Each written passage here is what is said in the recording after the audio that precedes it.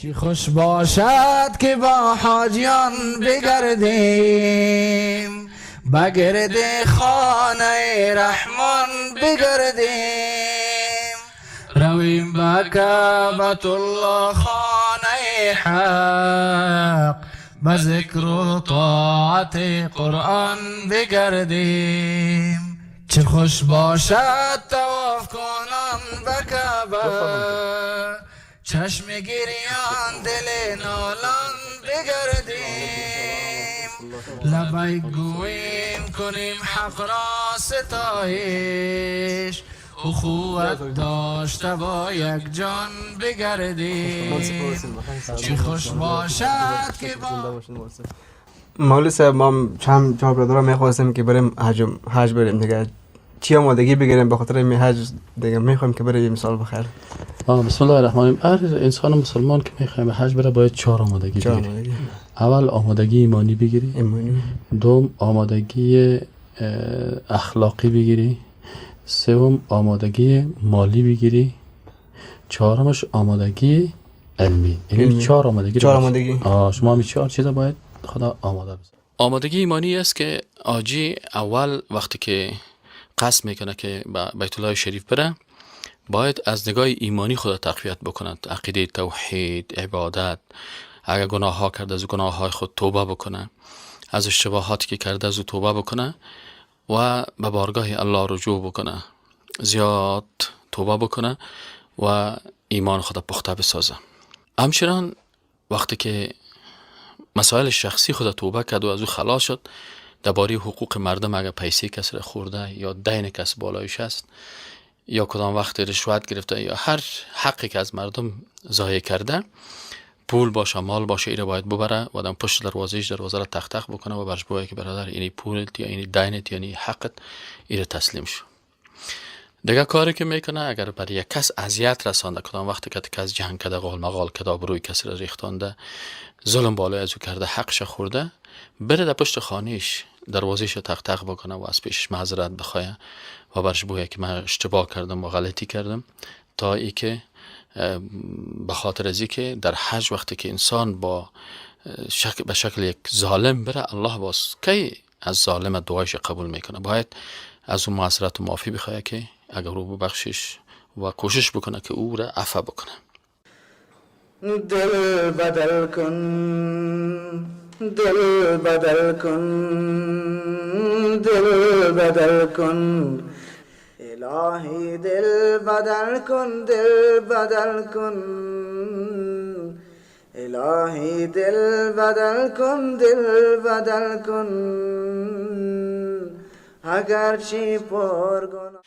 دیگه کاری که آجی باید بکنه اون نیت خدا اصلاح کنه. مثلا وقتی که حج میره به نیت رقابت و یا ای که مردم مرا آجی بگویه یا ای که بچهای کاکای من میره، اینی مسائل در فکرش نباشه، بلکه نیت خدا چی کنه، اصلاح بسازه و به شکل به حج بره که فقط مخلصانه به خاطر رضایت الله بره. مزاحم نشم از خاطر مسئله حج. نام مام برآمده، نام برادرم در قرعه‌کشی حج برآمده دیگه. خوب شدم الحمدلله شد. یعنی مردمای ضعیف و بینام و بینشان یادم منطقه ما همین اودر زده کلگی حج رفتن، یک ماه مونده بودیم.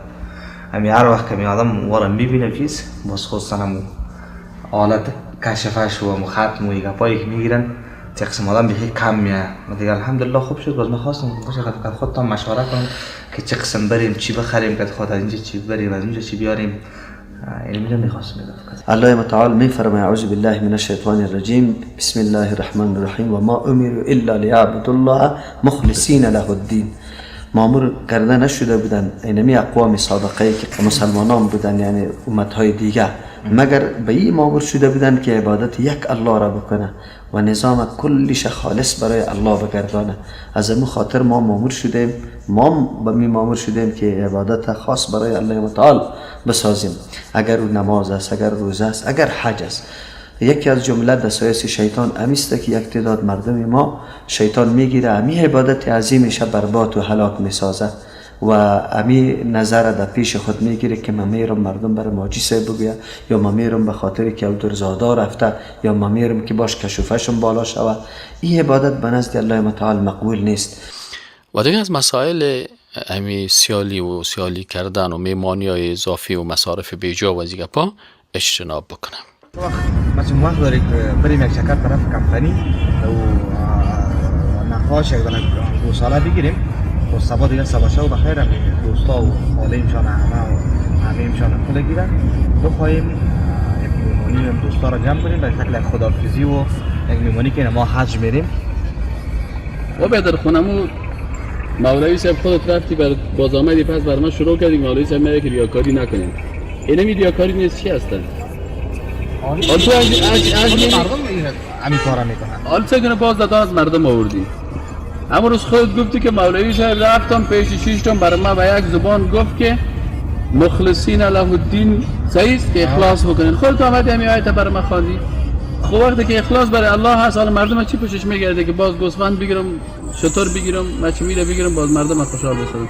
خب باز این ریا رو داخل کردی برادر. نه خب مسئله ریا نیست، حالا از مردم هم میرقم خوردیم همه قسم این از مردم خوردیم از مردم. تو اگه حج به خاطر رضایت الله میکنی کم فقیر مسکین است 4 تا فقیر کمک کردی کاتش میری مثلا علاوه فلانی چیزا میگه تو گمش که برادر خیر ما را پیش میاره که تو دمی سفر تمام روز مردم بیخی از این پیش بگو یا الله دمی تو راضی میشی برو در 1-4 تا غریب کمک بکن. یعنی چیزا خیر تو ضرور نیست آدم بکنه. حالا خودت گفتی که اخلاص وقتی که برای الله میشه مردم چی میگن مردم خوش میشه خفه میشه. هدف من است که آیا از نگاه شرعی ما مکلفیت داریم نداریم با دوستای خود همت یک میمانی یک گوساله یک خیراتی که پیش از حج امروز کردی والا پیش از حج یک میمانی هست باز بسیاری کسا حج رفتن نمیتونن. چرا حج نمیری؟ میگه والا من به خاطر از نمیرم که میمانی کردن نمیتونم. من به خاطر از اینکه باز مثلا میمانا رو چطور کنم مصرف میمانی که از 4 چند حج میشه نمیگم تو یک دونه گوساله رو چند میری میخری 35-40 هزار فراد برو اینا رو گوساله بخر. نمیاله تو مثلا نمیره گرفتی دیگه روزی که دیگه حج رفتن نمیتونه. اینمی که تو اینمی ریاکاری رو میکنی حجت خراب میکنیم. برادر به خاطر رضایت الله میکنیم. دوستای ما که هست ان شاء الله الحمدلله کل کدام دوست ما است که غریب از بیچاره است. اگه غریب بیچاره است کس کمک میگه برو خفه کرد یک بوجیات بگی یک فکروغان بگی برش بده خلاص برو بسیار. امیر رسول اکرم صلی الله علیه و آله نگفته که امو 7 طایفه که مولوی صاحب گفت که 7 طایفه که زیر سایه عرش الله میباشن یکیش کی هستن؟ گفت یکیش کسی است که به دست راست خود صدقه میده دست چپش خبر نمیشه. خلاص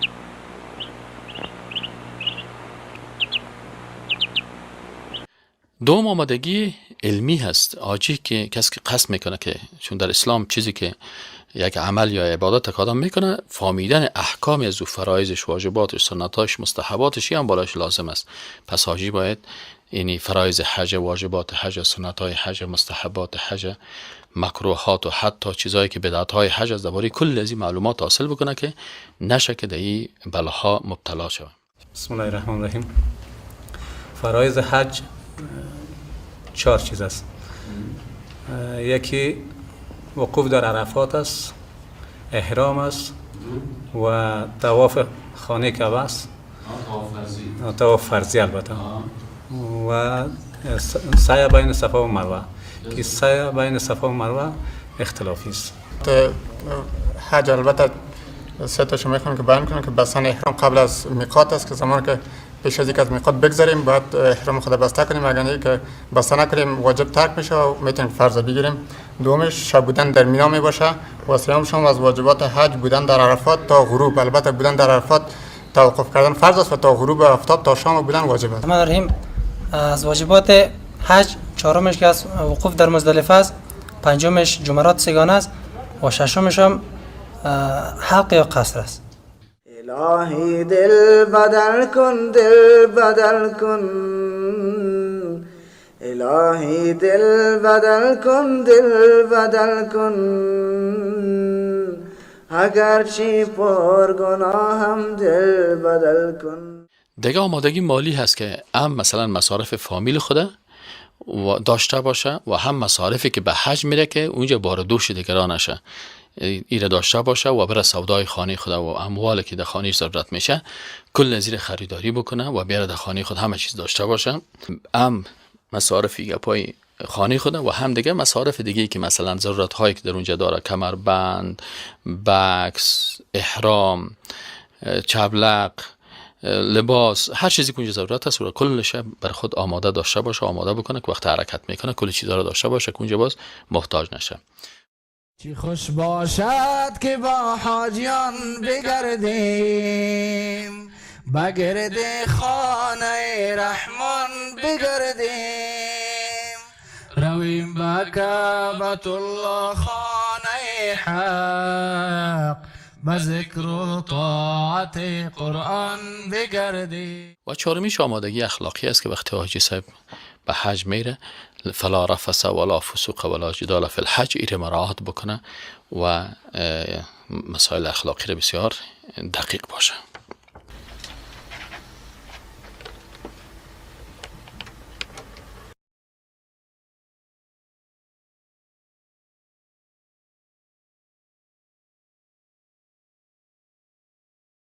رفث ولا فسوق ولا جدال فی الحج. رفث چی رو میگن؟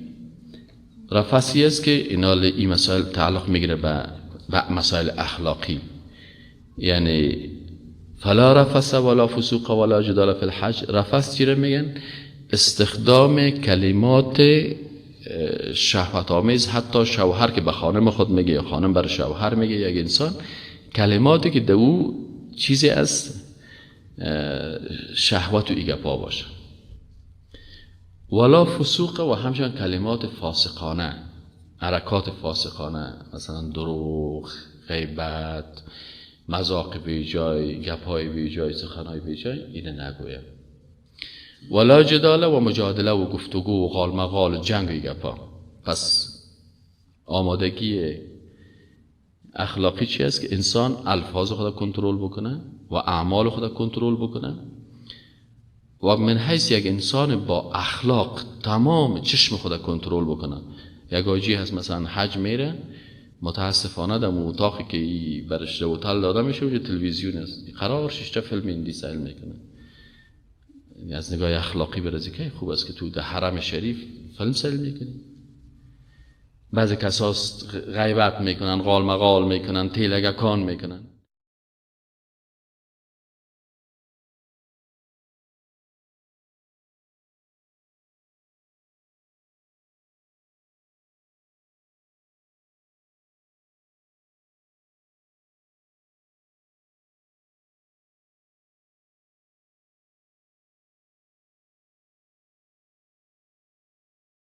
سلام علیکم استاد. و علیکم چهل دارین، خوب هستین؟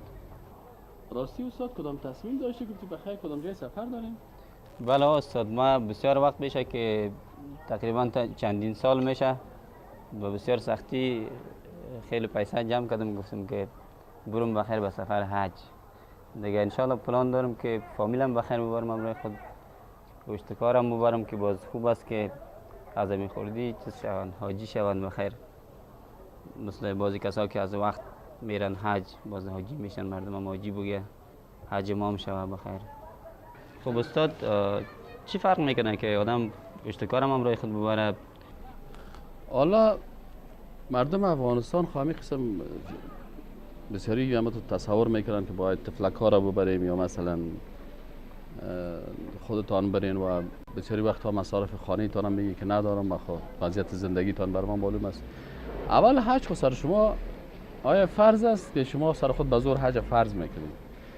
مثلا مصارف اولادت، مصارف فامیل، مصارف خانواده و بازی طفلا مثلا وقتی که شما را میبرین کتتان حج، این خوب بیچاره طفلا اول سر از جا فرض نیست، چون یکی از شرایط فرضیت حج بلوغ است یا بالغ نیستن و اگر یا احیانا یا رو ببرین بعد از اینکه شما پس مثلا از چیز مین از حج بیاین یا مثلا این کلان شوه بازی که حج از اینا خود نشد دیگه. اینا باز ضرورت به این دارن که اگر وقت بالغ میشن باز امکانات داشته باشن خودشان حج برن و دیگه مشکلش است که وقتی همین اطفال مردم میبرن بسیار مزاحمت ایجاد میکنن، بسیاری وقتا در وقت نماز گریه میکنن، بسیاری وقتا یا ضرورت به تشناب میباشه، این مشکلات هم داشته باشن.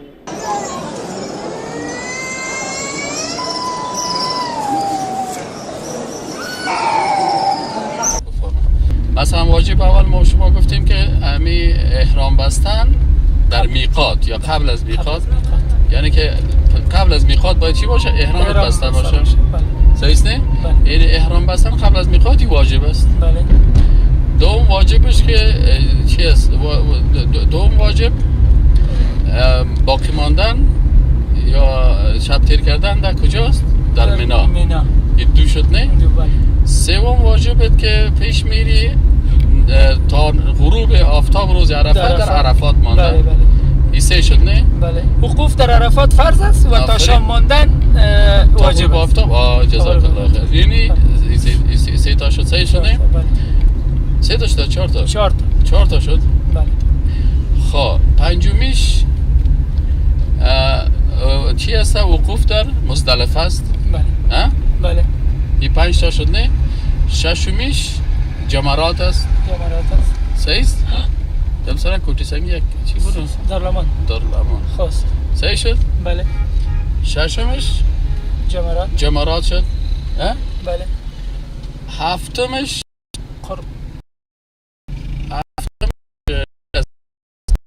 هفتمش امی ذبح هدیه است. امی هدیه که ذبح میکنی. بله. این شد هفتم نه؟ بله. هشتمش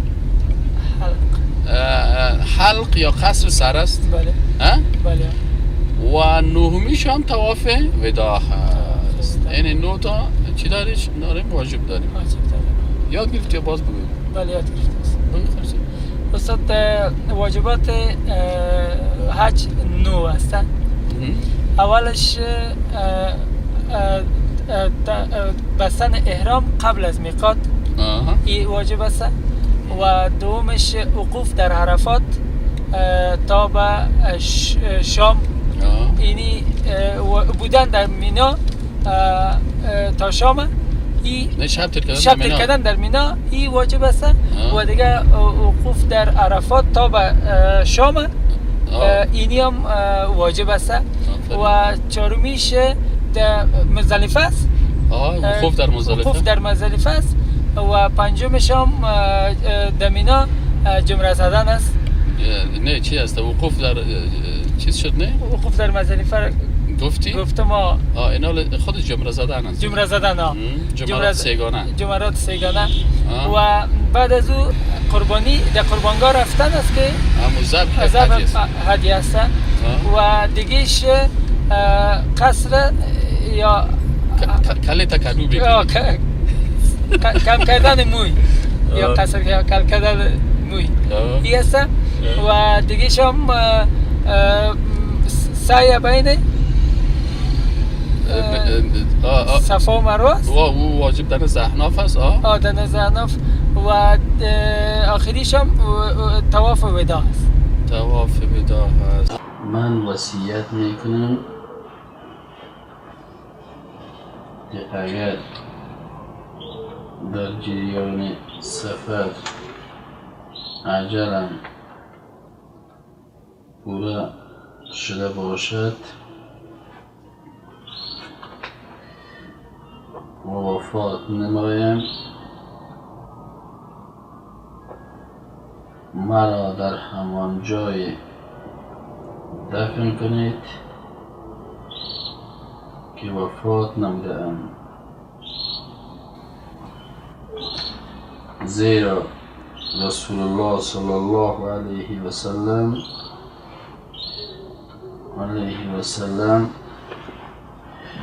رسول الله صلی الله علیه و سلم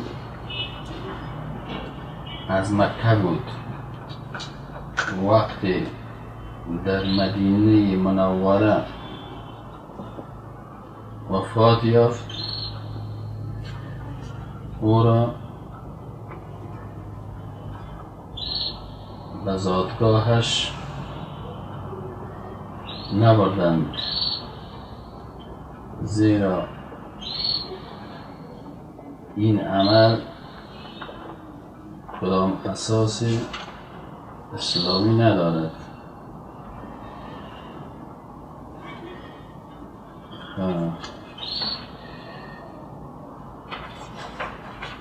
همچنان وصیت میکنم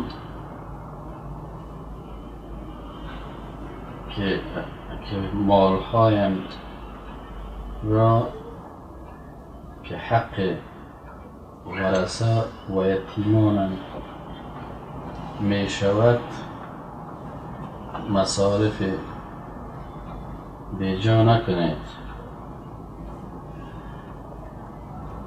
روز 2 و 3 و شب جمعگی و 40 اساس شرعی ندارند. برای من این کارها را نکنید. از حق ورثه به نام خیرات و زکات، به نام خیرات و اسقاط که حق یتیمان می شود به کسی ندهید. قبرم را سمنت و گنبد نسازید، زیرا مخالف ارشادات نبوی می باشد.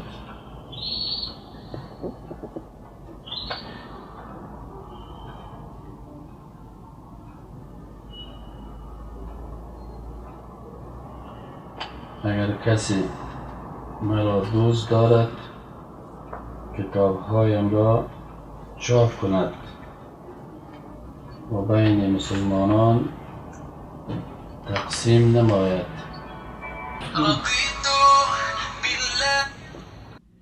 سلام علیکم. و علیکم السلام و رحمت الله.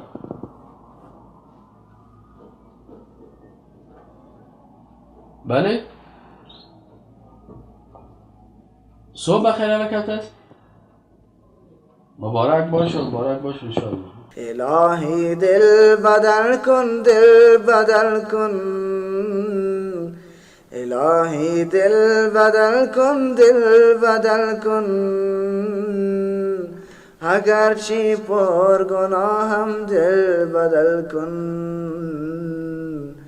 دل پر غفلتم را تو بدل کن.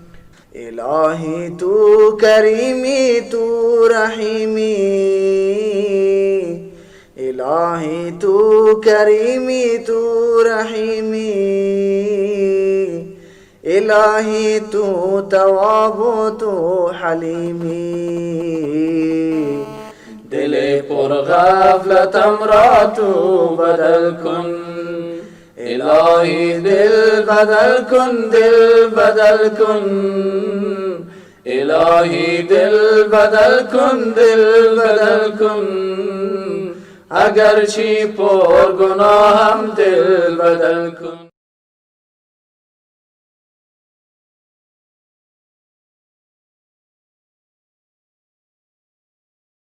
چی خوش باشد که با حاجیان بگردیم، بگرد خانه رحمان بگردیم، رویم به کعبة الله خانه حق، به ذکر و طاعت قرآن بگردیم.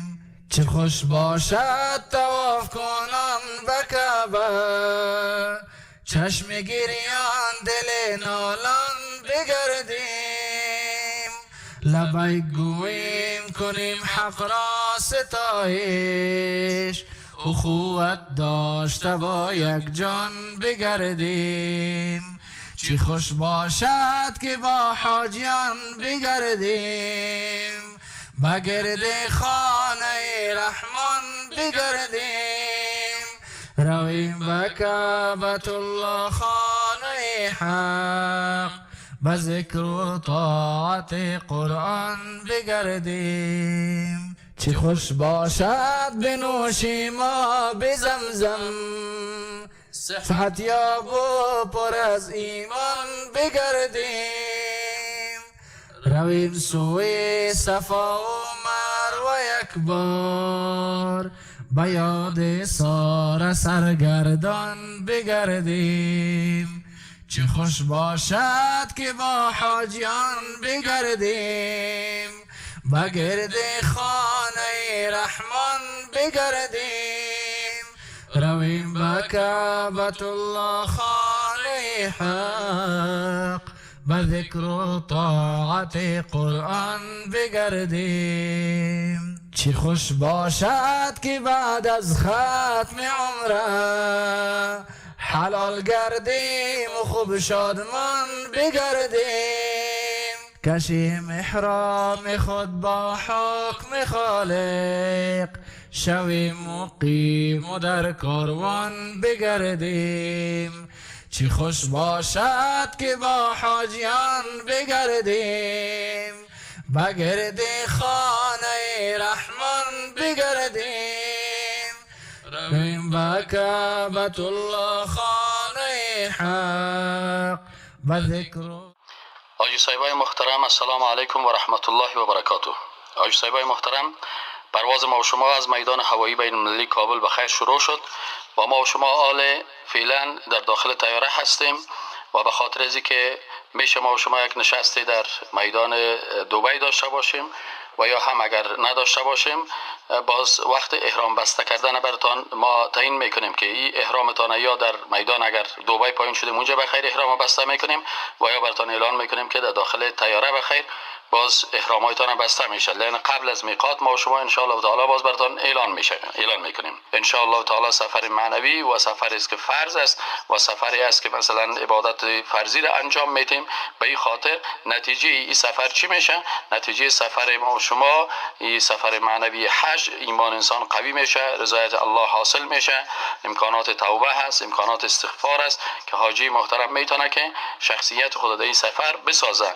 یعنی از اشتباهاتی که قبلا داشت، گناهایی که قبلا داشت، به حیایی و به عفتی یا هر چیزی که قبلا مرتکب شده بود میتونه که در این سفر خود کاملا پاک بسازه و وقتی که از حج بگرده اگر سفر حجش حج مبرور باشه، یعنی در سفر از او تمام فرایض و واجبات و سنت ها و مستحبات ادا شده باشه، از بدعت ها و کارهای ناروا دوری کرده باشه، عقیده بسیار خوبی خود درست عقیده توحید تطبیق کرده باشه و به این شکل رفث و فسوق و جدال که ما و شما گفتیم این کارا را نکرده باشه و سفر معنوی خود واقعا خود جور کرده باشه. پس در برگشت مثل از این میشه مثل که یک طفل نو تولد شده باشه.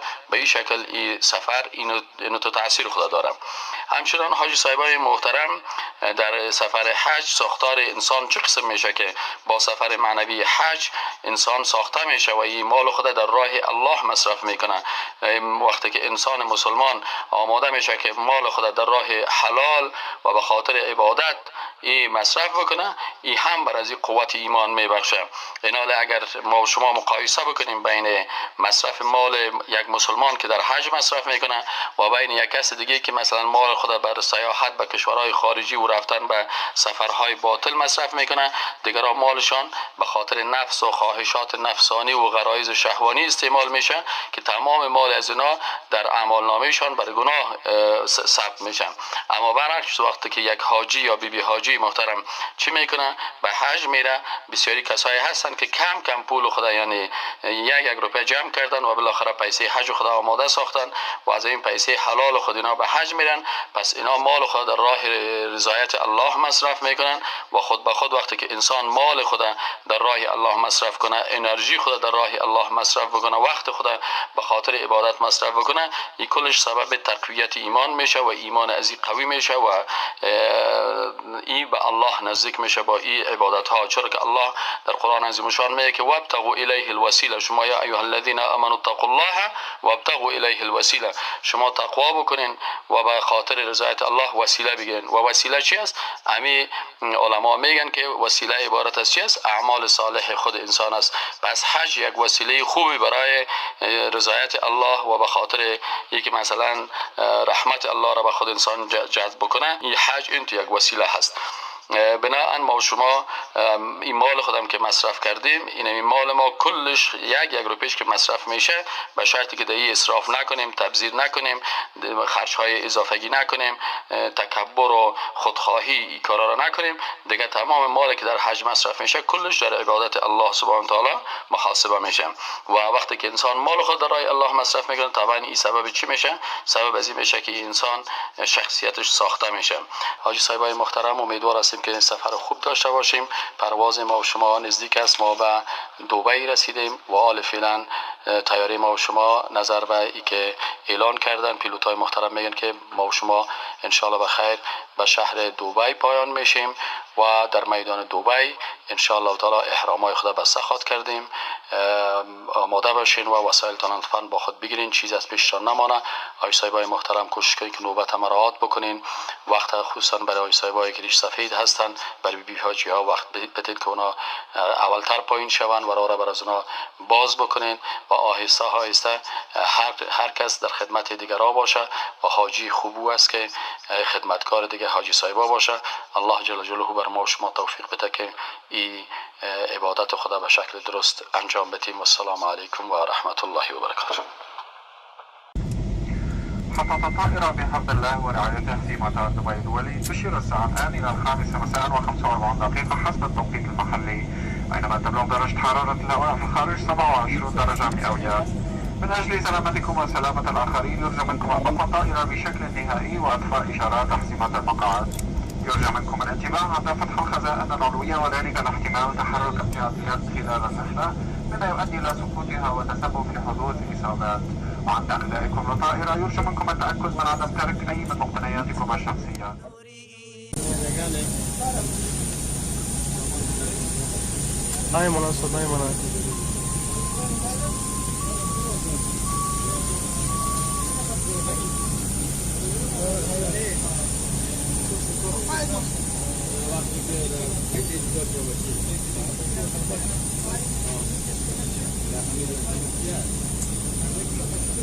چی خوش باشد که با حاجیان بگردیم، بگرد خانه رحمان بگردیم، رویم به کعبة الله خانه حق، به ذکر و طاعت قرآن بگردیم. چه خوش باشد طواف کنان به کعبه. خب انت احرام که اینجا گرفتین بیرین کلتان سهل نکنین، شروع کنین. چه شاگردای تنبل هستین؟ این قسم بگیرید اما تو تاو بتین. انت خوب تاو داده تا به این قسمت که رسانه نه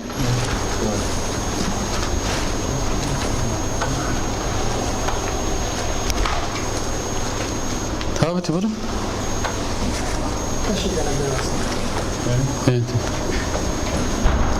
اینا کتاب دادی، اینا باز از اینجا محکم میگیری، پس طرف راست انتو میریش انتو میریش باز یک انتو دوام میکنی که در کمرت بخی شخ کمر بند واره بسته باشه انتو. پایان بلند شواستی. تو چرا کار نمیگی؟ تو معلمی میکنی؟ خب برو خیوزی تا برو از دست راست بیاین. آفرین نمیخوام.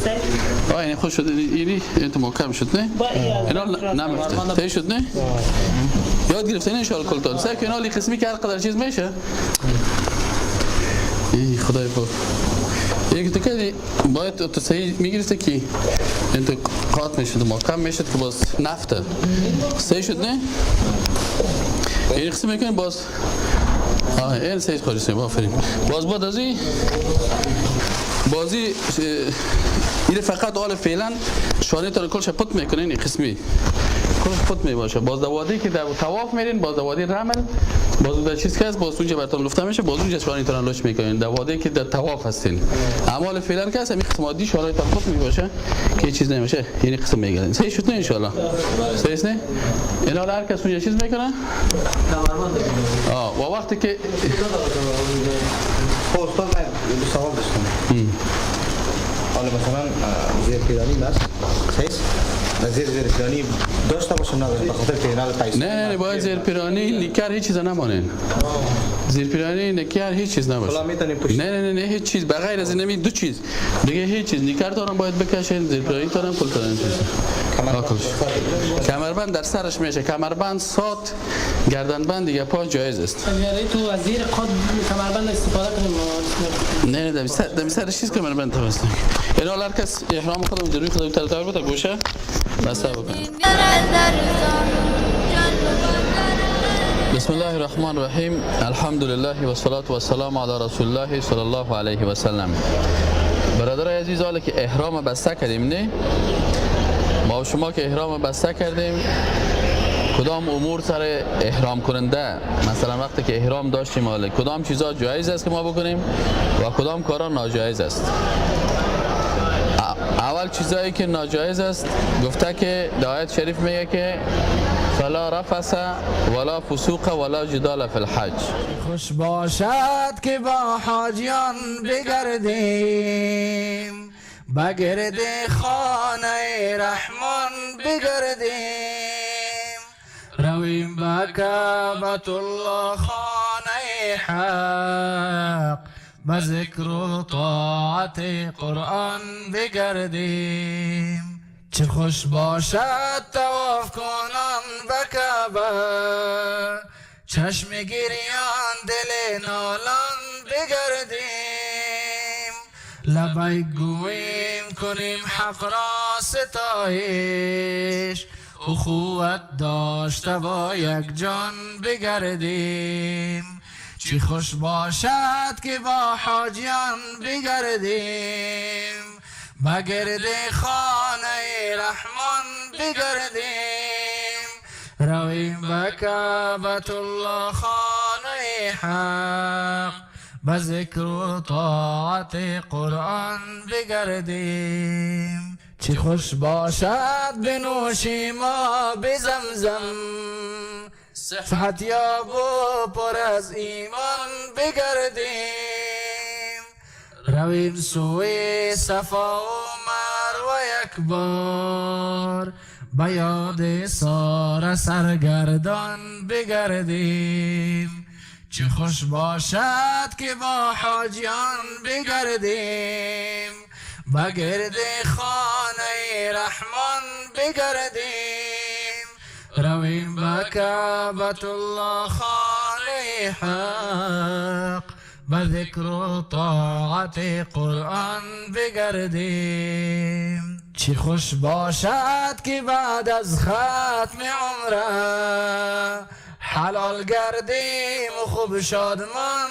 بگردیم کشیم احرام خود با حکم خالق شویم مقیم و در کاروان بگردیم چی خوش باشد که با حاجیان بگردیم بگرد خانه رحمان بگردیم رویم به کعبة الله خانه حق به ذکر و طاعت قرآن بگردیم رویم به کعبة الله خانه حق به ذکر و طاعت قرآن بگردیم چی خوش باشد که با حاجیان بگردیم بگرد خانه رحمان بگردیم رویم به کعبة الله خانه حق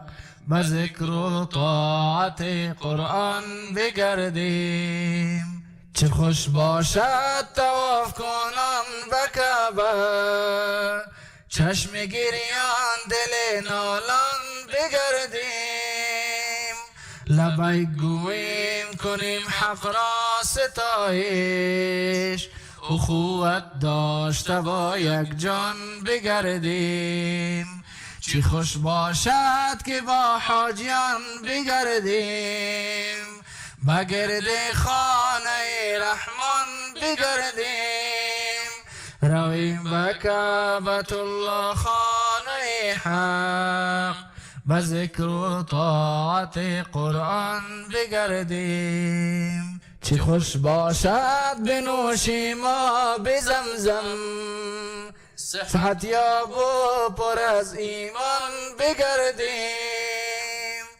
رویم سوی صفا و مروه یک بار، به یاد سار سرگردان بگردیم.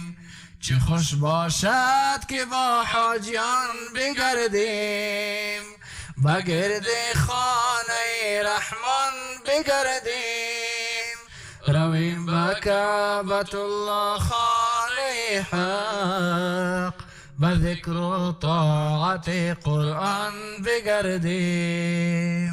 چه خوش باشد که بعد از ختم عمره حلال گردیم و خوب شادمان بگردیم، کشیم احرام خود. بسم الله الرحمن الرحیم. حاجی صاحبای محترم، السلام علیکم و رحمت الله و برکاته. حال فعلا ما و شما بخیر، طیاره ما حرکت میکنه از میدان هوایی بین المللی دبی و بخیر میریم به طرف جده. در راه طبعا ما و شما در طیاره هستیم و کل ما و شما احرام داریم. به این خاطر در حالت احرام بعضی چیزا هست که باید خدمتتان عرض بکنم که اگر حاجی صاحبای محترم تا بال متوجه نشده باشه، شما در حالت احرام چی کارا را کردن نمیتونین. در احرام چیزایی که حرام است، اول بعضی چیزایی که مربوط به لباس میگردد.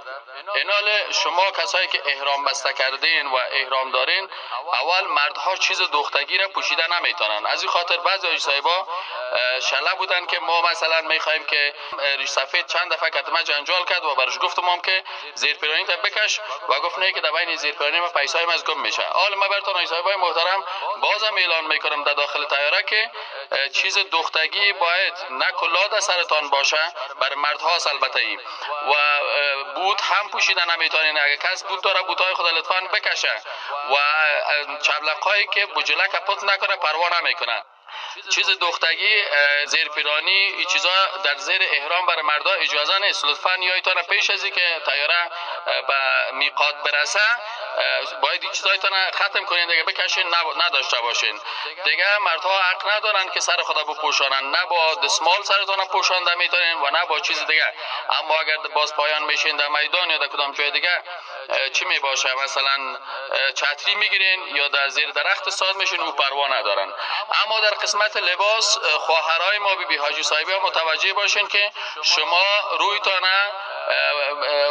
پوشانده نمیتونین و دستکش هم پوشیده نمیتونین که دستکش بپوشین و یا رویتان با چیز مثل چادری یا اینطورا رویتان بپوشاین. اما اگر باز بی حاجی ها کدام دستمالی که از بالا بر روی خود میپرتن و روی میگیرن، مثلا با چادر خود از نامحرما میتونن که روی بگیرن دیگه. چیزی که مربوط بدن میشه حاجی صاحبای محترم متوجه باشین که تا وقتی که احرام شما دارین و از احرام ختم نشده، فعلا ما و شما اینو در احرام بخیر پوشیدیم و وقتی که تلبیه گفتین شما چی شدین؟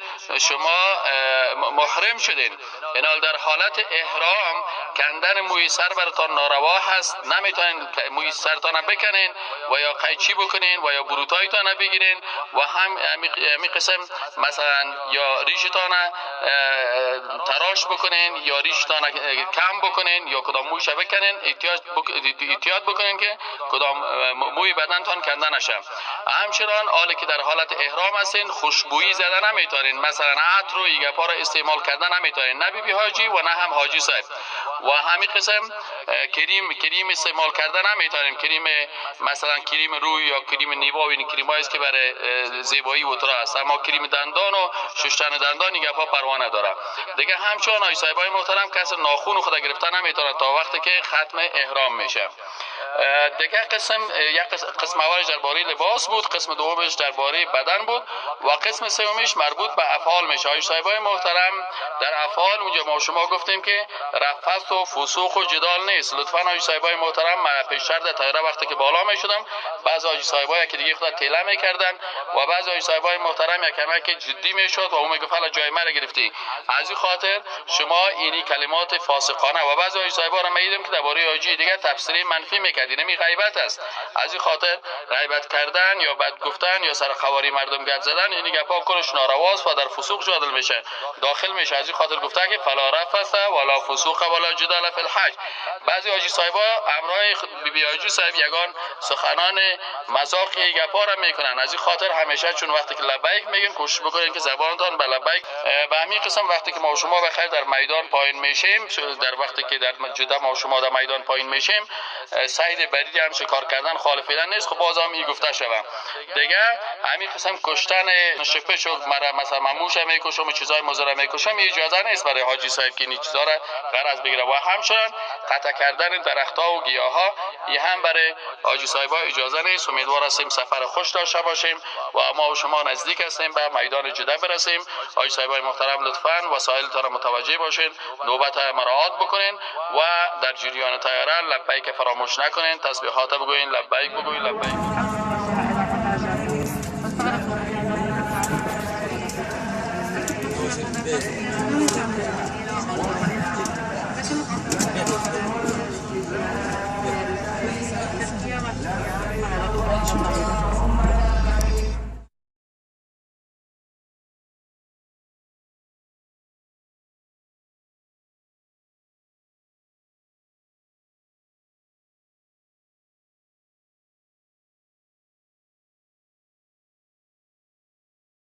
اولی چی هست؟ اسم اول نام چی هست؟ عبدالظاهر. اسم الاب نام پدر چیست؟ عبدالقادر. اسم الجد محمد رسول. اسم العائله یا نام فامیلی داعی. باز جنسیه به معنی ازی که تو از کدام وطن هستی؟ افغان. تاریخ المیلاد یعنی تاریخ تولدت 1965. رقم الجواز باز اینجا نمبر پاسپورت هم میرسانی و رقم تأشیره اینجا نمبر چی هست؟ ویزا هست. مثلا ما اینجا میرسانیم 840 33 207. کجاست؟ از سفارت سعودیه. در کجا صادر شده؟ کابل. این حالی این باز میگیری در بین پاسپورتت میمانی. وقتی بین پاسپورتت مانی باز میری اینجا باز میتونی که داخل شوی. خلاص. خواهش منو قبل. برسه در کجا هستیم؟ الحمدلله ساعت 4 بجه صبح ما در میدان هوایی جده رسیدیم. ساعت 1 بجه شب یا 1 بجه شب در میدان هوایی دبی حرکت کردیم و در میدان هوایی جده هستیم و از موتور سرویس سوار شدیم طرف مکه مکرمه. ان شاء الله در حرکت هستیم.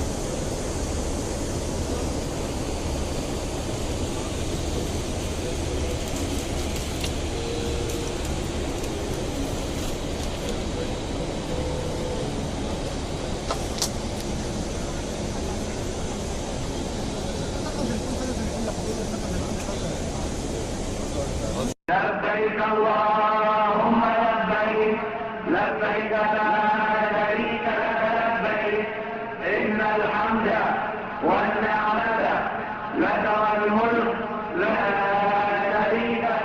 لبيك اللهم لبيك لا شريك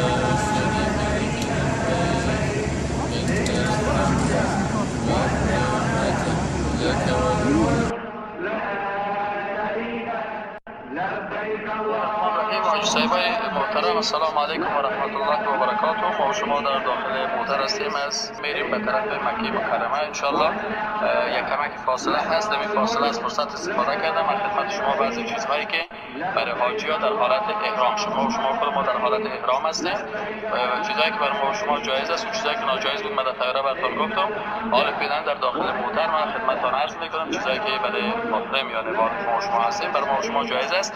پوشیدن چاپلک که پایین از بجلک باشه، بستن ایزار با کمربند رو با شما میتونیم همین لوم یک بسته کردیم دبل کمر خودی رو با کمربند خود یا با تار یا چیز دیگه بسته بکنیم.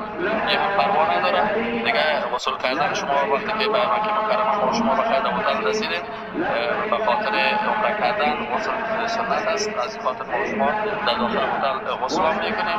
وصول کردن درست است. والیدن سر در وقت وصول در صورت ضرورت اگر کس سر خود میماله پروا نداره. برای حاجی پوشیدن اشیای دختگی به غیر از دستکش و روپوش دستکش دختگی و روپوش دختگی برش جای دیگه چیزها جایز هستند. لباس پیراهن قربان چادر گپا برای زن مباح است که روی خود را نامحرمان با چادر خود روی بگیرن، چرا که بی‌بی‌های سری خرید آنها میگه که وقتی که دان رکبان یا مرور بره و نحن مع رسول الله صلی الله علیه و سلم میگه وقتی که مردم تیر میشدن و ما برای رسول الله باشیم بودیم فاذا حاضونا سدلت احدانا جلبابها من رأسها على وجهها. باز میگفت که یک کسی همون جلباب خدا همون چادر خدا چی میکرد برای روی خود میگرفت، یعنی روی میگرفت. فاذا جاوزنا کشفناه، وقتی که باز ما از اون تیر میشیدیم باز روی خدا باز میکردیم. یعنی بیبی حاجی صاحبا تا همیشه روی خدا باز نمیمانن، از نامحرما روی بگیرن. اخرجه ابو داود و ابن ماجه و اخرج دارقطنی من حدیث ام سلمه مثل كذلك لا باس ان تغطي يديها بثوبها. اگر بیبی حاجی دستای خود با لباس خود میپوشانه و پروا نداره اما دستکش پوشیده نمیتونن. و یجب علیها تغطیه وجهها و کفیها، و بالای از واجب است که اما سر خود و کفای دست خود چی کنن بپوشانن. اذا كانت بحضرة الرجال، وقتی که در مقابلش مردهای اجانب بیگانه باشد، چرا که او عورت هستند. و آیت شریف میگه که والا یبدین زینتهن الا لبعولتهن. خب دیگه برای محرم شستن احرام و لباسایشان جایز است. اگر کسی احرامش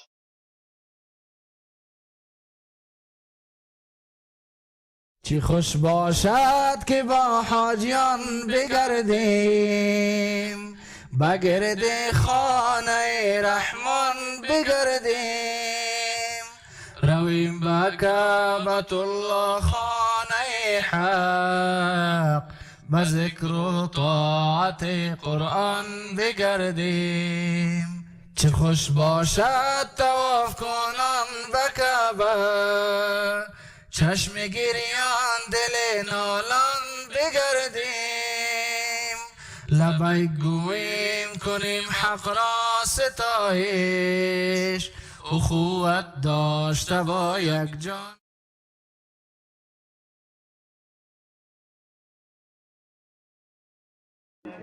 لبيك اللهم لبيك لبيك لا شريك لك لبيك إن الحمد والنعمة لك والملك لا شريك لك لبيك اللهم لبيك لبيك والنعمة لك والملك لا والنعمة لك والملك لا شريك لك لبيك اللهم لبيك لبيك لا شريك لك لبيك إن الحمد والنعمة لك والملك لا شريك لك.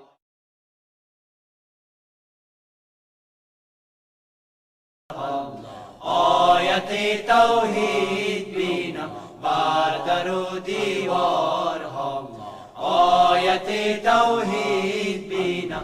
بسم الله الرحمن الرحیم.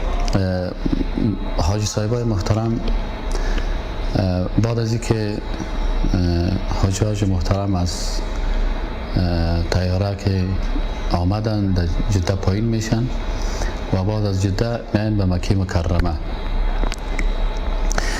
مکه مکرمه زاده الله شرفا. اینجا که به خیر رسیدن همون سرویس می راستن در دان هتل استارت میشن. وقتی که در دان هتل استارت شد باز حاجی را انتقال میده در اتاقایشان.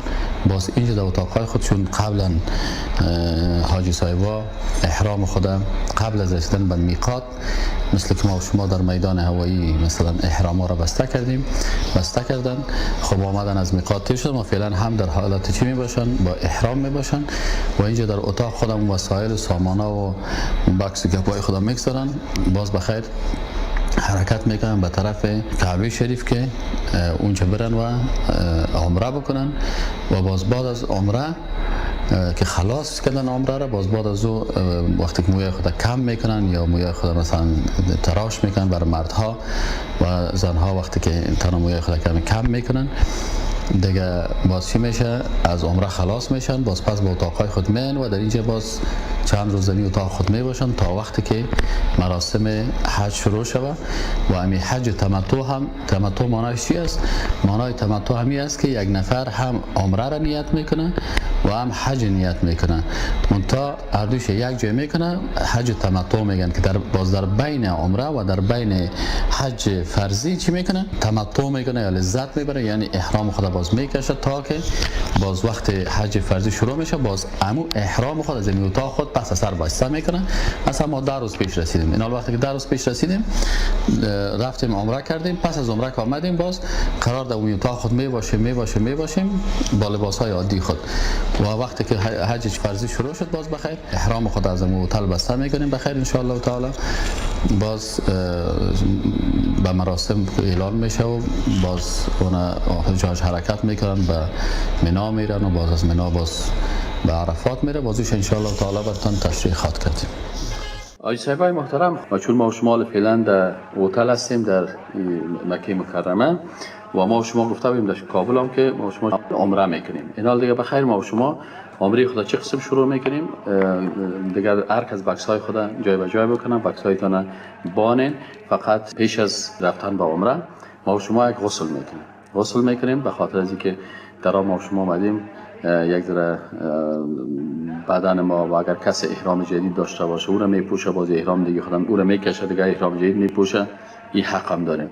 بعد از این بخیر اینال ما و شما چی میکنیم؟ آستا بخیر حرکت میکنیم، میریم به طرف لفت و این لفت است که وقتی که ما و شما در این منزل که هستیم اینال لفت میزنیم، در لفت که داخل شدیم جی را میزنیم، جی در زبان عربی مخفف گیت است که میزنیم، یعنی ما و شما در دروازه پایین میشیم، یعنی بخیر آیسا میریم به طرف دروازه.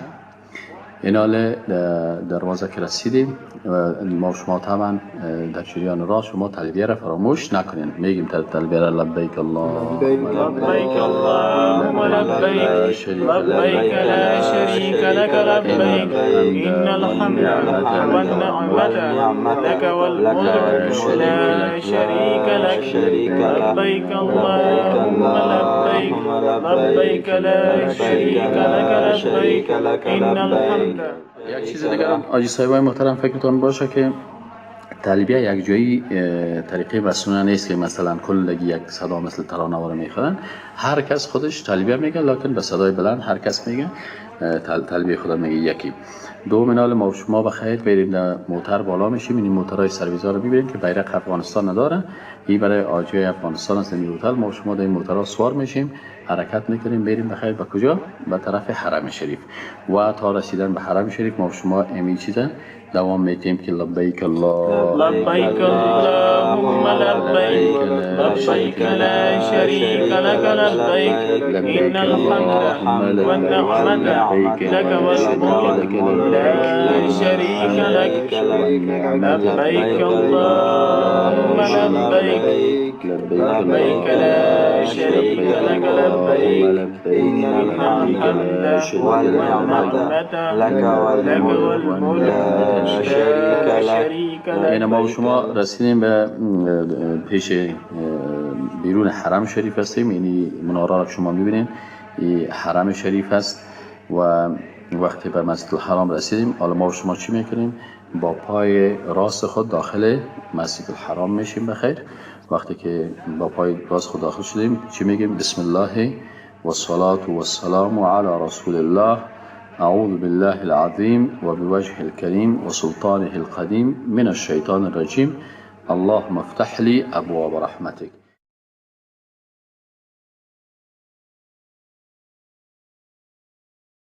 اینمی قسمت حجر الاسود شوط اول از اینجا شروع میشه، شما میبینید اینجا که این طرف باز این صفا هست، اینجا رای صفا هست.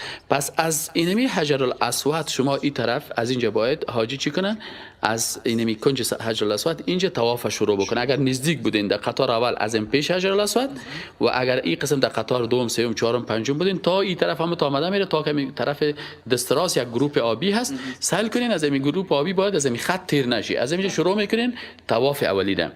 طواف اولی رو که شروع کردین از اینجا یعنی طواف کرده میرین منتها اینی قسمت که است حجر یا حطیم این هم جزء کعبه هست. از این خاطر در اینجا حاجی حق نداره که داخل شوه. پس طواف وقتی که از پیش حجر الاسود شروع شد، اما تو میره حاجی از پشت سر حتیم طواف میکنه. پس در این قسمت که رسید یک شوط هم شد. بله 7 شوط، مثلا این شوط اول است، شوط دوم.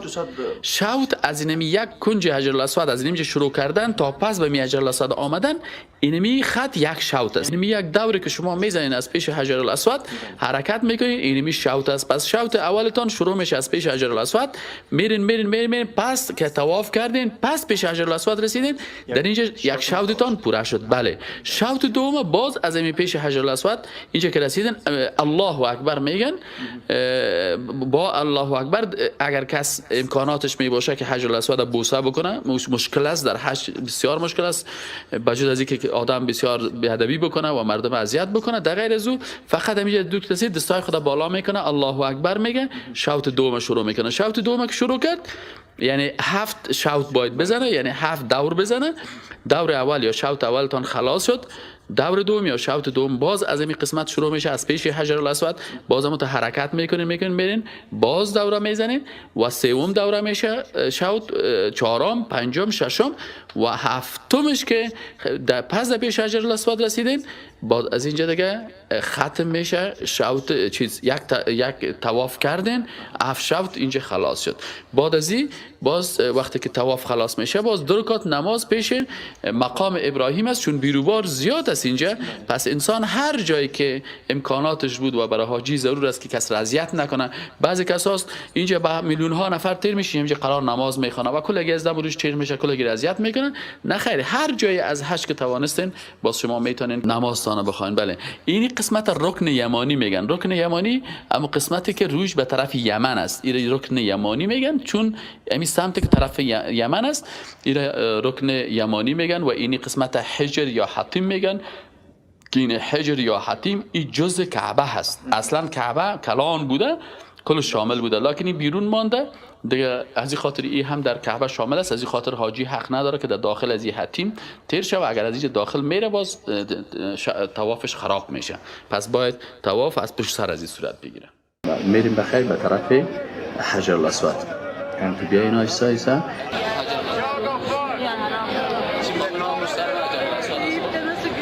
لکن در مقابلش اون قسمت سعی کنید دست راست، اون کنج اون میبینید و بالا یک چراغ سبز است. اون چراغ سبز اونمون مستقیما به کجا هست؟ به حجر الاسود است. اینا چون بیروبار زیاد است، ما شما نمیخوایم که بیادبی بکنیم یا مردم تیله بکنیم. از این خاطر ما حجر الاسود بوسه کردن نمیتونیم، بیروبار زیاد است. فقط کوشش میکنیم در این قسمتی که یعنی چراغ سبز است، نه اینمی ما شما بین چراغ سبز بین حجر الاسود اینمی جایی است که ما شما بخیر چیز شروع میکنیم، این طواف شروع میکنیم. کعبه به طرف چی آمد؟ به طرف چپ. میبینیم کعبه به طرف کدام طرف ماست؟ به طرف چپ است. اینال ما شما اینم تو حرکت میکنیم بخیر انشالله. میریم طواف اول شروع میکنیم. در طواف اول کوشش کنیم چی میکنیم؟ اینال در آغاز طواف چی میگیم؟ اللهم ایمانا بک و تصدیقا بکتابک و وفاء بعهدک و اتباعا لسنت نبیک محمد صلی الله علیه و سلم. اینه در آغاز طواف میگیم. خب اللهم ایمانا بک و تصدیقا بکتابک و وفاء بعهدک و اتباعا لسنت نبیک محمد صلی الله علیه و سلم. اینا طواف رو شروع میکنیم. اینا به جریان طواف کس و هر کس ذکر میکنه، دعا میکنه، عبادت میکنه، هر چیز تلاوت قرآن میکنه، هر چی که میکنیم شما رو چیز داریم. اینا طواف اول شروع میشه. طواف اول بخیر که شروع کردیم این قسم میریم ما شما رو در حالت طواف هستیم تا که پس به چی برسیم؟ یعنی حجر الاسود برسیم. اینا هر کس در جریان طواف امو عبادت های خود شروع میکنن طواف. اللهم ایمانا بک و تصدیقا بکتابک و وفاء بعهدک و اتباعا لسنت نبیک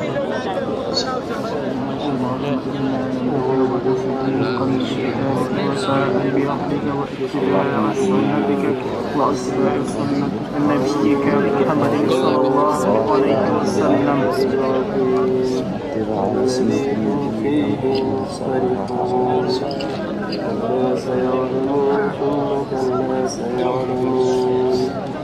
متوجه باشیم که در طواف اولین کس اتباع مستحب است و در این طواف اول که ما شما رو داریم شانه رو چپ میکنیم و در 3 شوط اول باید چی بکنیم؟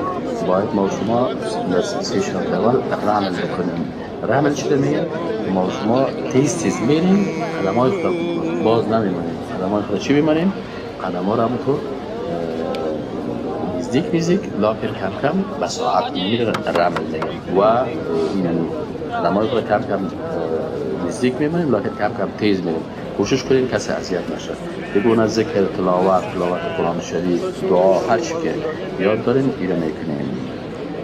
اینی که من استاد هستم اینو براتون اشاره میکنم. این قسمتی که من استاد هستم اینو میبینیم. اینو چی میگن؟ این همون جایی هست که این حتیم میگن. حتیم این هم داخل چی هست؟ داخل حکم کعبه هست. داخل حتیم باید نشیم. از پشت حتیم باید ما شما دیدین مرا میبینین. اینی قسمت این قسمت این حتیم هست. این از حتیم تیر میشیم. این قسمت ما شما دیگه میکنید تا بخیر به رکن یمانی برسیم. همین قسمت کعبه که روش طرف چی است؟ طرف یمن است. این رکن یمانی. این قسمتی که طرف یمن است چی میگن؟ رکن یمانی میگن. اینا اگر شما تانستین در رکن یمانی چی کنین؟ بسم الله بگوین و الله اکبر بگوین و مسح کنین این قسمت کنج کعبه را، اما بوسه نیست. صحیح نه؟ و در بین رکن یمانی و حجر الاسود، این قسمتی که رکن یمانی است این طرف یمن است. اینا از اینکه تیر حجر الاسود میاد. در بین از چی میگیم؟ ربنا آتنا فی الدنیا حسنه و فی الاخره حسنه و قنا عذاب النار. ما شما اینا رسیدیم باز به حجر الاسود و اون هم میبینیم طرف راست چی هست؟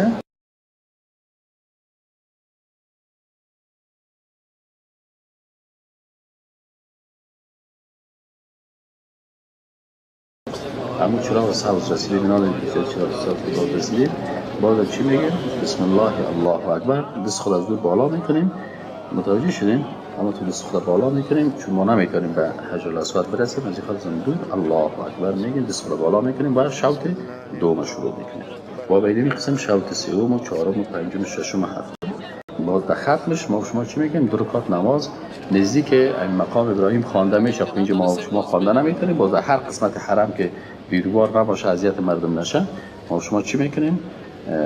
باز در این قسمت چی میکنیم؟ بخیر 2 رکعت نماز میخونیم. اینا هر کس اونم 7 شوط کنه از حجر الاسود که میری تا پس به حجر الاسود که به 1 شوط شده. اینا ما شما هر کس اما 7 شوط خود چی کنه؟ پوره بکنه و باز طرف اون دروازه که چی است باز اون طرف میریم که بین سعی بین صفا و مروه هست. که خواریم پاک خدایا دستا دیر شکر گزاریم پاک خدایا دستا دیر شکر گزاریم پاک خدایا که غریبیم و که خواریم پاک خدایا دستا دیر شکر گزاریم پاک خدایا دستا دیر شکر گزاریم پاک خدایا یم خوشحال چی دی پیدا از مسلمان یم امتی دی پاک نبی آخر زمان یم امتی دی پاک نبی آخر زمان یم زر زادر نبار بار یم پاک خدایا دستا دیر شکر گزاریم پاک خدایا دستا دیر شکر گزاریم پاک خدایا که غریبی مو که خواریم پاک خدایا دستا دیر شکر گزاریم پاک خدایا دستا دیر شکر گزاریم پاک خدایا تا رحیمی تا عالمی تا رحمانی تا پمونگ باندی څومره مهربانی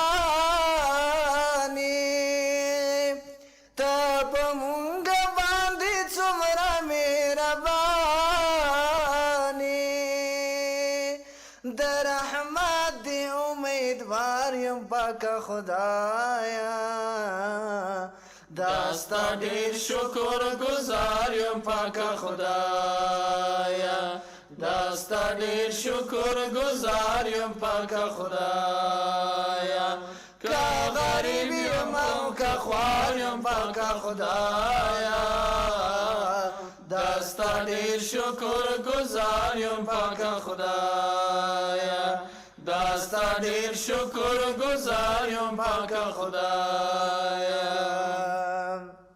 د توبې د قبل ولولتای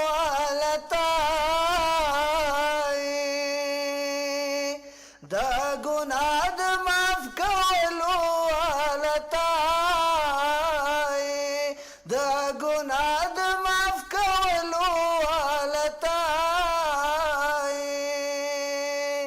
تا مې معاف کړې ګناهګار یم پاکه خدایا دستا دیر شکر گزاریم پاک خدایا دستا دیر شکر گزاریم پاک خدایا که غریبیم او که خواریم پاک خدایا دستا دیر شکر گزاریم پاک خدایا دستا دیر شکر گزاریم پاک خدایا ما محمود سره بل کومه هیله نشته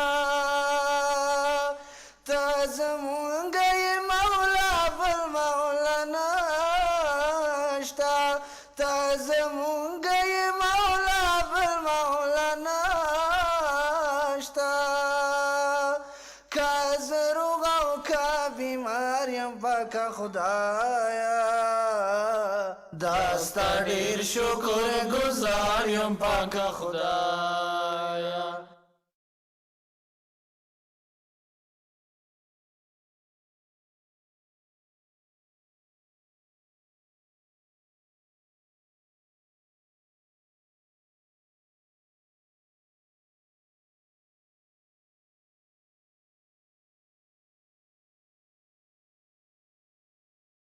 الحمدلله ما و شما دو رکعت نماز خودم در اینجا خواندیم و آل بخیر حرکت میکنیم میریم بخیر و کجا در طرف کوی صفا. قسمت سعی وقتی که حاجی صاحب میخواد سعی بین صفا و مروه بکنه، طبعا وقتی که از بیت الله شریف مثلا در قسمت آخری که ما گفتیم که 7 طواف کرد و بالاخره از در قسمت حجر الاسود همینجا شوط هفتمیش خلاص شد، طوافش خلاص شد، بعد اینجا یک راگک رفته که در را داخل میشه نشست به طرف صفا.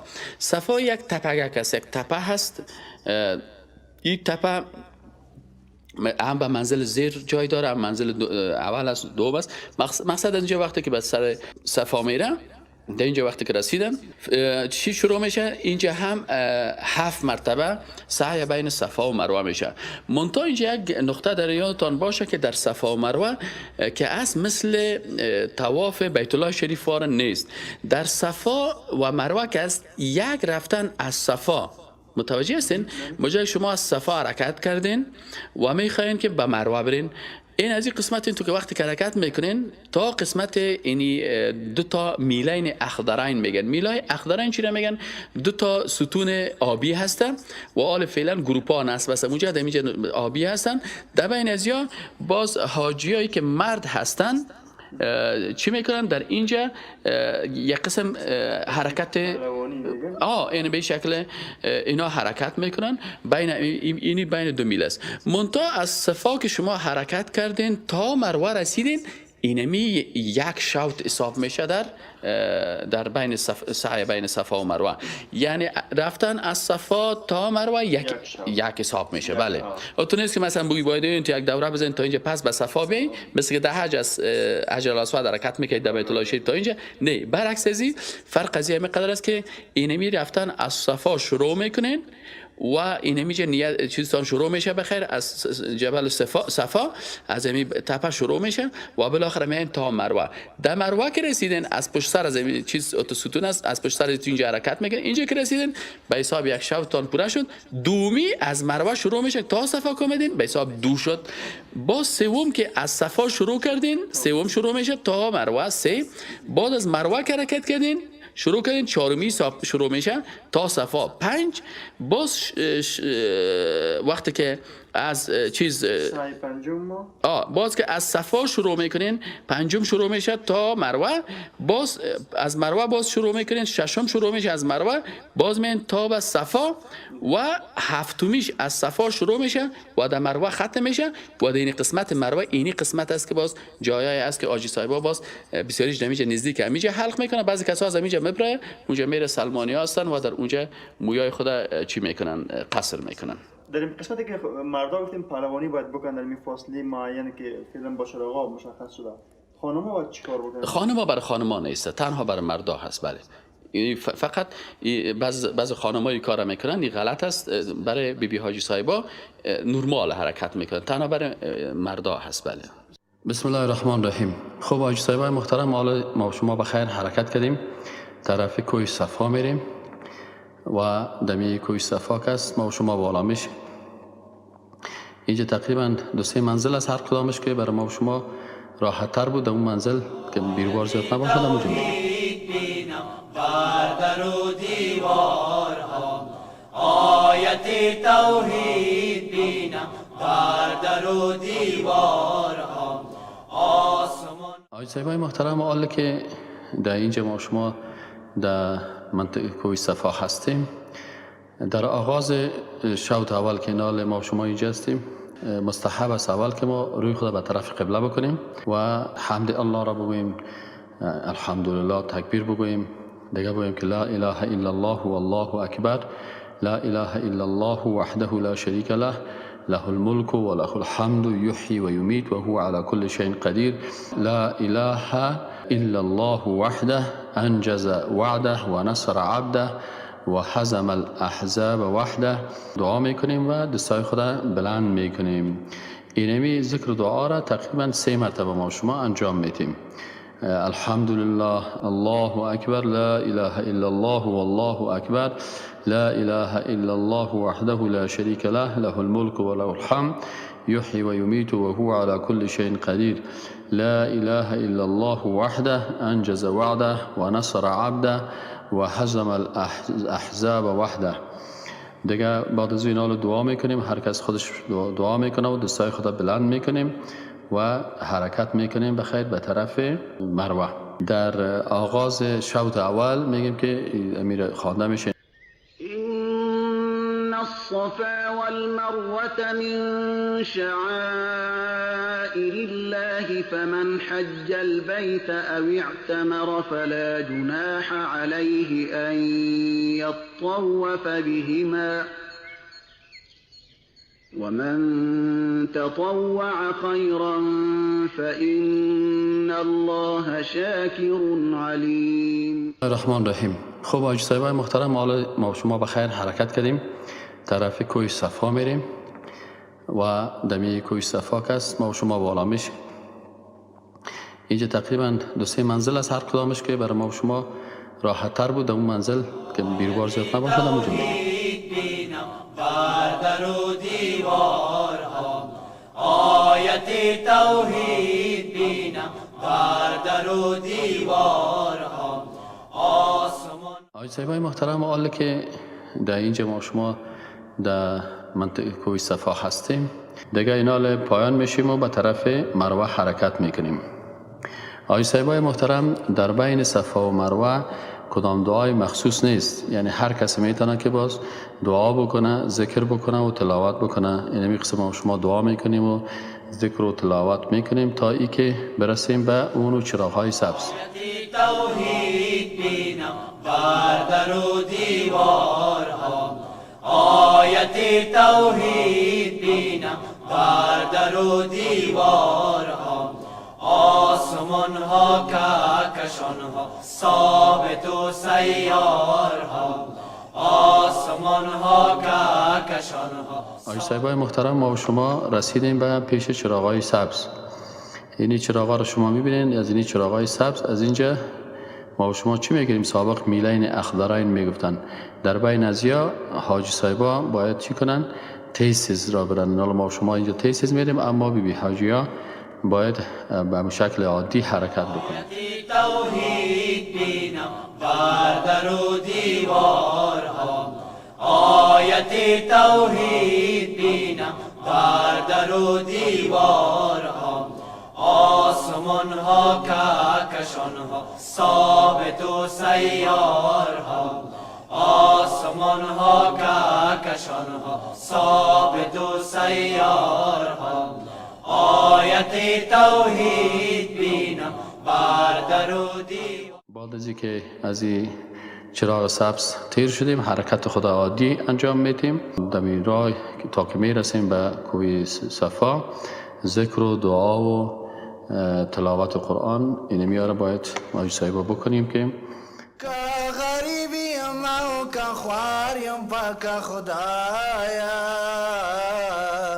دستا دیر شکر گزاریم پاک خدایا، دستا دیر شکر گزاریم پاک خدایا، که غریبی ما که خواریم پاک خدایا، دستا دیر شکر گزاریم پاک خدایا، دستا دیر شکر گزاریم پاک خدایا. یم خوشحال چې د پیدا از مسلمان یم،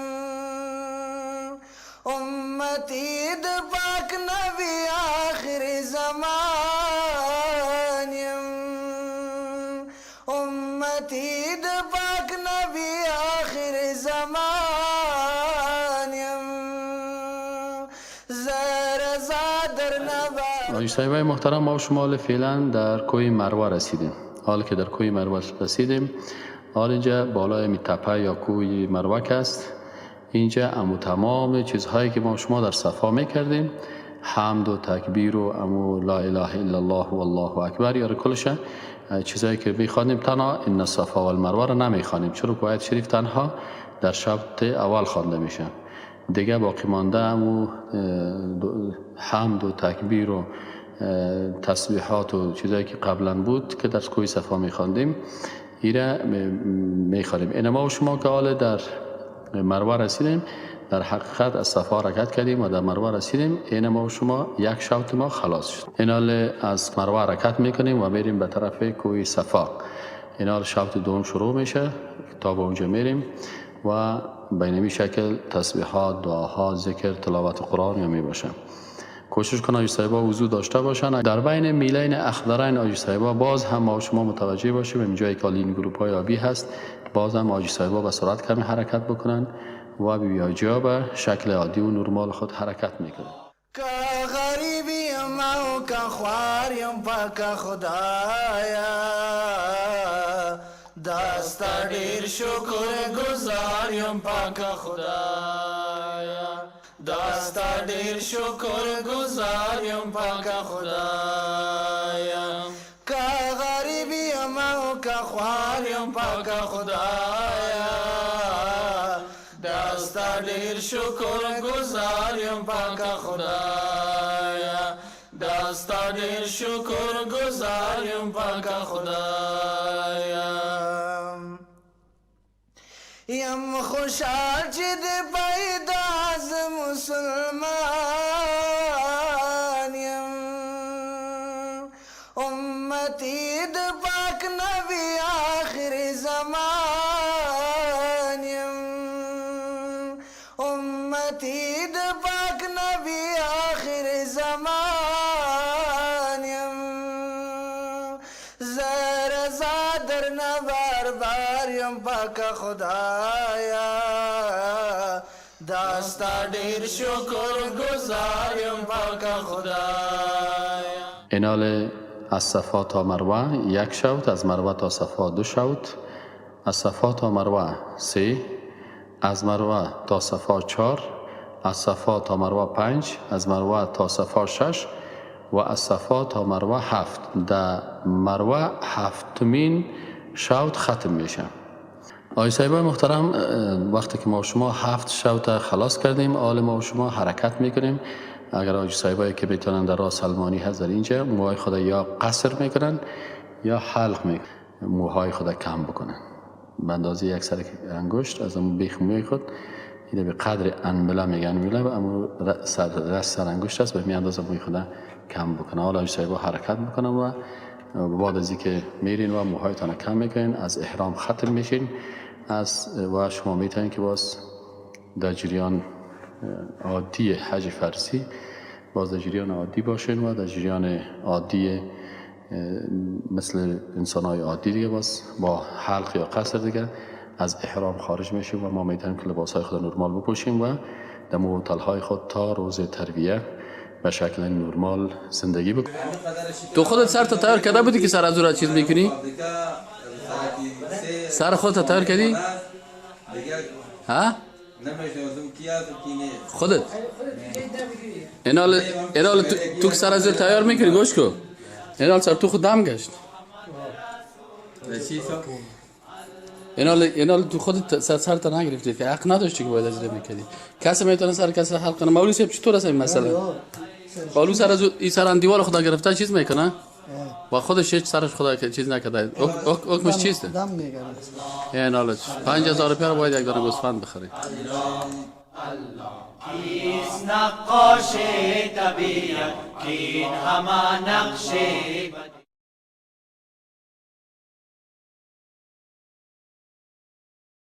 بسم الله الرحمن الرحیم. آجی صاحبای محترم، السلام علیکم و رحمت الله و برکاته.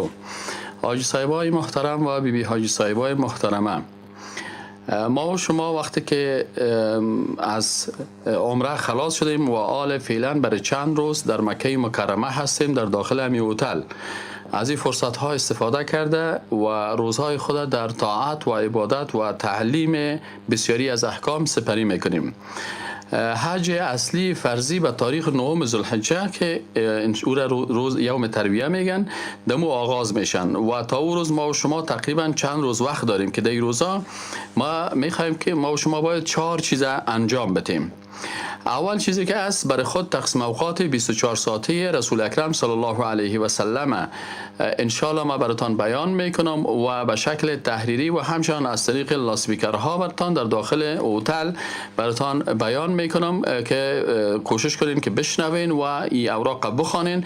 انشالله تعالی شما میتونین که در جریان روزایی که در اینجا هستین 24 ساعته تقسیم اوقات رسول اکرم صلی الله علیه و سلم داشته باشین و از این خاطر هر مسلمان، هر حاجی صاحب باید مطابق امو سنت و روش رسول اکرم صلی الله علیه و سلم 24 ساعته که زندگی میکنه در هر لحظه از او باید به طریق رسول اکرم صلی الله علیه و سلم زندگی بکنه که ما ان شاء الله تعالی خدمت شما تقدیم خواهد کردم. دومین نقطه ای است که برای یاد گرفتن بعضی از احکام و جاهای مقدسی که در اونجا باز حج فرضی ادا میشه اونا رو براتون تشریح میکنم که ما و شما بخیر میریم به طرف منا، میریم به طرف مزدلفه، میریم به طرف عرفات و میریم جاهایی که مثلا جمرات زده میشه تا ای که قبل از اینکه ما و شما باز روز حج فرضی شروع شود این احکام از را بفهمیم.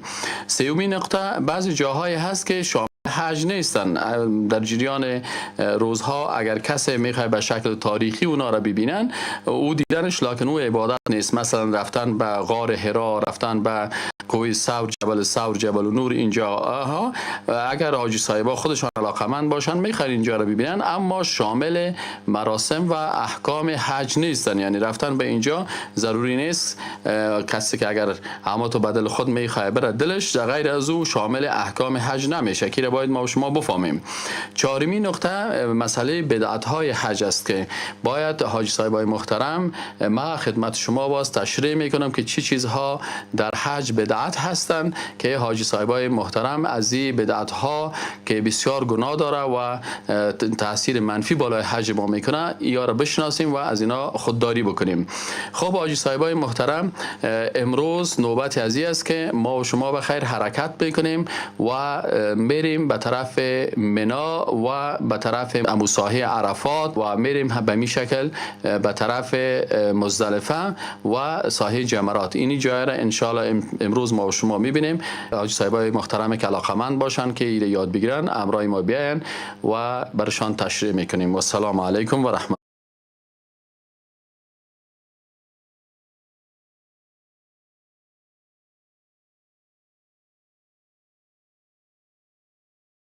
الله و برکاته. الحمد لله و صلات و سلام علی رسول الله صلی الله علیه و سلم. حجاج محترم، بعد از اینکه حاجی صاحبایی که حج تمتع میکنن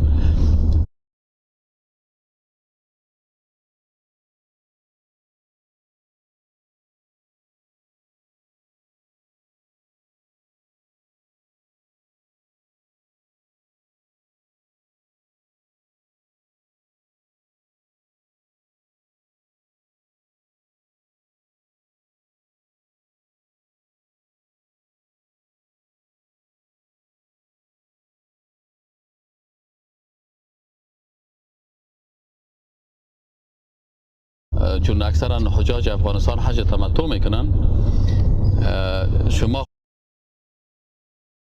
خود تا این قسمت رسیدین که عمره کردین و بعد از عمره شما متع یا تمتع کردین که یعنی لباس های عادی تان پوشیدین. اینال حاجی صاحبا در روز 8 ذوالحجه که مراسم بخیر شروع میشه، در این روز از امو هتل دوباره احرام خود بسته میکنن. وقتی که احرام بسته کردن حرکت میکنن به طرف منا و اینمی سرکی که است حال فعلا ما شارع عزیزیه میگن، اینمی سرکی است که حجاج محترم به طرف منا میرن و طبعا حجاج محترم تلبیه گویان تلبیه میگن لبیک اللهم لبیک لبیک لا شریک لک لبیک ان الحمد و النعمت لک و الملک لا شریک لک. اینمی تلبیه را گفته میرن و تمامشان حرکت میکنن به طرف منا که ما شما آیسته آیسته نزدیک میشیم به طرف منا. آیت توحید بینم بر در و دیوارها، آیت توحید بینم بر در و دیوارها. اصلا مراسم فرضی حج از این تاریخ 8 ذوالحجه که اگر در افغانستان همین تاریخ خوب دقیق متوجه شوین به خود عادت بدین باز مشکل براتون پیدا نمیشه و ما هم میخوایم که این مراسم به حساب تاریخ براتون بگوییم. این منطقه ریل که نو جور شده، آسمان ها کهکشان ها ثابت و سیار ها، آیت توحید بینم بر در و دیوار ها، آیت توحید بینم بر در و دیوار ها.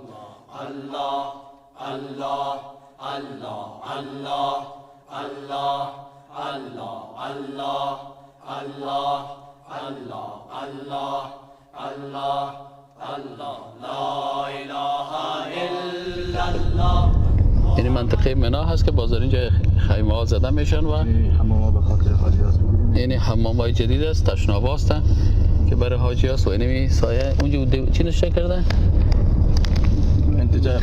اتجاه القبله است. خواه اینجا تو جای نشان نداده که بعد المنا ما تیر شدیم. خواه خب منا پیش مقصد ما فعلا حال در ساحه منا هستیم. نه حاجی ها شب در منا تیر میکردن و اینمی تیر کردن شب در منا که است، این یکی از واجبات حج است که باید تا طلوع آفتاب اینجا باشه. مجرد که آفتاب طلوع میکنن باز حرکت میکنن به طرف عرفه. آیت توحید بینم بر در و دیوارها، آیت توحید بینم بر در و دیوارها، آسمان ها کهکشان ها، ثابت و سیارها، آسمان ها کهکشان ها، ثابت و سیارها، آیت توحید بینم بر در و دیوارها، آیت توحید بینم بر در و دیوارها. الله الله الله الله الله الله الله الله الله الله الله الله لا اله الا الله محمد رسول الله الحي القيوم يا سبحان الله لا اله الا الله محمد رسول الله الحي القيوم يا سبحان الله الحي القيوم يا سبحان. بعد از اینکه حاجی ها شب در منا تیر کردن و طلوع آفتاب شد، باز حجاج حرکت میکردن به طرف عرفات. لکن بعضی اوقات فکرتان باشه حاج صاحبای محترم، به خاطر ازدحام زیاد است احیانا تا آخر شب نمیمانن حاجی را. 12 بجه شب مثلا حرکت میکنن به طرف عرفات. توحید بینم بر در و دیوارها، آیت توحید بینم بر در و دیوارها، آسمان ها کهکشان ها، ثابت و سیارها، آسمان ها کهکشان ها، ثابت و سیارها، آیت توحید بینم بر در و دیوارها، آیت توحید بینم بر در و دیوارها.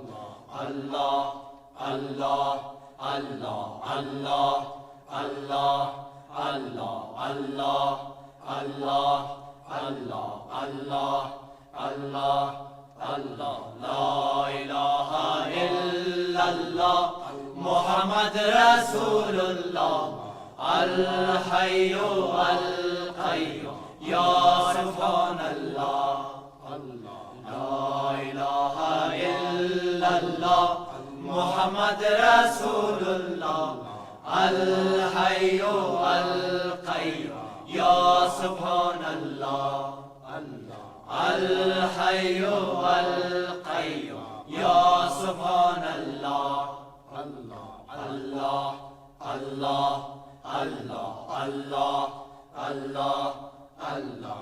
کیست نقاش طبیعت کین همه نقش بدی، کیست نقاش طبیعت کین همه نقش بدی، جز خدای حی سبحان کس کند این کار خود، جز خدای حی سبحان کس کند این کار خود. آیت توحید بینم بر در و دیوارها، آیت توحید بینم. خب بسم الله الرحمن الرحیم. در ساحه عرفات نماز که خوانده میشه، نماز که حجاج نماز پیشین و دیگره، جمع، قصر و تقدیم. متوجه باشین در کجا میشه؟ در مسجد النمیره میشه. مسجد النمیره. حالا ما شما میریم به طرف مسجد النمیره. ببینین در مسجد النمیره 3 کلمه اینجا فکرتان باشه: جمع، قصر و تقدیم. چی معنی جمع قصر؟ اول 2 نماز با هم جمع میشه. صحیح؟ 2 نماز با هم جمع میشه. و قصر به خاطر از اینکه مسافرانه خوانده میشه، و تقدیم به خاطر از اینکه نماز پیشین دیگر تقدیم میشه در وقت نماز پیشین خوانده میشه. یعنی هر 2 نماز جمع میشه.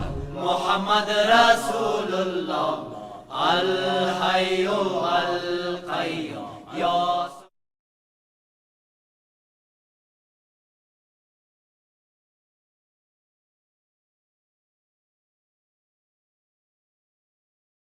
رسول الله الحي القيوم یا سبحان الله الحي القيوم یا سبحان الله الحي القيوم یا سبحان الله الحي. بسم الله الرحمن الرحیم. حجاج محترم، اینی لاویر که شما ببینید بدایت عرفات نوشته است. منظور از بدایت عرفات چی است؟ از این ساحه هست که حاجی صاحبا ان شاء الله تعالی اینمی لوحه های زرد که است. 4 اطراف عرفات از اینمی لوحه های زرد است. اون شما طرف ببینید که طرف مسجد نمیره هم میره. اینمی لوحه ها کلش لوحات چی است؟ زرد است. اون طرف خوب متوجه شویم پیش مسجد نمیره و اینمی قسمی لوحات هم دوام است که باز پس آمد شما از اینمی جا از این قسمت به اون طرف 4 اطرافی که می لوحه زرد است. این ساحه عرفات است که چون خود وقوف در عرفات این فرض است، یکی از فرایض حج است. در روز عرفه وقوف در عرفات در ساحه عرفات این فرض حج است که حاجی باید حتما در روز عرفه اینجا وقوف بکنه. در غیر از او اگر در ساحه عرفات حاجی وقوف نکنه حجش نمیشه. باید داخل باشه در اینمی ساحه. بنابراین اینمی حدودش است که در داخل از این حاجی صاحبا می باشند تا وقتی که شام میشه در داخل ساحه عرفات می باشند. اینال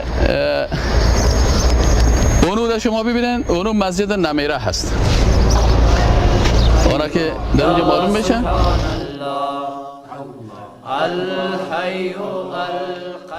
خب حالا میریم به طرف مسجد نمیره.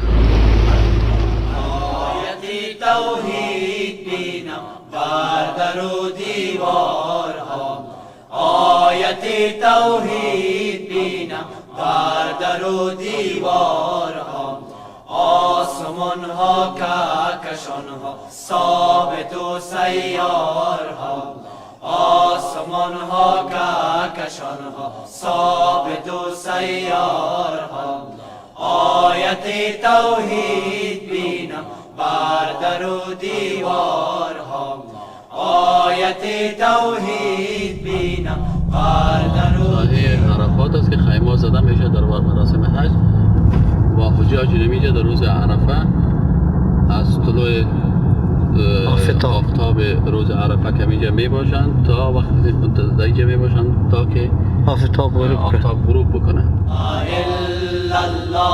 محمد رسول الله. در بین نمی سبزکا که با مکی سبز داره تشناباس برای حجاج. در دو طرف اینه حجاج می باشد، این طرف هم دو طرف هم. یا سبحان الله الحی القیوم یا سبحان الله الله الله الله الله الله الله.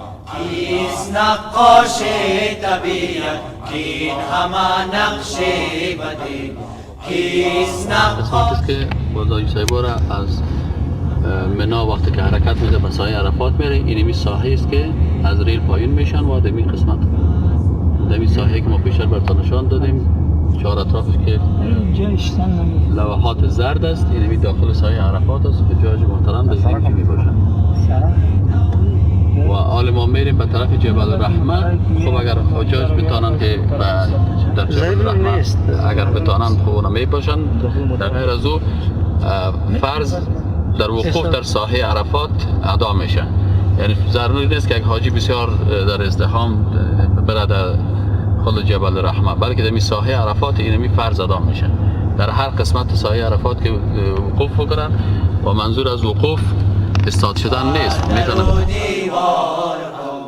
آیت توحید بینم بر در و دیوارها، الله الله الله الله الله الله الله الله الله الله الله الله لا اله الا الله محمد رسول الله الحي القيوم يا سبحان الله لا إله إلا الله محمد رسول الله.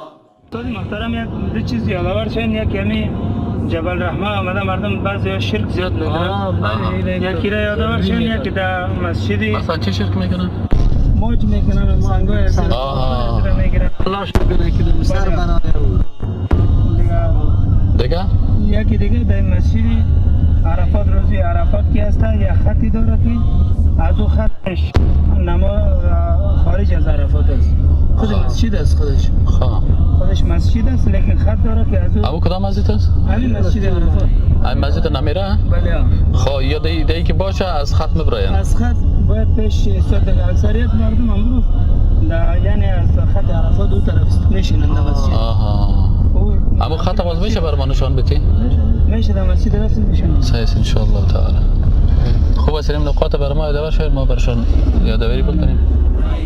یا سبحان الله الحي القيوم یا سبحان الله الحي القيوم یا سبحان الله الحي القيوم یا سبحان الله. بسم الله الرحمن الرحیم. دوستای عزیز، ما حال فعلا صورت سر را ببینیم. بالا این جبل الرحمه هست. جبل الرحمه تپه رحمت. جبل الرحمه تپه رحمت است که اینجا به حساب 4 اطراف از اینکه ساحه عرفات است و اینجا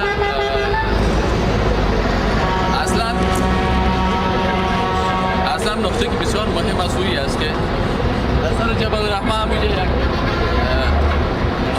چیز است، یک ستون بگن چی میگن ابو چیز سفید است. ببینید اونجا ابو چیز سفید که یکی از مشکلاتی که هست در اینجا که بسیار مردم میان رو ماش میکنن یا سنگای از را تبرک گفته میگیرن یا ایسته که برآمدن در این کار ضروری میدونن یا برآمدن در این کار ضروری فکر میکنن. و این خاطر اصلا ما و شما وقتی که به حج میایم، یعنی عبادت باید یک حاجی در نظر داشته باشه که من عبادت بکنم، اما اون چیزی که عبادت نیست به عوض عبادت حتی انسان به شرک مبتلا میکنه. تو بری یک دیوار ناقی را تو ماش کنی، یعنی و هیچ سند یا روایت نیست که یا رسول الله صلی الله علیه و آله یا صحابه کرام اینو گفته باشن که بوسیدن از یا چیز بوسیدنش هم درست نیست و گرفتن سنگای دیگه پاره.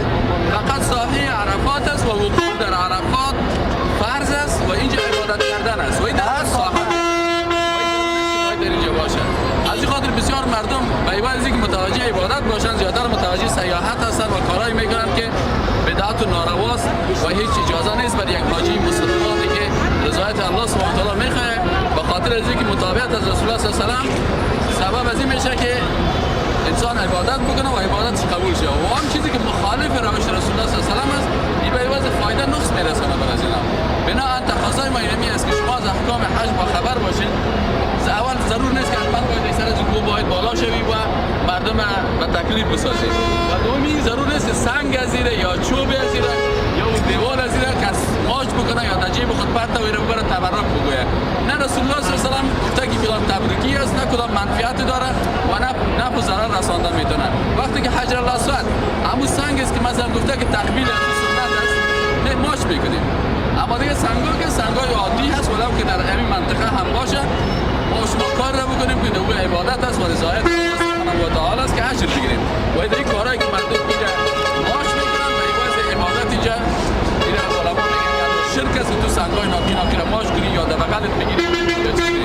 حتی خود خانه کعبه شریفه که از هر قسمت چک از بغل نمیکنن، جایی که باید اونجا تو را بغل بکنی و جایی که ماچ شود مشخص است، اما اگر یک کنج دیگه ش میکنی او هم در عبادت داخل نمیشه. از این خاطر ما خواستیم که فیلم برای شما جور بکنیم تا که مو عبادت‌های اصلی که وقوف فرض است اول بفهمین. وقوف در عرفات فرض است.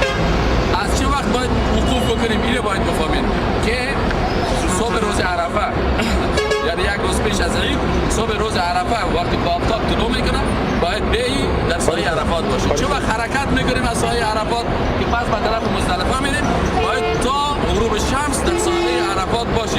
پای تا نکشید. جای معلوم است مجرد که غروب کرد آفتاب باز ما شما حرکت میکنیم به طرف مزدلفه. قبل از این داخل نمیشن و وقتی که در ساحه عرفات آمدیم وقوف به معنای توقف کردن است، ایستاد شدن نیست. یعنی اونجا توقف میکنی، عبادت میکنی، توبه میکنی، ذکر الله سبحانه و تعالی میکنی، نوافل میکنی. روز در عبادت دیر شوه. اینمی است که رضایت الله کسب میشه. و جزاکم الله خیر. میریم بالا بخیر به طرف مسجد نمیره. مستشفی نمیره. در زبان عربی مستشفی چی رو میگن؟ شفاخانه را میگن. پس اینجا وزارت صحه مستشفی نمیره یعنی شفاخانه نمیره هست و شما میتونید در اینجا باز کس مریض میشه از استفاده بکنن. بعضیشون به انگلیسی هم نوشته است که نمیره هاسپیتال و این شفاخانه هست و مرکز صحی هم همین جایی را میگن که در اونجا کمک های صحی میشه.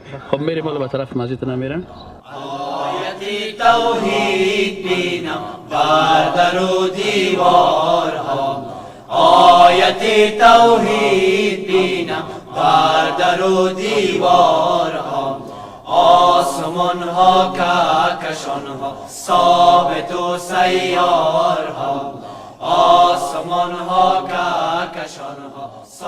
یعنی لوحه دیگه را که شما رو وقت میخوانید اینجا نشست اتجاه القبله. معناش چی؟ معناش یعنی شما در هر ساحه که هستید همین تیری که زده شده به می طرف قبله است یعنی اتجاه القبله، یعنی قبله رو براتون نشان میده. پس اونجا سعی کنید این طرف که سعی کنین روی چی است؟ تیر است و معلوم میشه که این طرف با شما میتونه این طرف نماز بخوان. در هر جای این لوحه نصب است یعنی اتجاه القبله، یعنی روی قبله طرف قبله رو براتون نشان میده که مشکل براتون پیدا نشه. الله لا اله الا الله محمد رسول الله الحي القيوم یا سبحان الله. لا اله الا الله محمد رسول الله الحي القيوم یا سبحان الله. الحي القيوم يا سبحان الله. الله الله الله الله الله الله. کیست نقاش طبیعت کین همه نقش بدی، کیست نقاش طبیعت کین همه نقش بدی، جز خدای حی سبحان کس کندی. بسم الله الرحمن الرحیم. السلام علیکم و رحمت الله و برکاته. ما آمدیم در مسجد نمیره. شما مسجد رو ببینید. توحید بینم بر در و دیوارها، آیت توحید بینم بر در و دیوارها، آسمان ها کهکشان ها ثابت و سیارها، آسمان ها کهکشان ها. دوستان عزیز این مسجد نمیره مسجدی است که در ساحه عرفات بین عرفات و مزدلفه موقعیت داره. به این خاطر بین عرفات مزدلفه است. باز گپ شبتون میگم روز عرفه کسا حاجیایی که اینجا میاین نماز جمع میکنن و قصر میکنن و تقدیم میکنن. جمع به خاطر ازی میکنن که نماز پیشین و دیگر اینجا یک جای جمع میشه و قصر به خاطر ازی میگن که نماز پیشین دیگر اینجا به شکل مسافرانه دو رکعت خوانده میشه. اول 2 رکعت فرض پیشین خوانده میشه، باز 2 رکعت نماز فرض دیگر خوانده میشه. اردوشان یک جایی خوانده میشن.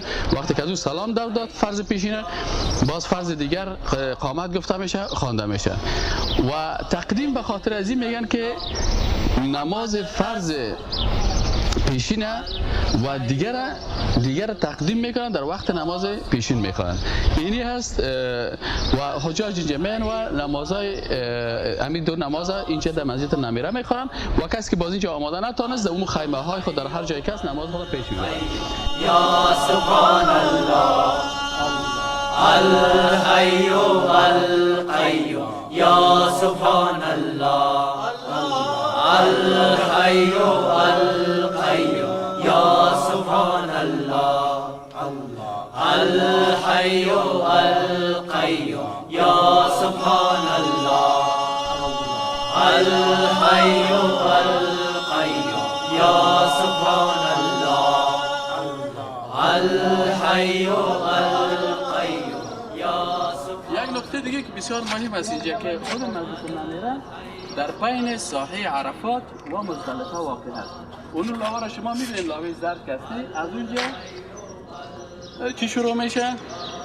ساحه مزدلفه شروع میشه. بعضی از حاجی صاحبا که در مسجد می باشن خط از این خط پیش میشن که این برشان جایز خاطر از اینکه در عرفه باید حاجی خصوص نماز تا وقتی که مثلا طلوع غروب آفتاب نشده باید حاجی از ساحه عرفات خارج نشد. ببینید همین خوب متوجه سبحان الله الحي القيوم يا سبحان الله الحي القيوم يا سبحان الله الحي القيوم يا سبحان الله. بسم الله الرحمن الرحیم. حاجی صاحب محترم، دیدین لاغه که شما ببینید نشست نهایت عرفات، دیدین نهایت عرفات منظوری است که علمی قسمت دیگه عرفات ختم شد.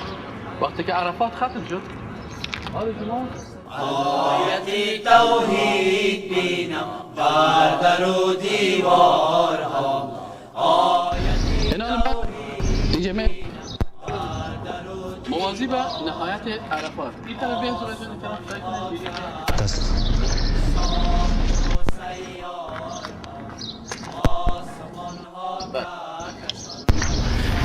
این خط است. این خط چی فلسفه داره؟ چی معنا میده؟ این خطی که جور کردن معناش این است که سعی کنید مسجد نمیره از این خط او طرف مزدلفه هست تا آخر ببین خط پس پایان به از این خط طرف قبله این طرف چی هست؟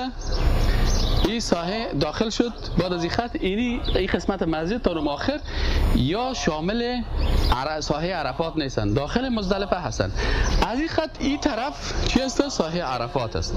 اینال امام پشت سر از این خط می باشه. بعضی حاجی صاحبایی که بیخبر هستن از امام کده پیشتر میرن و در روز عرفات از ساحه عرفات خارج میشن.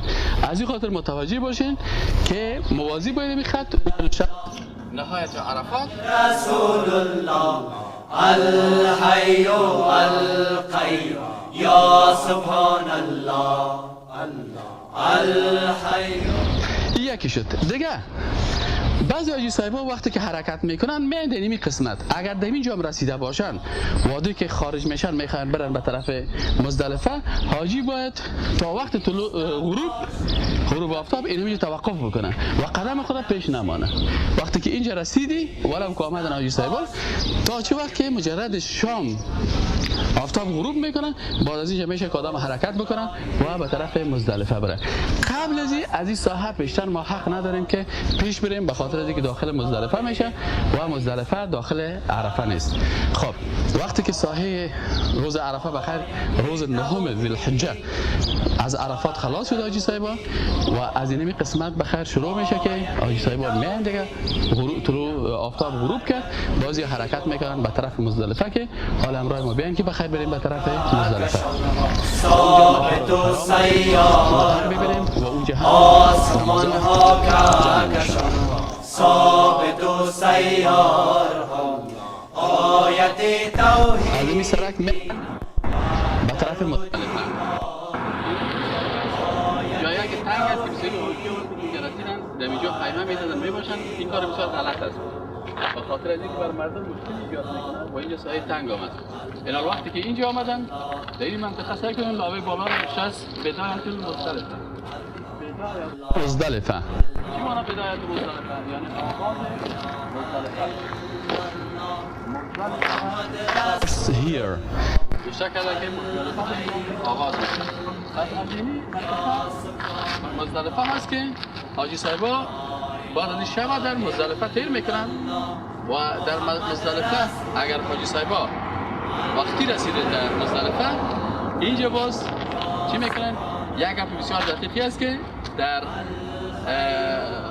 وقتی که غروب میکنه در پیش مسجد نمیره آفتاب که غروب کرد در سایه چیز اونجا شما نماز شام نمیخوانید بلکه نماز شام حرکت میکنین نماز جمع قصر و تأخیر این باز در مشعر الحرام میشه در مزدلفه. جمع به خاطر از اینه که نماز شام و خفتن جمع میشه. نماز شام در عرفات نمیخوانیم. در اونجا وقتی غروب کرد شام شد، لکن نماز نمیخوانیم. میایم باز نماز شام امرای نماز خفتن جمع میکنیم و قصر میکنیم و تأخیر میکنیم، به خاطر که نماز شام تأخیر میکنیم که نماز خفتن یک جای در مسجد مشعر الحرام میخوانیم که اینا ما شما میریم مسجد مشعر الحرام هم میبینیم. الحی القیوم یا سبحان. اینمی ساحه است که این مزدلفه هست. این مرکز ریل است. اون طرف دست چپ مرکز ریل است. بعضی حاجی صاحبا از عرفات تا مزدلفه ده حج چی میان حاجی صاحب؟ در ریل میان. این حالا میتونن که مثلا حاجی صاحبا از عرفات تا این مزدلفه در ریل بیان. اینمی ساحه کلش مزدلفه هست. اون رو میگه خواهی صاحب اون مشعر الحرام. ومن حيث خرجت فول وجهك شطر المسجد الحرام وحيث ما كنتم فولوا وجوهكم شطره لئلا يكون للناس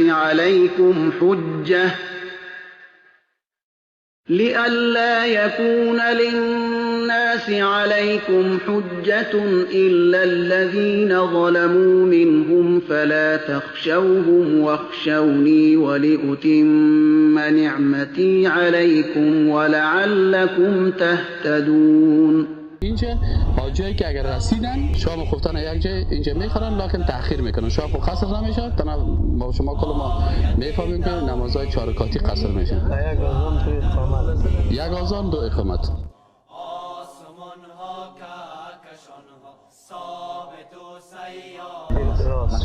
آسمان ها کهکشان ثابت و سیار ها آیت توحید بینم بر در و دیوار ها آیت توحید بینم بر در و دیوار ها الله الله الله الله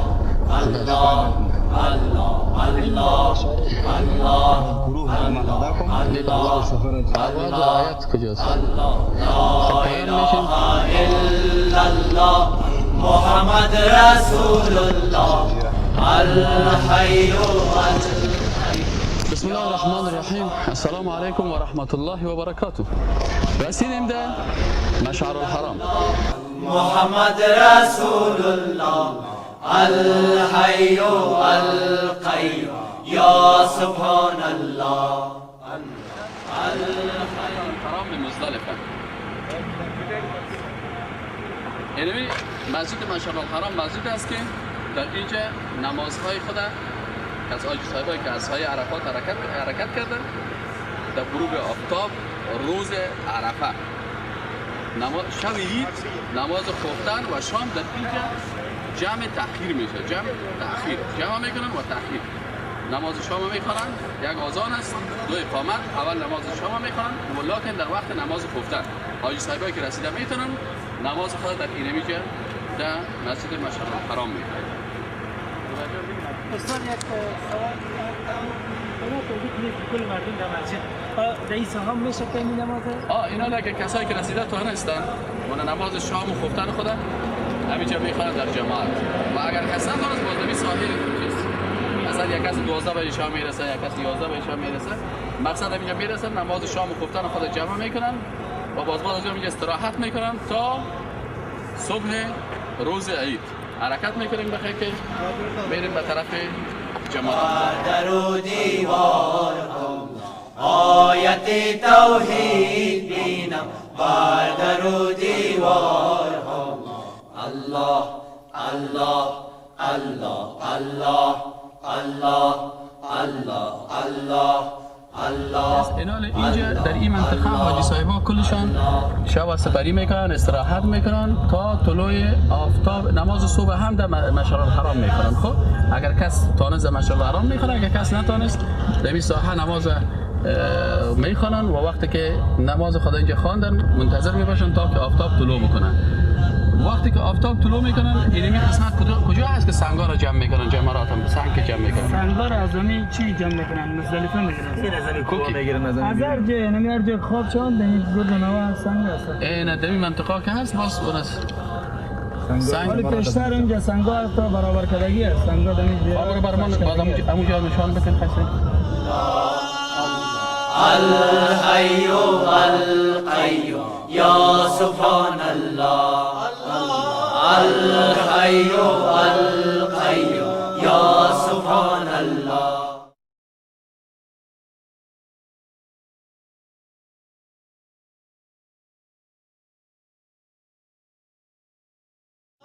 الحي القيوم يا سبحان الله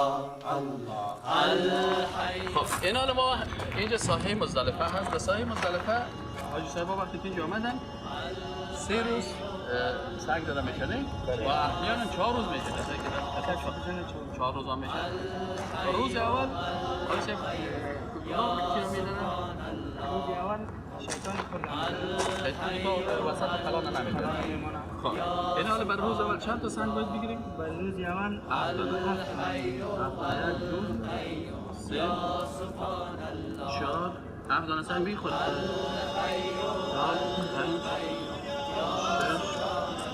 7 دانه سنگ بگیریم.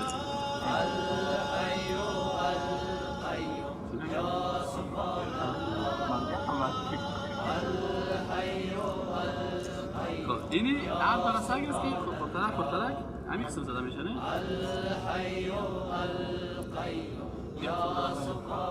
اینی 7 دانه. خب 7 دانه گرفتیم برای روز اول. صحیح شد نه؟ 7 دانه برای روز اول. برای روز دومش که هست 3 جای است نه؟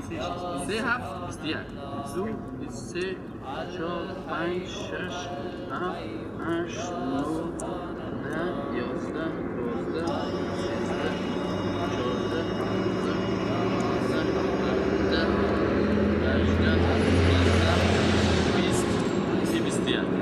12 شد 21 باز اونجا 7 تاش وقتی میره 7 تاش شیطان اولی زده میشه باز وسطی و سومی 3 جای است. از این خاطر 7 دانه زده میشه در اونجا جمرات. اولش جمره چی میگن؟ جمره صغرا دیگه وسطا کبرا. باز در روز دوم ارسش زده میشه. وسطا و در روز اول تنها صغرا بود نه؟ از اون خاطر بر روز اول عید، در روز اول عید فقط 7 دانه میگیریم، 1 دانه بر روز دوم عید میگیریم و بر روز سوم هم ارسی جمرات زده میشه، 1 دانه دیگه هم بعد از این میگیریم. کلش از اینجا گرفته میشه. 4 5 6 7 8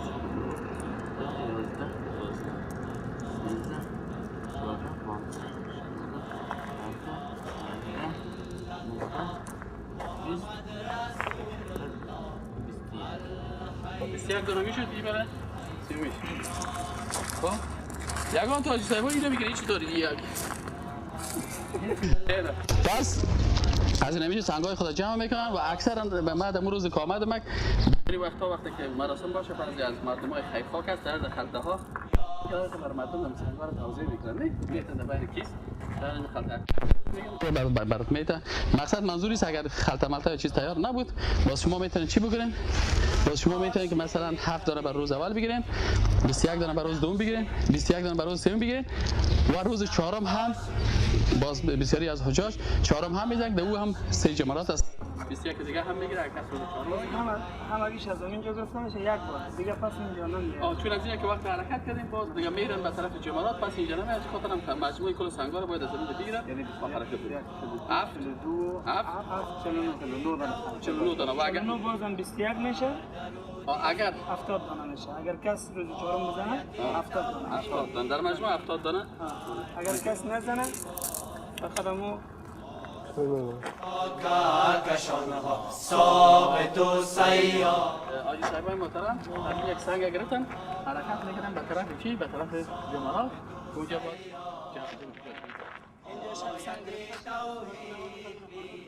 بر در و دیوار آیت توحید بر در و دیوار. حجاج که بودو باش میکنن خیمه هست. یعنی خیمه است که باز حجاج وقتی که پس از مزدلفه آمدن نه؟ بله سلام. یا وادی که قبل از اینکه مزدلفه برند اینجا زندگی میکنن؟ قبل از مزدلفه هم میان همینجا زندگی میکنن حجاج رسمی. دیگه بعد از مزدلفه هم که آمدن همینجا زندگی میکنن. این خیمه است کنه حجاج در اینجا در ساحل منا زندگی میکنن. و همین جمرات هم در منا است ها؟ بله سلام. پس از منا تنشین است. داخل منا است دیگه داخل منا. داخل منا است؟ بله. ما شما رو بریم دیگه به حساب الحي القيوم يا سبحان الله. الحي القيوم يا سبحان الله. الحي القيوم يا سبحان الله. الحي القيوم يا سبحان الله. صاحب منار هست. شما میبینید خیمه ها را اکثرا حاجی صاحبا وقتی که در مراسم میان، وقتی که از چیز حرکت میکنن از تاریخ هشتم گفتیم که در منا میان و اینمی صاحب منا هست که در اینجا شب تیر میکنن تا طلوع آفتاب روز عرفه در امی صاحب منا می باشن. اکثرا حاجیایی که حاجیا خیلی جایی میشه خبر نه خو صاحب منا کلش کلان از دیگه. بعضی حاجی صاحبایی که یک ذره رسمی دارن و مثلا چی دارن الله الحي القيوم يا سبحان الله. الحي القيوم يا سبحان الله. الحي القيوم يا سبحان الله. الحي القيوم يا سبحان الله. الحي القيوم يا سبحان الله. الحي القيوم يا سبحان الله. الحي القيوم يا سبحان الله. الحي القيوم يا سبحان الله. صاحبای محترم حرکت میکنیم و میریم پیشتر صحیح جمرات. توحید بینم بر در و دیوارها. آیت توحید بینم بر در و دیوارها. آسمان ها کهکشان ها ثابت و سیارها. آسمان ها کهکشان ها ثابت و سیارها. آیت توحید بینم بر در و دیوارها. آیت توحید بینم بر در و دیوارها. الله الله الله الله الله الله الله الله الله الله الله الله لا اله الا الله محمد رسول الله. دوستای عزیز با اینکه شما سال میکنین مسجد خیف است. مسجد مردم مسجد خیف میگن لکن خیف نیست خیف است. نه خیف خیف غلط است. غلط میگن مسجد خیف. این صاحب منا هستن. میبینین که از اینمی قسمت ها ببینین کلش تا با آخر زبر جان بگی کلش صاحب منا هستن. یعنی صاحب خیمه هستن. و حجاج وقتی که جمرات هم میزنن چون 3 روز میباشن اینجا، باز بسیاری از حجاج می اینجا در مسجد خیف هم بسیار بیروبار میباشه و اونو سرکا که هست از اون طرف میان حجاج میان به طرف شیطان میرن. اینمی سرک است. مثلا یک سرک اینجا است میبینی سرک اول و اون سرک دوم است.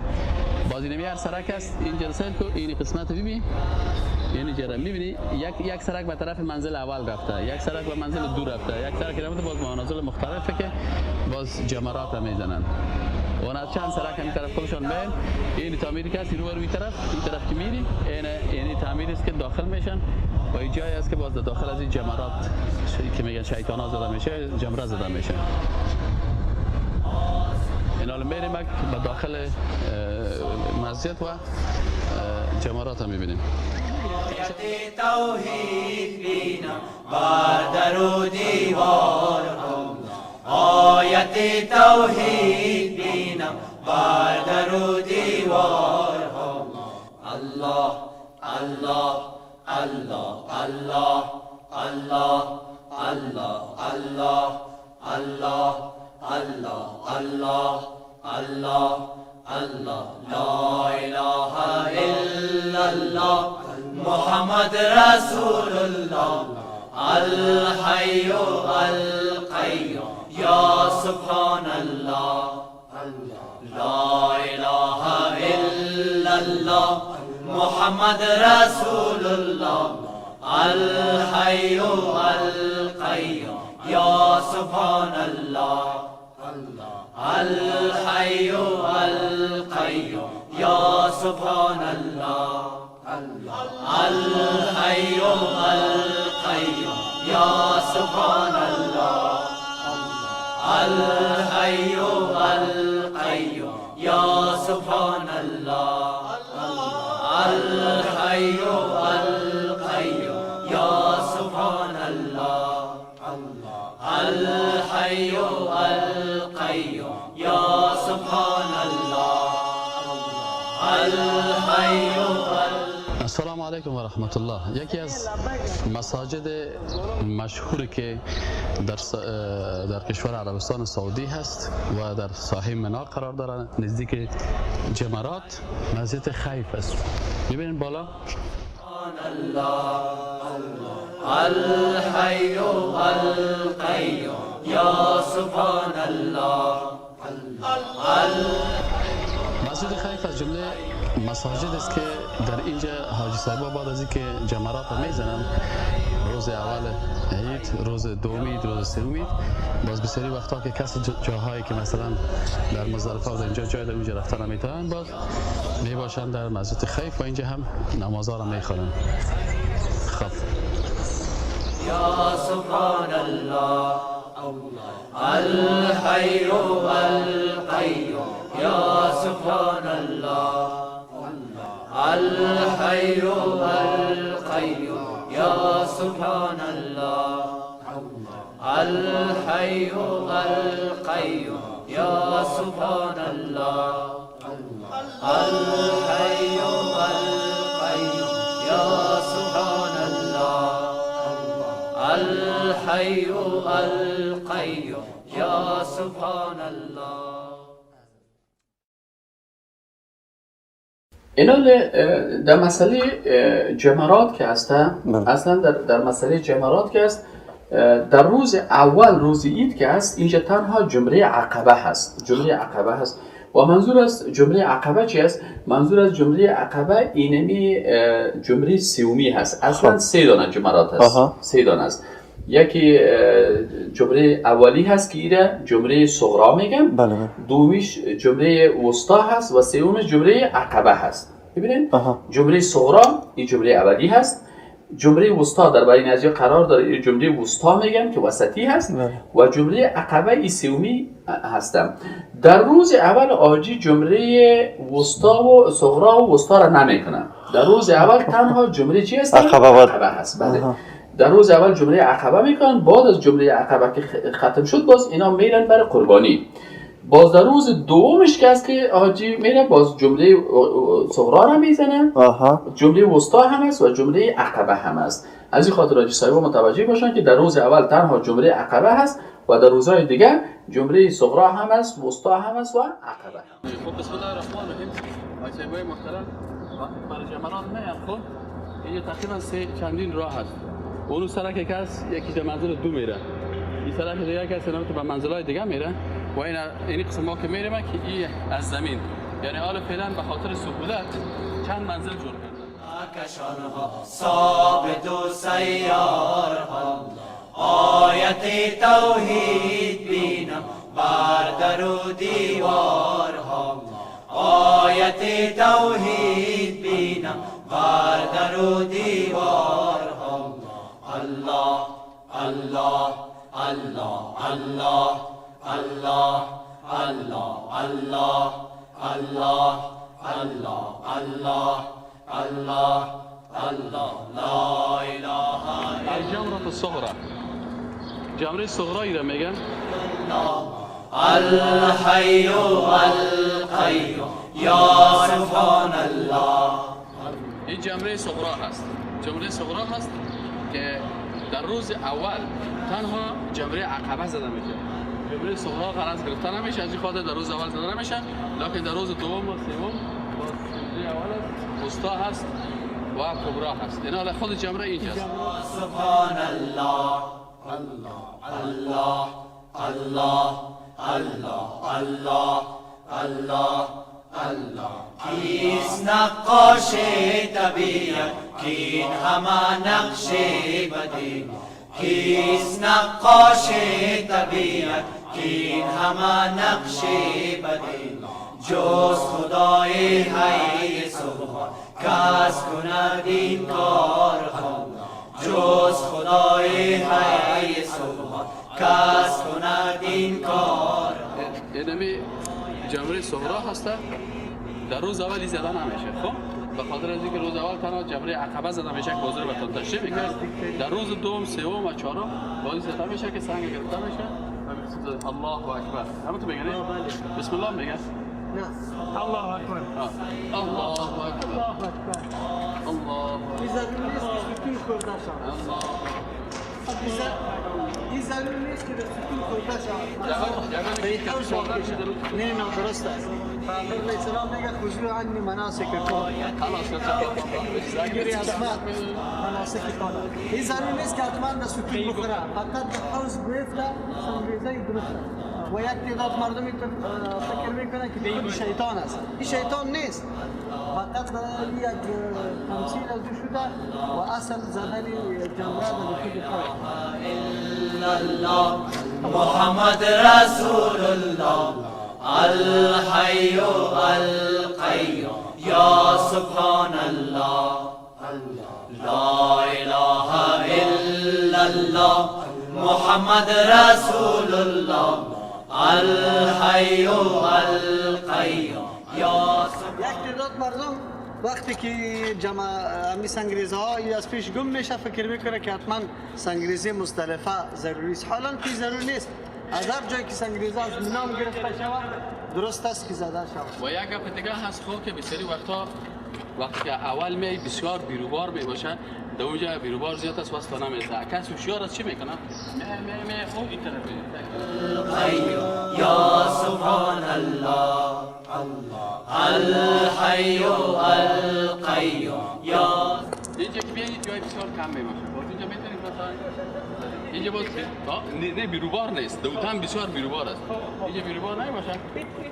الحي القيوم یا سبحان الله الحي القيوم یا سبحان الله الحي القيوم یا سبحان الله الحي القيوم یا سبحان الله الحي القيوم. در روز 12 بعد از زوال زمانی کسی میاد جمره میزنه، البته قبل از زوال جمره نمیشه، بعد از زوال خدا میشه. پس از جمره زدن همی صغرا روی خود طرف کعبه دور میده و دعای اتجاه قبله و نمود رقم است، یعنی رقم است از خاطر چیسته تو دعا میکرده میتونی دعا بکن استحاب چی دعا کنیم؟ هر چیزی که تو خودت میخوای تو دعای مخصوص برش نیست، آن چیزی که تو میخوای مستحب است که دعا بکنی. دعا میکنی البته بعد از یک جمره ها باز می الحي القيوم یا سبحان الله الحي القيوم یا سبحان الله آیت توحید بینم بر توم جمره کس که الجمره الوسطى الجمره الوسطى یعنی جمره وسطی هست، جمره وسطی هست.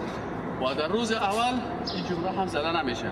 پس حاجی که آمد در روز اول در روز عید میدم نمیزنی، جمله دومی رو نمیزنی، میریم در جمله عقبه که جمله کبرا هست. ولی در روز دوم عید، در سوم عید و چهارم عید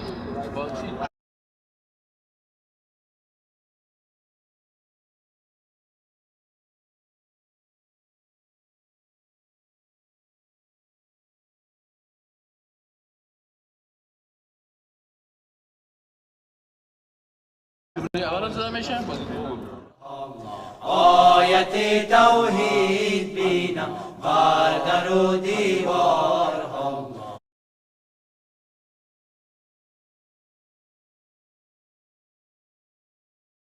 الله الله الله الله الله. این جمله دومی است. الله الله الله الله الله لا اله الا الله محمد رسول الله الحي القيوم يا سبحان الله لا اله الا الله محمد رسول الله الحي القيوم. جمله کبرا ما شما جمله صغرا داشتیم، وسطا داشتیم و این کبرا هست. و مثل که قبلا براتون گفتیم در روز اول عید همین جمله زده میشه که جمله عقبه هم میگن و او دو جمله دیگه باز روز اول عید زده نمیشه، تنها همین جمله 7 سنگ زده میشه. و این همه نقش بدی کیست نقاش طبیعت، این همه نقش بدی جز خدای حی سبحان کس کند این کار خود، جز خدای حی سبحان کس کند این کار خود. آیت جمله کبرا است.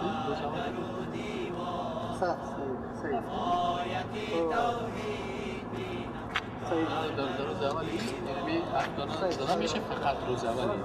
باز در روز دوم سوم عید باز الف تو سیارها آسمان ها کهکشان ها ثابت و سیارها آیت توحید بینم بر در و دیوارها آیت توحید.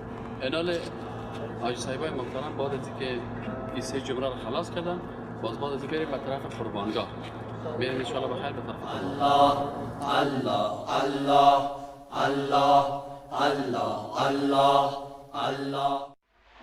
بسم الله الرحمن الرحیم. حاجی صاحبای محترم السلام علیکم و رحمت الله و برکاته. و از اینکه برای مراسم چند روز مانده و ما و شما اینجا در داخل هتل می باشیم، بناهن ما و شما سعی و تلاش بکنیم که در این روزا هم عبادت های خدا فراموش نکنیم. در جمله از عبادت ها ما و شما باید وقت از خواب بخیزیم.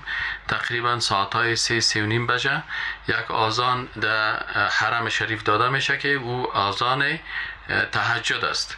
پس ما و شما باید وقتتر بخیزیم و برای رفتن به تهجد خدا آماده بسازیم.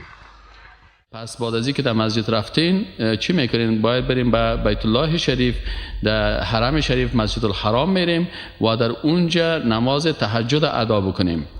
و شما حاجی صاحبای محترم وقتی که از خواب بیدار میشین به خاطر ای که به تهجد برین، اول که از خواب بیدار میشین دعایشی است که الحمدلله الذی احیانا بعدما اماتنا و الیه النشور. حاجی صاحبای محترم شما تشویش نکنین، اگر این دعا را یاد ندارین باز ما اوراق شبرتان انشالله این رو خبرتان خبر دادم، باز اوراق شبرتان انشالله توضیح میکنیم. همچنان در دعاهایی را بخوانین که بعد از بیدار شدن از خواب بگین که لا اله الا الله وحده لا شریک له له الملك و له الحمد و هو علی كل شیء قدیر سبحان الله والحمد لله ولا اله الا الله والله اکبر ولا حول ولا قوة الا بالله العلی العظیم اللهم اغفر لي. الحمد لله الذي دعا هم بخواین الحمد لله الذي عافاني في جسدي ورد علي روحي واذن لي بذكره. بله خب خب برشان در تلفن بگوین که ما یک کاپی از این برشان توضیح میکنیم ان شاء الله. آج صاحبای محترم شما تشویش نکنین، یک کاپی از اینمی درس ها را ما براتون حتما کاپی میکنیم ان شاء الله تعالی و کاپیش در خدمتتان میگذاریم که شما از روی استفاده بکنین. از این خاطر ما درست است ما ان شاء الله تعالی کسایی که پیشنهاداتتان مد نظر میگیرم و ان شاء الله تعالی ما حتما یک کاپی از این براتون میرسانم. فقط حال شما بفهمین بعضی مطالب براتون میگم. دیگه حاجی صاحبای محترم مسواک کردن است که کوشش بکنین که مسواک خریداری بکنین و بی بی عایشه صدیقه ام المؤمنین رضی الله عنها میفرماید که رسول الله صلی الله علیه و آله هنگامی که در شب یا روز از خواب بیدار میشدن قبل از وضو نمودن مسواک می نمودن، یعنی مسواک بسیار ضروری هست، مسواک بکنین.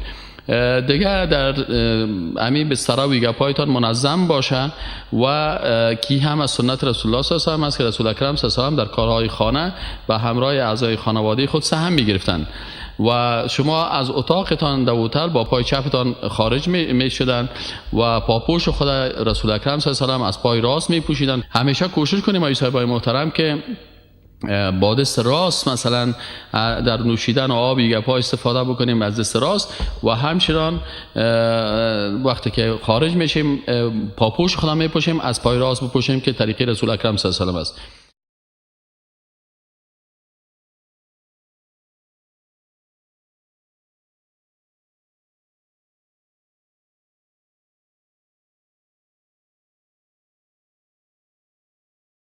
برای رسول اکرم صلی الله علیه و سلم چی میکردن؟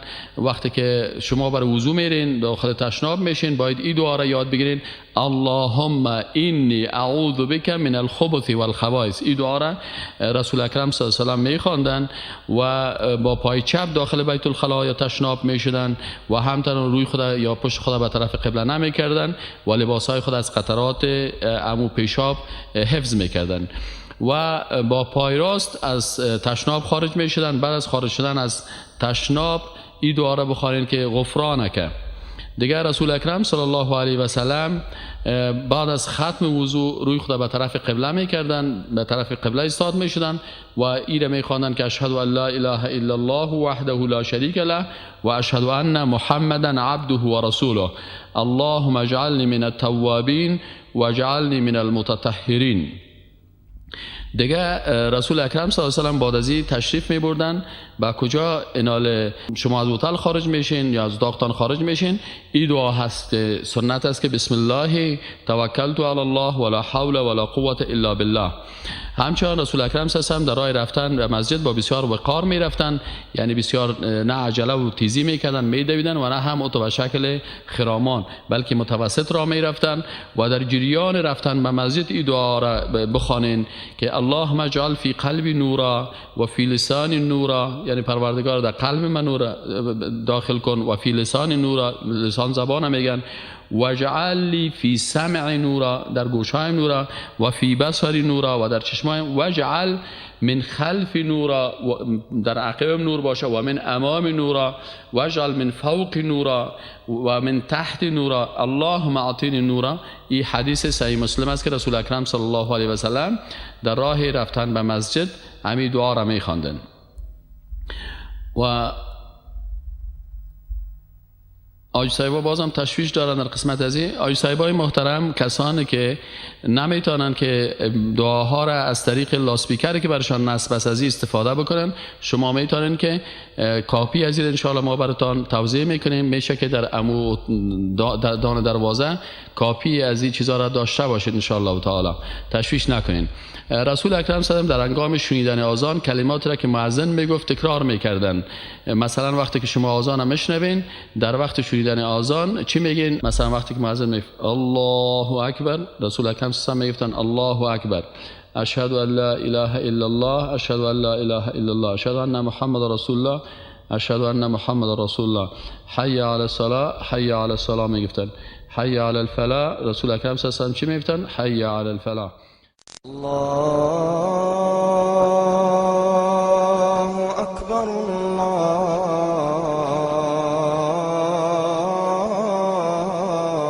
الله أكبر الله أكبر الله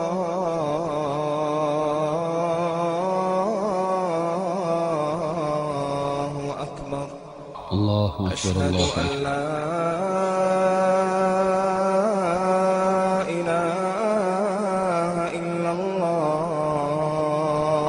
أشهد أن لا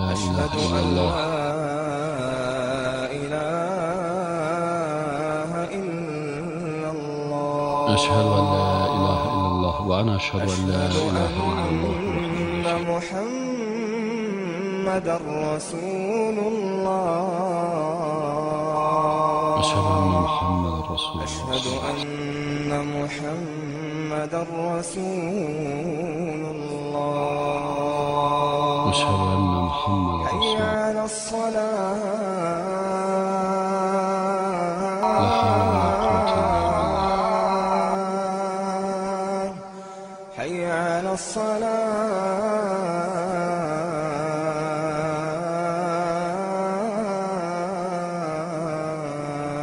لا حول ولا قوة إلا بالله حي على الفلاح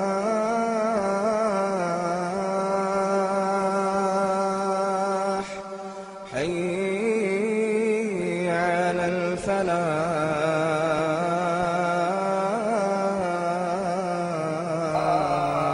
لا حول ولا قوة إلا بالله الله أكبر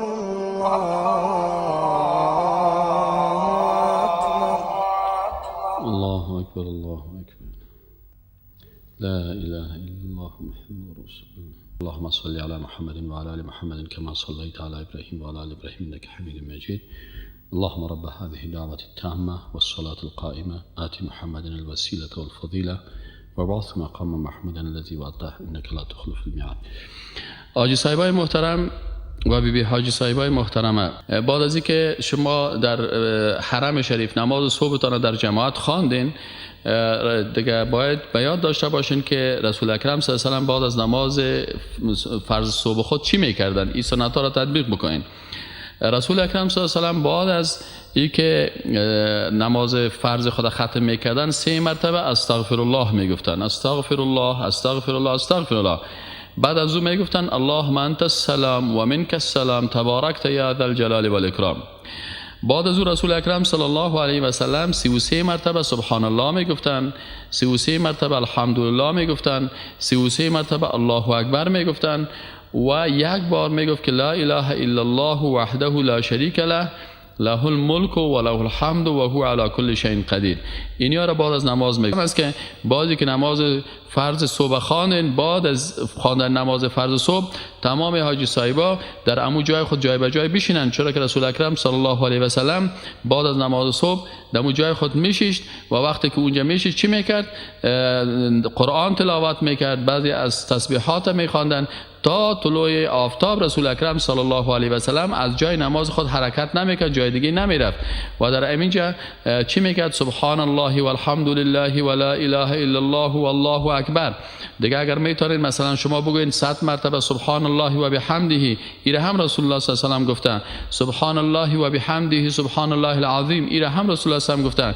100 مرتبه سبحان الله، 100 مرتبه لا اله الا الله وحده لا شریک له له الملک و له الحمد و هو علی کل شیء قدیر، ایره هم رسول اکرم صلی الله علیه و سلم گفتن. سبحان الله العظیم و بحمده سبحان الملك القدوس، ایره هم گفتن. لا اله الا الله.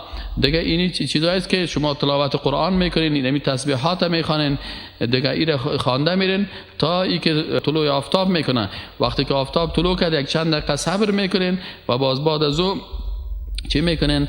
نماز چی را میخواین؟ نماز اشراق. نماز اشراق نماز را میگن که وقتی که آفتاب طلوع میکنه، اینجا نماز اشراق است. شما نماز اشراق بخوانین ان شاء الله تعالی. میتونین که 2 رکعت نماز اشراق بخوانین و یا 4 رکعت میخوانین. دیگه باز بعد از این وقتی که خلاص کردین نماز خواندین، بعد از او به طرف اتاقایتان میتونین بیاین. دیگه وقتی که به طرف اتاق می آمدین و با گرفتن چای صبح می آمدین، دیگه کوشش بکنید در داخل شدن به اتاق اللهم انی اسألک خیر المولج و خیر المخرج، بسم الله ولجنا و بسم الله خرجنا و علی الله ربنا توکلنا. این دعای داخل شدن است که مثلا شما داخل هتل یا داخل هتل میشین، و داخل اتاقایتان میشه دیگه. حاج صاحبای محترم، در وادی نوشیدن و خوردن هم سنت های زیادی هست که مثلا رسول الله هم قبل از نوشیدن بسم الله میگفتن. رسول الله صلی الله علیه و با دست راستشان غذا میخوردن، با دست راستشان آب می نوشیدن و از همین قسم آب نشسته می نوشیدن. دیگه از چای نوشیدن یا غذا خوردن از دست چپ منع میکردن. دیگه اینی کارا ما و شما باید چیز نکنیم. با دست چپ خود باید نان نخوریم و یا مثلا آب ننوشیم یا چای ننوشیم. دیگه رسول الله صلی الله علیه و آله به یک بارگی آب به گلاس آب نمی نوشیدن، بلکه به 3 بخش تقسیم میکردن، یعنی در 3 نفس را می نوشیدن و این در احادیث آمده. و وقتی که بعد از نوشیدن آب میگفتن الحمدلله، میگفتن ان الله لا يرضى عن العبد ان ياكل الاكله فيحمده عليه. دیگه رسول الله هم میگفتن که الله از او بنده راضی میشه که وقتی غذا را میخوره الحمدلله بگه یا آب مینوشه الحمدلله بگه. اینی از حاج صاحبای محترم. و دیگه ای است که حاج صاحبای محترم، وقتی که شما هر مرتبه که در حرم شریف میرین، همیشه چون در مسجد تحیت المسجد 2 رکعت خوانده میشه، لکن در حرم شریف تحیت المسجد چی است؟ طواف است که شما هر مرتبه که داخل حرم شریف میشین در مسجد شریف بیت الله الحرام اینجا طواف بکنین. تحیهش چی است؟ طواف است. و به می شکل کوشش بکنین که در جریان روز هم به عبادت ها مصروف باشین و به می شکل به نماز ظهر هم می قسم آمادگی داشته باشین و می قسم به نمازهای عصرتان به وقت جماعت باید از پیشتان فوت نشه. و همیشه تسبیحات، مثلا اینجا ما براتون با تسبیحات صبح و شام انشاءالله توضیح میکنیم، باز شما از این تسبیحات استفاده بکنین و به می شکل انشاءالله تعالی تقسیم اوقاتانه به شکل تقسیم اوقات 24 ساعتی رسول اکرم صلی الله علیه و آله آماده بسازین و ما انشاءالله در خدمتتان هستیم. هر سوال و هر مشکلی که داشتین او سوالایتان مطرح بکنین و انشاءالله. یکی از حاجی صاحبا یک سوال کرده بودن که در سوال خود گفتن که چی هست؟ در سوال خودتو پرسیده بودن که وقتی من طواف میکنم در جریان 3-4 طواف بودم که آذان داد چی کنم؟ حاج صاحبای محترم، اگر شما در جریان چیز بودین، در جریان طواف بودین و آذان داده شد، او پروا نمیکنه. اما اگر در جریان طواف بودین قامت برای نماز گفته شد، شما چی میکنین؟ طوافتان قطع میکنین و نمازتان میخورین و باز بعد از او وقتی که چیز نمازتان ختم شد، مثلا 3 مرتبه طواف کردین، این حالا پس از سر مثلا 4 مرتبه دیگه طواف میکنین، باقی مانده طواف تکمیل میکنین انشاءالله. بازم اگر حاج صاحبای محترم کدام سوال یا مشکلی داشتن ما در خدمتشان هستم و السلام علیکم و رحمت الله و برکاته. که غریبیم او که خواریم پاک خدایا، دستا دیر شکر گزاریم پاک خدایا، دستا دیر شکر گزاریم پاک خدایا. که غریبیم او که خواریم پاک خدایا، دستا دیر شکر گزاریم پاک خدایا، دستا دیر شکر گزاریم پاک خدایا. یم خوشحال چی دی پیدا از مسلمان یم، امتی د پاک نبی آخر زمان.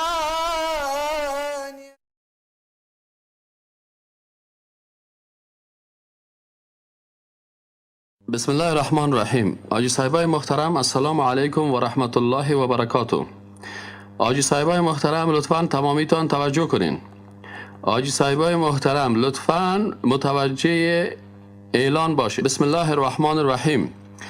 امروز روز ترویه هست. روز ترویه 8 ذوالحجة الحرام است. حاجی صاحبای محترم امروز که 8 ذوالحجة الحرام می باشد، این روز ترویه میگن. به این خاطر امروز سفر 5 روزی حج ما و شما، حج فرضی بخیر سر از امروز شروع میشه. حاجی صاحبای محترم لطفاً نقاط ذیل در نظر بگیرین. ما و شما که تمام حاجی صاحبا جمع شدیم در بین هتل، اینی نقاط لطفاً دقیق متوجه باشین. حرکت شروع میشه. آج صاحبای محترم، سر از این لحظه اول در قسمت وسایلتان اینی ضرورت ها را با خود در بکس هایتان داشته باشین. بکس های اضافگی و چیزهایتان در بین هتل میمانین. تنها چیزهایی که در 5 روز به کار میشه این امرایتان میگیرین. این چیزهایی که در 5 روز کار میشه کدام چیزها است؟ اول روی پاک، به امرایتان یک دانه روی پاک بگیرین. دوم مسواک و یا کریم و برس دندانتان به همراهتان بگیرین. سوم، اگر کدام حاجی صاحب مریضی داره دوای خود باید بگیره، دوای 5 روزه خود که 5 روز اونجا میمانیم. کسی اگر مریض باشه دوای خود بگیره، دواهای ضروری خود. چهارم، برای کسانی که به آفتاب زدگی حساسیت دارن، بعضی کسا حساسیت دارن در مقابل آفتاب زدگی، بعضی جاها اونجا آفتاب میباشه، به همراه خود چتری و یا تابلت های احتیاطی بگیرن.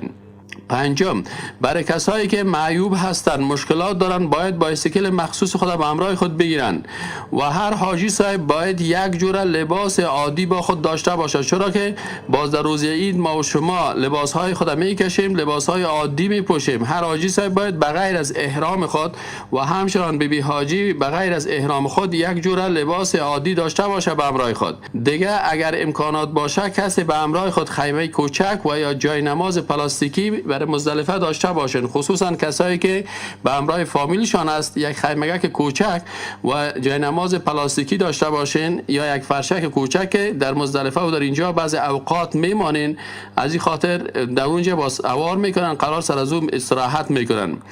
هشتم نقطه ای که غذای مناسبی که بتونه مثلا قابل نقل باشه، یگان بسکیت و یگان زرکیک و یگان چیز خشک میوه خشکی به همراهتان باشه، خوبتر است که در اونجا در وقت ضرورت از او استفاده بکنین. حاجی صاحبای محترم، پیش هر کس یک مقدار پول باید باشه که اونجا مثلا چیزایی که ضرور میشه یا غذا یا مثلا آب یا این چیزا را که بعضی اوقات مثلا شما در بعضی حالات پیدا میشه که راه را گم میکنین. دیگه حاجی صاحبای محترم متوجه باشین که چیزهایی که در دستتان است، اما بندک ها و کارت هایتان را و امرایتان در گردنتان باشه که اگر کدام وقت شما جای گم میکنین یا غلط میکنین که مسئولین شما را به اون جای پس میرسانم. حاجی صاحبای محترم، کارهای عملی این چیزا را که جور کردین را خلاص کنین. حاجی صاحبای محترم، السلام علیکم و رحمت الله و برکاته. ما و شما چی میکنیم؟ چون ساعت 10 حرکت است، حاجی صاحبای محترم وضو و یا غسل به قصد احرام در داخل هتل بگیرین. یعنی وضو میتونین بگیرین یا غسل میگیرین، ایره بگیرین و قبل از وضو و غسل مثل که در کابل یا در میدان هوایی کسایی که احرام خود بسته کردن، قبل از اونمو قسم یا وضو میگیرین یا غسل میکنین و قبل از وضو و غسل کوشش میکنین که ناخونها گرفته شود، کوشش میکنین که اعضای بدن خوب پاک شود. بعد از وضو و یا غسل میکنین و خوشبویی هم میذارین. بعد از احرام خود در داخل هتل بسته میکنیم، احرام خود در داخل هتل بسته میکنیم. و آقای صاحبای محترم، در هنگام رفتن به منی و عرفات و مزدلفه و زدن جمرات شانه را برهنه نمی کنیم. خب آل حاجی صاحبای محترم، احرام خود در داخل هتل بسته می کنیم. دیگه حاجی صاحبای محترم، نقطه دیگه که متوجه از او باشین و این است که نیت حج فرضی را که آل ما شروع میکنیم این توسط تلبیه میشه. وقتی که احرام بسته کردین بخیر از هتل از اونجا تلبیه میگین. وقتی که تلبیه گفتین لبیک اللهم لبیک لبیک لا شریک لک لبیک ان الحمد و النعمت لک و الملک لا شریک لک، اینه که گفتین شما دیگه داخل حج فرضی شدین. از اتاقهایتان آقای صاحبای محترم با تلبیه پایان شوین. از اتاقهایتان شما لطفا همین امور انجام بدین.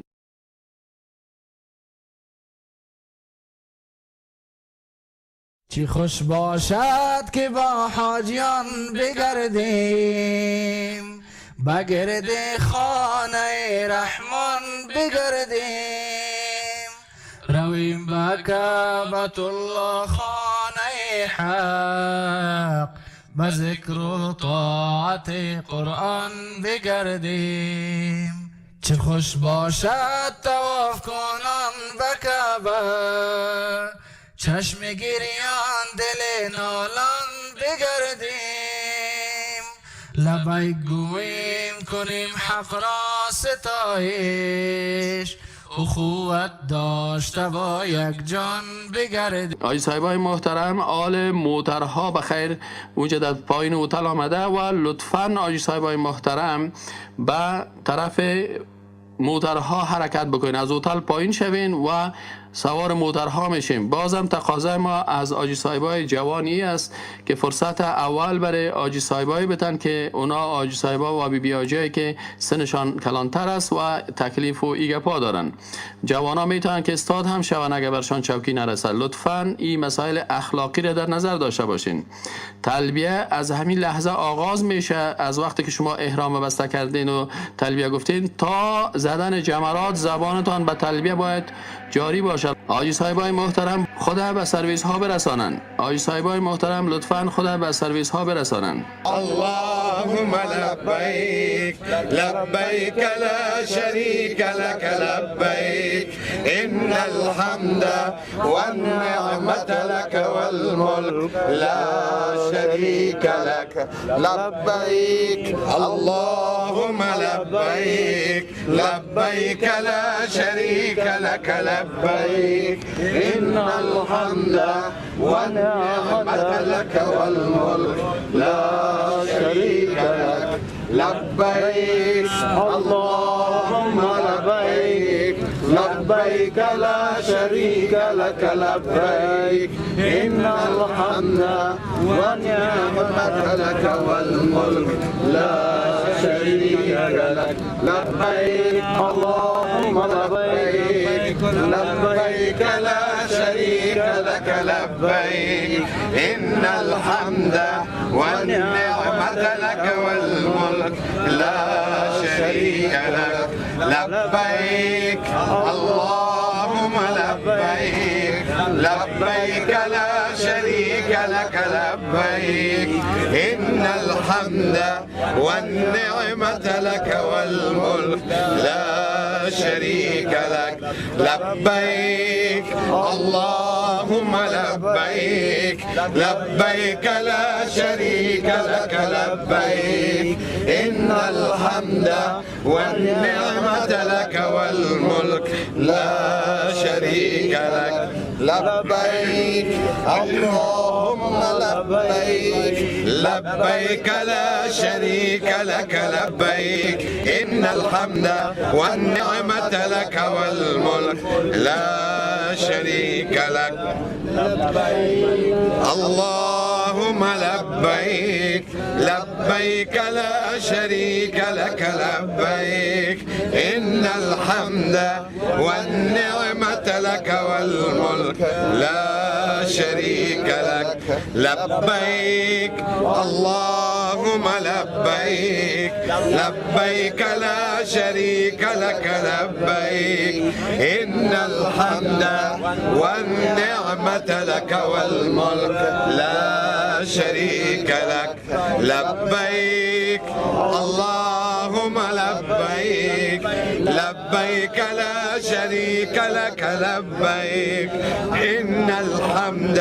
والنعمة لك والملك لا شريك لك لبيك اللهم لبيك لبيك لا شريك لك لبيك إن الحمد والنعمة لك والملك لا شريك لك لبيك اللهم لبيك لبيك لا شريك لك لبيك إن الحمد والنعمة لك والملك لا شريك لك لبيك اللهم لبيك لبيك لا شريك لك لبيك إن الحمد والنعمة لك والملك لا شريك لك.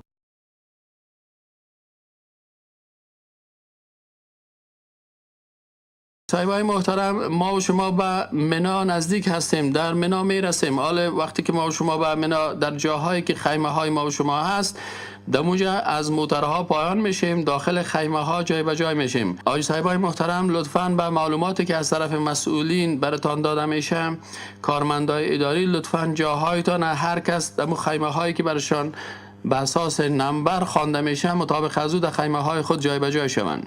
حاجی صاحبای محترم، ما و شما در منا نماز ظهر خود، عصر و شام و نماز خفتن و نماز صبح روز عرفه را کلش در اینجا میخوانیم. حاجی صاحبای محترم، حاجی صاحبا لطفاً در اینجا فقط شما وقتی که میباشین متوجه بعضی از درس ها باشین. وقتی که مولوی صاحبا و دعا هاست انشاءالله و عبادات است چی میکنین. و در اینجا ما و شما امی 5 نماز در اینجا خوانده میشه. پیشین امروز میخوانیم، امروز که 8 ذوالحجه هست، نماز پیشین بخیر اینجا میخوانیم، نماز عصر و نماز شام، نماز خفتن و نماز صبح. در جریان نمازها به طاعت و عبادات و در جریان موجودیت در روز 8 ذوالحجه یعنی یوم ترویه و این شب ما و شما باید به عبادت ها مشغول باشیم.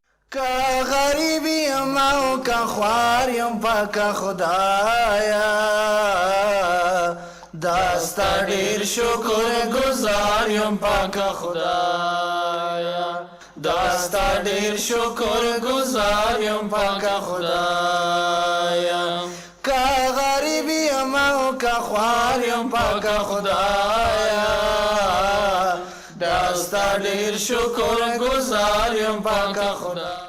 بسم الله الرحمن الرحیم. حاجی صاحبای محترم، السلام علیکم و رحمت الله و برکاته. امروز روز عرفه هست. لطفاً حاجی صاحبای محترم در موترهایتان سوار شده و حرکت میکنیم به طرف عرفات. لطفاً چیزتان در اینجا نمانه. فقط حاجی صاحبای محترم چون اینجا چند نفر از مسئولین هستن، شما میتونن که بعض وسایلتان چی کنین اینجا بانین که باز وقتی که جمرات خلاص میشه، بعد از زدن جمرات انشاءالله تعالی پس ما شما به اینمی منطقه میمک، پس به منام حاجی صاحبای محترم. از این خاطر سامانایی که دمی یک روز کار میشه تا صبح او رو کتان بگین و دیگه چیزایی که اضافی لباس ترایتان است میتونین که او رو میجا بانین برتان حفظ میشن. غسل اگر کسی میتونه امروز غسل بکنه، غسل کس کرده میتونه در روز عرفات. بعضی جایا هست اگر بیرو بار نباشه کس غسل کرده میتونه، خوب است، یک سنت یا مستحب میباشد.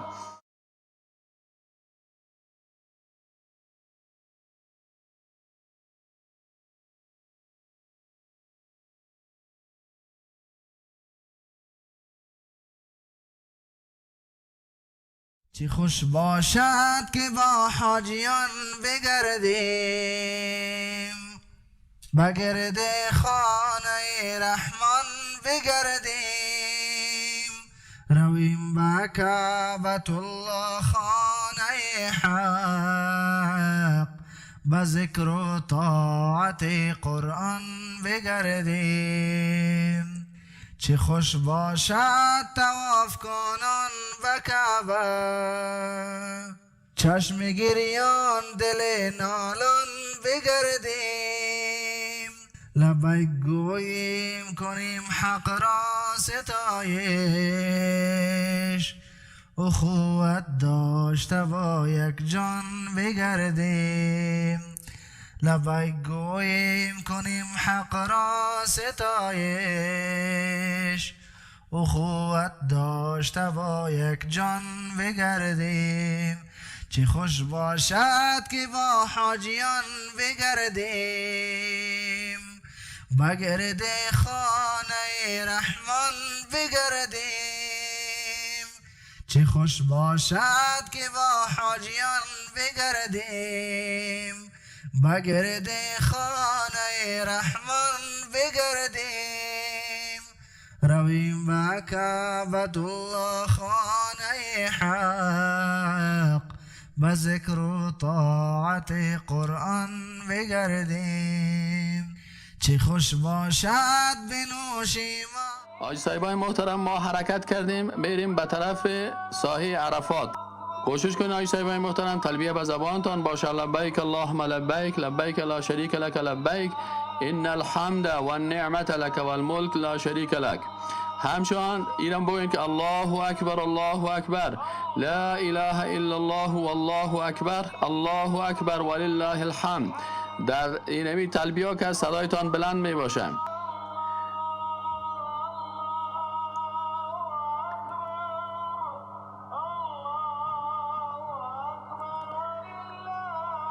حاجی صاحبای محترم، در ساحه عرفات چیزایی که هست اینجا ایستادن، تنها ایستاد شدن نیست، بلکه نشستن و به پهلو افتادن و به هر شکل میتونه انسان عبادت خدا بکنن. حاجی صاحبای محترم کسایی که علاقمند ازی هستند که نماز پیشین و دیگر خود در مسجد نمیره بخوانن، اینجا انشاءالله با حرکت میکنیم میریم به طرف مسجد نمیره. و حاج صاحبایی که ضعیف هستن و مشکلاتشان زیاد هست، رفتن نمیتونن، اونا میتونن که نماز خود در خیمه خود بخوانن، چون حاج صاحبا بیروبار زیاد است. به این خاطر کسایی که تکلیف دارن یا بسیار ضعیف هستن و ریش سفید هستن نمیتونن، اونا میتونن که همینجا باشه.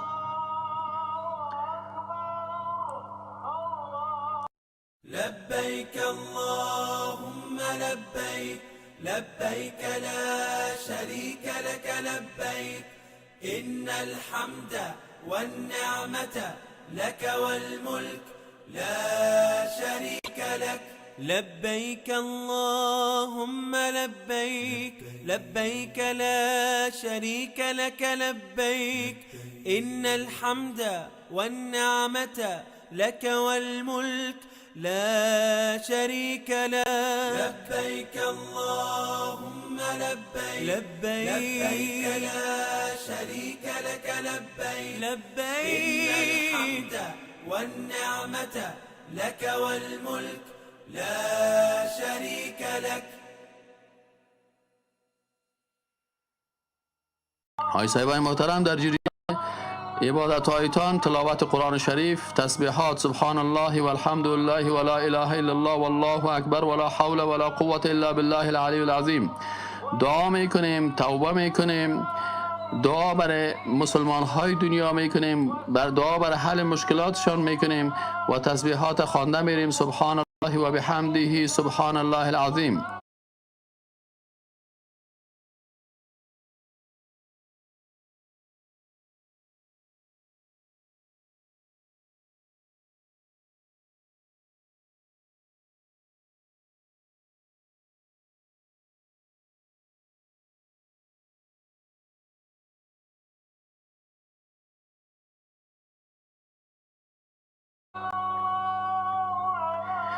حاجی صاحبای محترمی که به مسجد نمیره میرن، حکمش یاد بگیرین که قبل از رسیدن به اونجا، وقتی که ما و شما در مسجد میرسیم میباشیم اونجا، امام اول یک آذان داده میشه.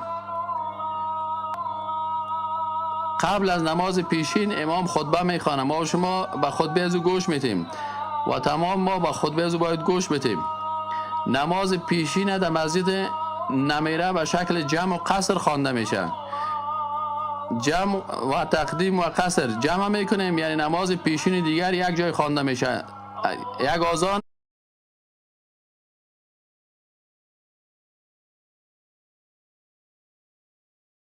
است، دو اقامت. در اقامه اول نماز دو رکعت نماز پیشین میخوانیم به شکل مسافرانه، یعنی قصر میکنیم و باز نماز پیشین که ختم شد نماز دیگر خوانده میشه.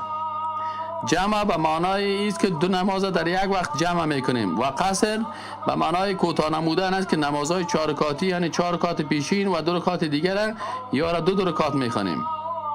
حاجی صاحبای محترم، بله حاجی صاحبای محترم، توقفگاه یعنی حاجی در این منطقه در عرفات می باشه. اون شما لطفا حاجی صاحبا همین لوحه ها را سعی کنین، اون لوحه های زرد که معلوم میشه نوشته است اینمی ساحه عرفات، اینمی لوحه را ببینین، این کلش ساحه عرفات است. متوجه شدین؟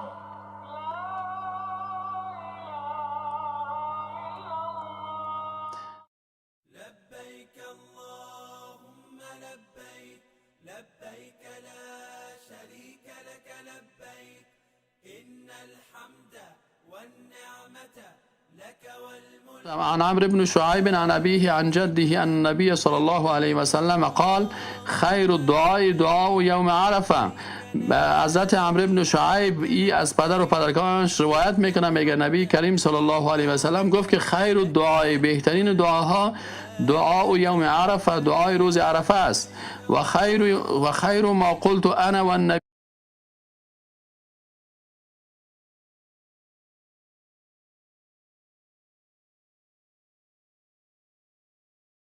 بیون من قبلی و بهترین چیزی که ما و پیغمبرایی که قبل از ما بودن گفتن که لا اله الا الله وحده لا شریک له له الملك و له الحمد و هو على كل شيء قدیر. آج صاحبا در حدیث شریف آمده که عن عایشه رضی الله عنها ان رسول الله صلی الله علیه و سلم قال ما من یوم اکثر من ان یعتق الله فیه عبدا من النار من یوم عرفه. میگه هیچ روز نیست که الله زیاد بنده ها را از آتش دوزخ نجات بده نسبت به روز عرفه. هیچ روز، یعنی در این روز بسیار کسا هستن که از آتش دوزخ نجات پیدا میکنن.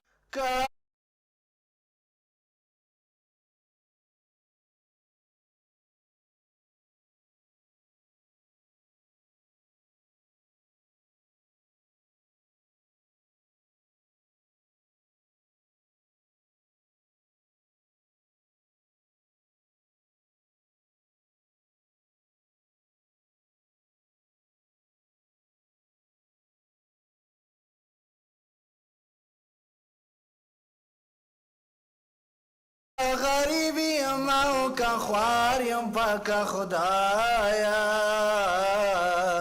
داستا ډیر شکر گزاریم پاکا خدایا داستا ډیر شکر گزاریم پاکا خدایا کا غریبی ماو کا خواریم پاکا خدایا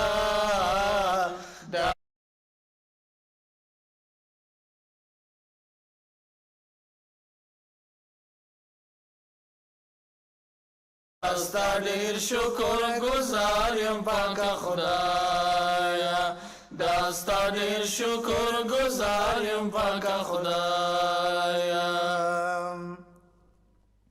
یم خوشحال چې د پیدا ز مسلمان یم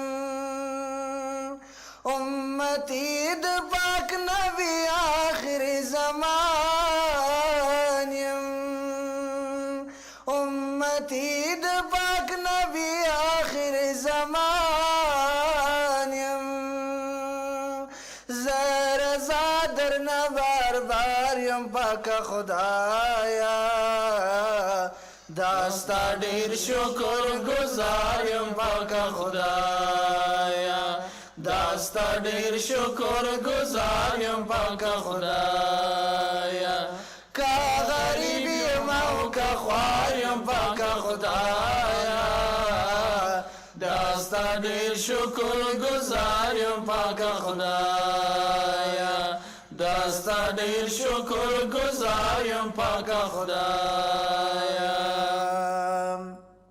تا رحیمی تا عالمی تا رحمانی تا پمونگ باندی څومره مهربانی تا پمونگ باندی څومره مهربانی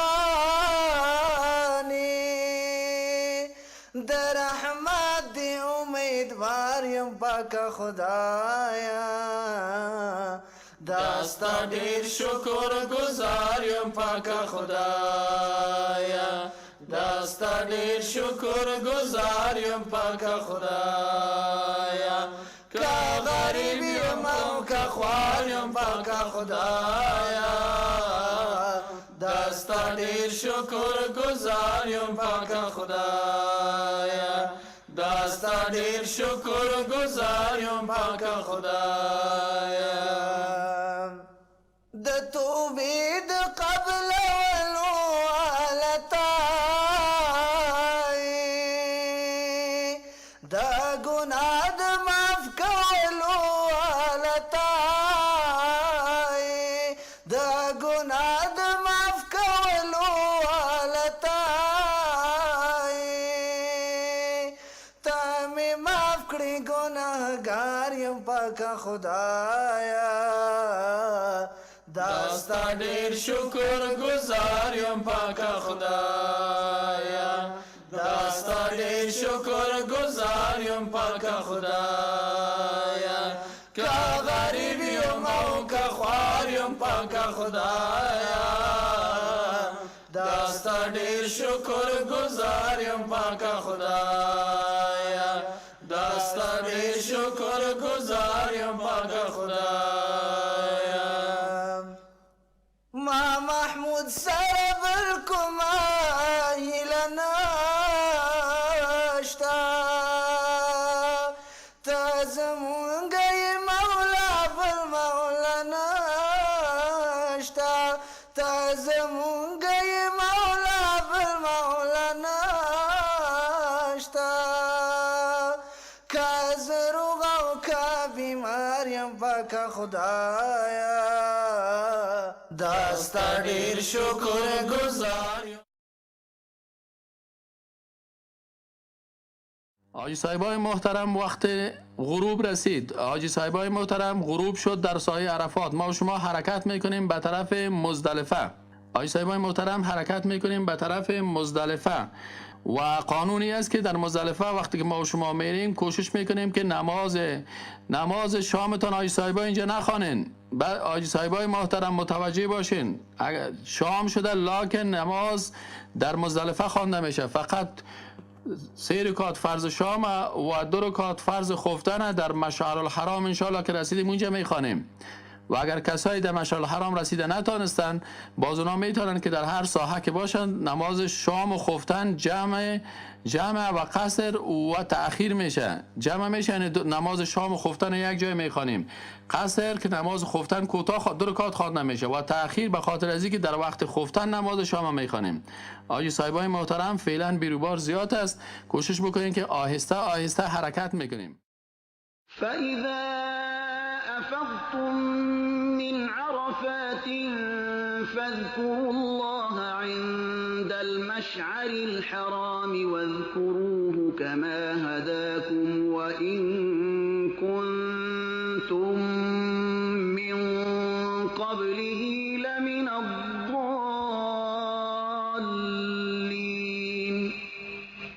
بسم الله الرحمن الرحیم. الحمد لله و الصلاة و السلام علی رسول الله صلی الله علیه و سلم. حاجی صاحبای محترم، ما و شما به منطقه مزدلفه رسیدیم و در مزدلفه انشاءالله امشب در مزدلفه می باشیم و نظر به آیت شریفی که الله سبحانه و تعالی بر ما و شما امر کرده بود که ثم افیدوا من حیث افاد الناس واستغفروا الله ان الله غفور رحیم.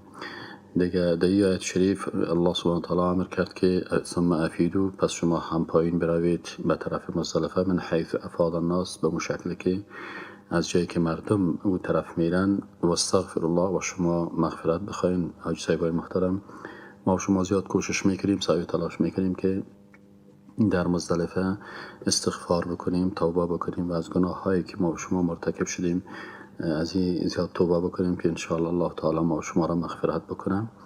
حاجی صاحبای محترم، تا وقتی که ما و شما به مسجد نزدیک مشعر الحرام یا مسجد مشعر الحرام میرسیم کوشش میکنیم انشاءالله تعالی اونجا خدا برسانیم و نماز شام و خفتن خدا یک جا در اونجا به شکل جمع قصر و تأخیر اونجا ادا میکنیم. جمع به ایمانا که نماز شام و خفتن یک جا اونجا ادا میکنیم به شکل مثل مسافرانه و دو رکعت میخوانیم نماز خفتن، اما شام 3 رکعت میخوانیم. و اگر حاج صاحبای محترم کسی نتانست که در مسجد الحرام به جماعت برسه یا سرش ناوقت شد، میتونه که در دیگر ساحات نماز شام خفتن خدا بخوانه. این شب انشاءالله ما شما مکملا در مزدلفه سپری میکنیم.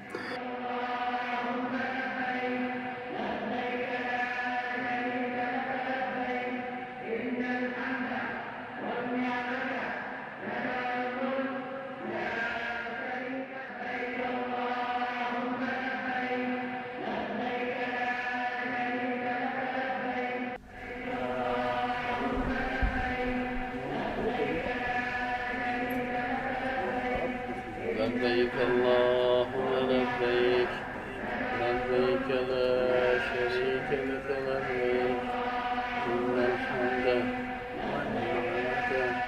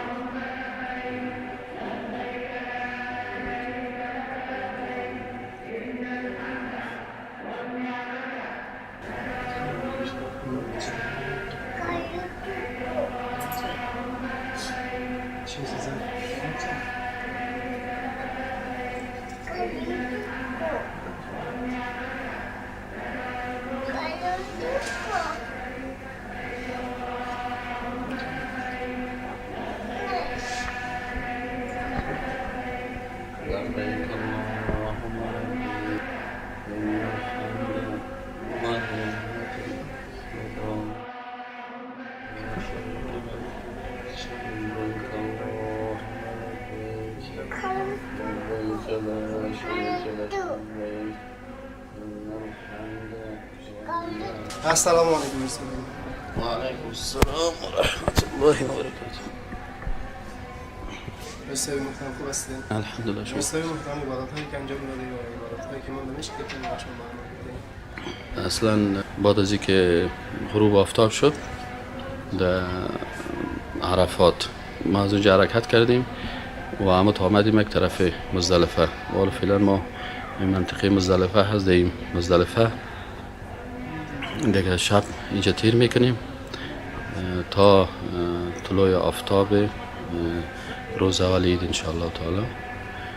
روز اول عید که بخیر آفتاب طلوع کرد دیگه باز حرکت میکنیم به طرف جمرات و عبادت هایی که در اینجا میشه.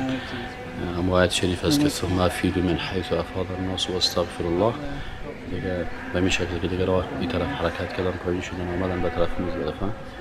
ما هم حاج بارستان دیگه حاجی آمدیم اینجا منطقه و شب همیشه نماز شام خفتنه به شکل چیز خواندیم جمع و تأخیر دمی منطقه خواندیم. خب اصلا حاج سیبو اکثر شانده مزید مشالله رام باید میخوانیم لیکن سرمایه دارد ناوقت شد خوانده نتونستیم که خودمون باز خواندیم و حالا یک ساعت گفتیم استراحت میکنیم شب اینجا باشیم و صبح خیلی طرف حرکت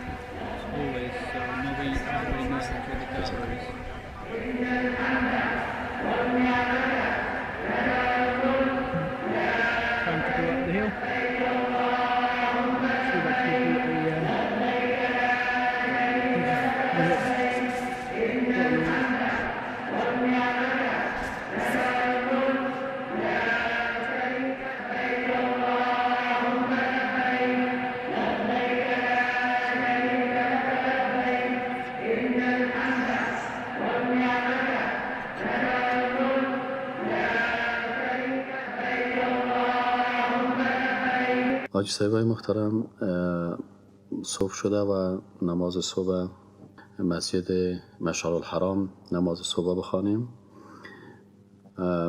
حاج صاحبای محترمی که نماز صبح در اونجا خواندن نمیتونن، میتونن در هر جای قسمتی که هست نماز خدا ادا بکنن.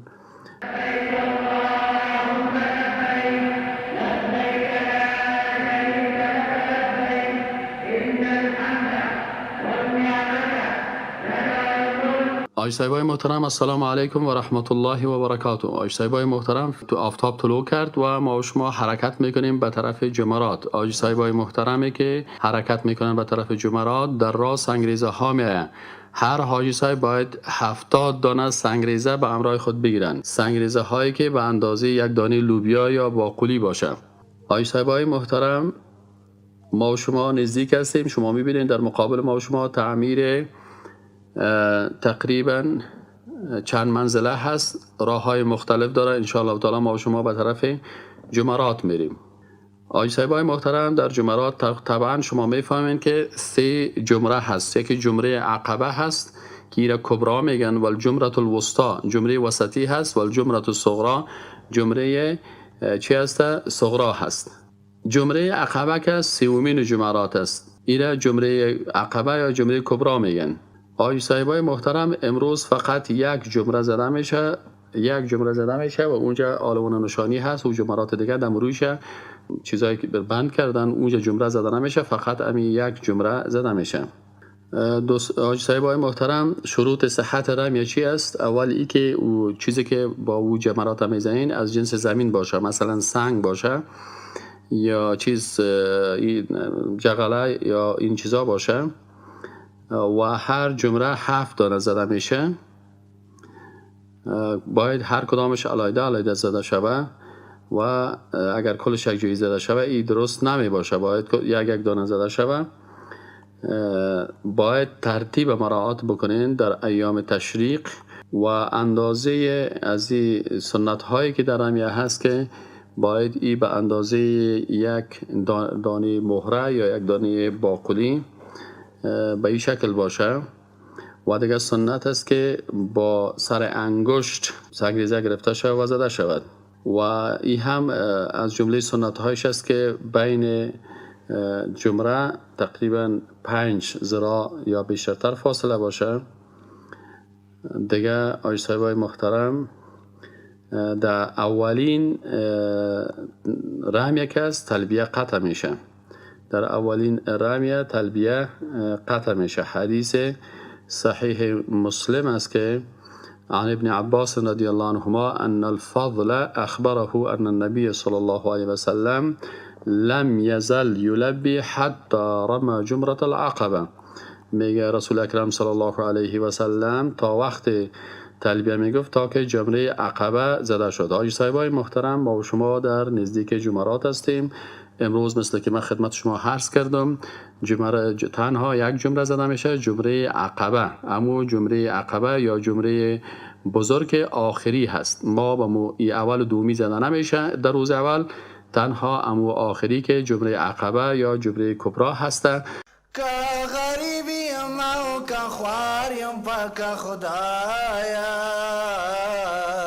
دست دیر شکر گزاریم پاک خدایا، دست دیر شکر گزاریم پاک خدایا. که غریبیم او که خواریم پاک خدایا، دست دیر شکر گزاریم پاک خدایا، دست دیر شکر گزاریم پاک خدایا. یم خوشحال چې د پیدا از مسلمان یم، امتی د پاک نبی آخر زمان یم، امتی د پاک نبی آخر زمان یم. زر زادر نبار بار یم پاک خدایا، داستا دیر شکر گزار یم پاک خدایا.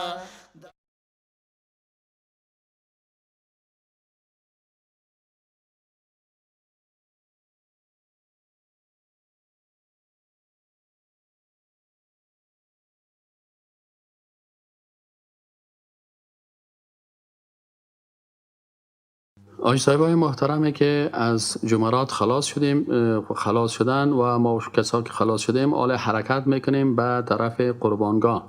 آج صاحبای محترم طرف قربانگاه میریم بخیر. اینجا ما شما حدی خود ذبح میکنیم و آج صاحبای محترمه که ذبح نکردن و یا کس را وکیل گرفتن، انشاءالله تعالی اونا توسط وکیلایشان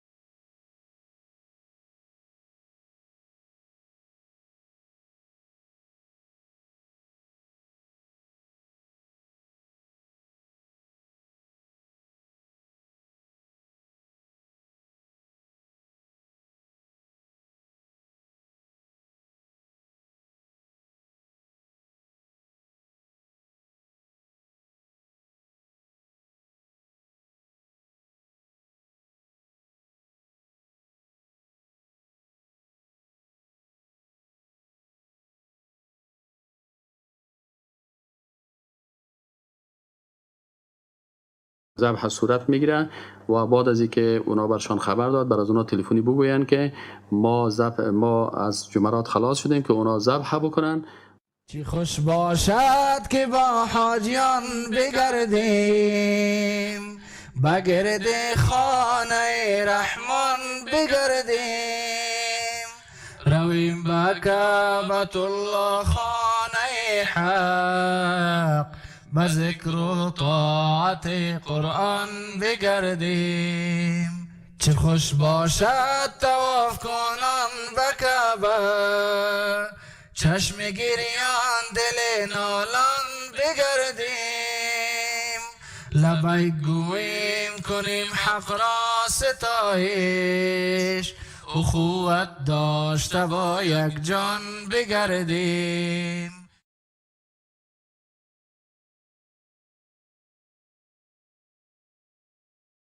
ما و شما بریم به طرف سلمانی هایی که سرهای خود آبی بیاجی ها کم میکنن و آجی صاحب ها میتونن که یا کم بکنن و یا هم تراش بکنن.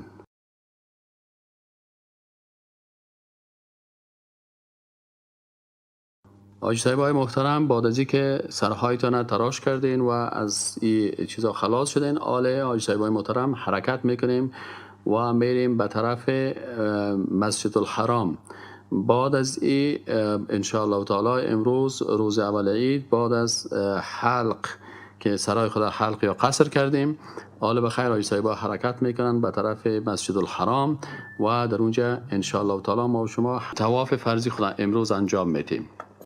اعدای طواف فرضی و طواف فرضی که ای هم دمی روز اول عید میشه، حالا شما ما حرکت میکنیم ما و شما طواف فرضی که از طبعا لباسای خدا ما و شما میکشیم و لباسای عادی خدا میپوشیم، احراما را دور میکنیم و لباسای عادی را میپوشیم و با لباسای عادی طواف فرضی صورت میگیره. در طواف فرضی مثل که ما و شما برای عمره طواف کرده بودیم، از اینمی قسمتی که چراغ آبی هست، از قسمت چراغ آبی که مقابل حجر الاسود است، چون بیروبار زیاد است آقای صاحبای محترم در طواف فرضی، از این خاطر ما نمیتونیم که مثلا به حجر الاسود بسیار مشکل است کس برسه، از این خاطر امی گروپ در نظر بگیرین. از اینمی چراغ سبز شروع میکنیم ان شاء الله تعالی 7 شوط بخیر طواف میکنیم و عمو قسم طواف میکنیم مثل که ما و شما طواف برای عمره کرده بودیم. بعد از اینکه طواف ما خلاص شد، بعد از او در هر جایی که امکاناتش بود 2 رکعت نماز میخوانیم، هر جایی که امکاناتش بود 2 رکعت نماز میخوانیم و بعد از او حرکت میکنیم میریم برای سعی بین صفا و مروه. سعی بین صفا و مروه مثل که قبلا من خدمت شما تشریح کردم، از کوه صفا شروع میشه و 7 شوط ما و شما بین صفا و مروه چی میکنیم؟ سعی میشه. بعد از اینکه خلاص شد دیگه در 7م مرتبه که در مروه رسیدیم، بعد از او دیگه اینمی سعی که ما کردیم، این سعی هم به نزد احناف، علمای احناف ای واجب است و به نزد جمهور علما که است ای فرض است. بعد از اینکه این 2 فرض ختم شد، بعد از این ما و شما حرکت میکنیم. پس حق نداریم به هتل بریم روز اول، میریم کل ما به طرف منا. پس دمو خیمه ما که در منا بود اینجا شب تیر میکنیم و فردا که روز دوم عید است میم جمرات هم میزنیم. باز روز دوم 2 جمره زده میشه منتها بعد از ساعت 12 بجه. بعد از حاجی صاحبای محترم پس میم در منا همینجا می باشیم دمی خیمه خود. باز روز سوم باز 3 جمره زده میشه روز سوم و باز میم پس به منا و اینجا اگر کس خواسته باشه که روز بعدیش هم بزنه ثواب داره او را هم بکنه و اگر کس نمیتونه امی جمره را که خلاص کرد پس میره حرکت میکنه به هتل خود میره باز او را هم میتونه. اینی شد آجی صاحبا این قسم جمرات زده میشه. منتها فکرتان باشه که جمرات روز دوم و روز سوم و روز چهارم که است اینا بعد از ظهر بعد از اینکه زوال میشه، قبل از او حق نداریم که جمره را بزنیم. بعد از زوال جمرات زده میشه و حرکت میکنیم. بعد از او دیگه میایم به هتل و در هتل چند روز اینجا می باشیم به شکل عادی و تا وقتی که حرکت ما و شما، کسای حاجی صاحبایی که قبلا به مدینه منوره رفتن اونا برشان اعلان میشه که حرکت میکنن میرن به طرف جده. قبل از رفتن به جده باز طواف وداع میکنن و حاجی صاحبایی که به مدینه منوره نرفتن ما و شما نرفتیم، از این خاطر ما و شما روزی که اعلان میشه که به مدینه منوره میریم باز طواف وداع میکنیم و با طواف وداع حج ما و شما خلاص میشه و رفتن به مدینه منوره شروع میشه و نیت ما این باشه که ما به زیارت مسجد نبوی میریم و در اونجا نمازها را میخوانیم و به مسجد قبا میریم اونجا هم نماز میخوانیم و اگر نیت خود جور میکنیم که ما به نیت خواندن نماز در مسجد نبوی میریم. حاجی صاحبای محترم اینمی قسمتی بود که باز حج ما و شما در اینجا ختم میشه و السلام علیکم و رحمت الله و برکاته.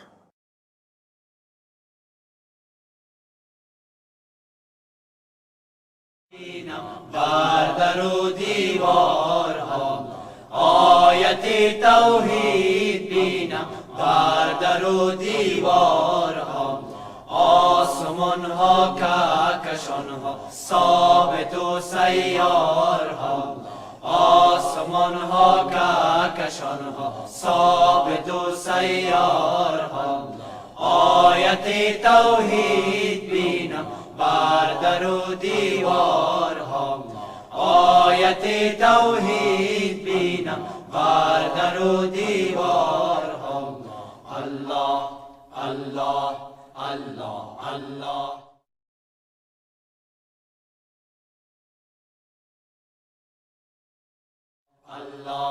بسم الله الرحمن الرحیم. حاجی صاحبای محترم امروز ما و شما بخیر میریم به طرف اول به طرف غار ثور میریم و حاجی صاحبای محترم یکی از قصه هایی که در اینجا هست که رسول اکرم صلی الله علیه و سلم وقتی مردم دعوت کرد به طرف اسلام، بالاخره دشمنای اسلام مشرکین چون وقتی که دلیل نداشتن به این خاطر از خشونت کار گرفتن و رسول اکرم صلی الله علیه و سلم می‌خواستن به شهادت برسانن. رسول اکرم صلی الله علیه و سلم با همراهی بهترین دوستش که فکر کرد که آله که برای ما حمله میشه بهترین دوست و کسی که میتونه همراه ازی باشه تا مدینه منوره، بالاخره ابوبکر صدیق بهترین دوستش بودی رو اختیار کرد و رفتن به غار ثور و در غار ثور اینجا رسول اکرم صلی الله علیه و سلم به همراه ابوبکر صدیق در غار ماندن و بالاخره باز در روز بعد از او وقتی که فرصت پیدا کردن مشرکین کم راهشان دیگر طرف میرفتن اینا رو جستجو میکردن و رسول اکرم صلی الله علیه و سلم به شکل از اشکال از غار ثور رفتن بالاخره به طرف مدینه منوره. حاجی صاحبای محترم متوجه باشین که یکی از مشکلاتی که وجود داره این است که امروز وقتی که ما و شما به اینجا میریم این صرف به خاطر از این است که ما و شما بعضی از اماکن میبینیم و از درس‌های تاریخی از استفاده میکنیم، لکن رفتن به غار ثور و بودن در غار ثور این کدام عبادت خاصی نداره.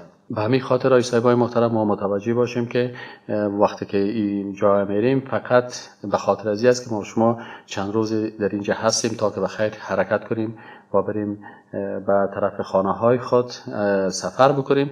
از این خاطر بعضی از مناطق که هستی ما دیدن میکنیم، لکن دیدن از این مناطق اما تا یک شکل دیدن است و رفتن به اینجا کدام اجر یا پاداش یا ثواب یا عبادت نیست. حاجی صاحبای محترم اون بالا رو شما سهل میکنین و بغل کور مردمایی که خطایی که سفید معلوم میشه انصار ها هستن و اینا میرن به طرف امو غار ثور. رفتن به غار ثور مثل که پیشتر خدمتتان عرض کردم این کدام عبادت نیست و در جمله احکام و مراسم حج شامل نیست. کسایی که اینجا میرن متاسفانه بعضی کسا بعضی بدعت ها را میکنن، از غار بوسه میکنن یا در اونجا مثلا میرن 2 رکعت نماز میخوانیم یا مثلا میگن اونجا میریم که ما برکتی شویم یا ما اونجا میریم که ثواب داره. اینی کلش در بدعت ها داخل میشه.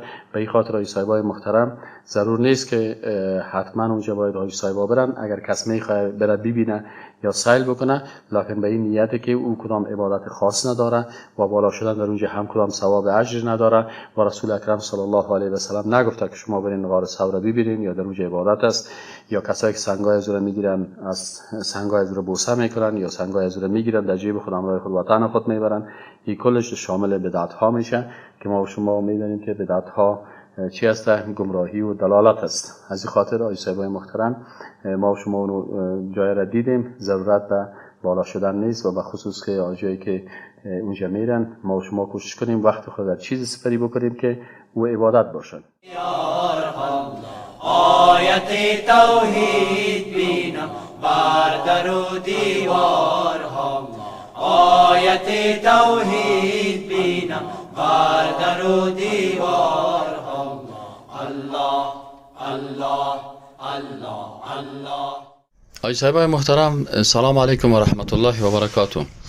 آقای صاحبای محترم امروز بخیر ما و شما حرکت میکنیم و میریم به طرف غار حرا و اینی سرک شما میبینید که ما و شما در حرکت هستیم. اینی سرک است که میره به طرف جبل النور و اینی کوی که در مقابل شما معلوم میشه.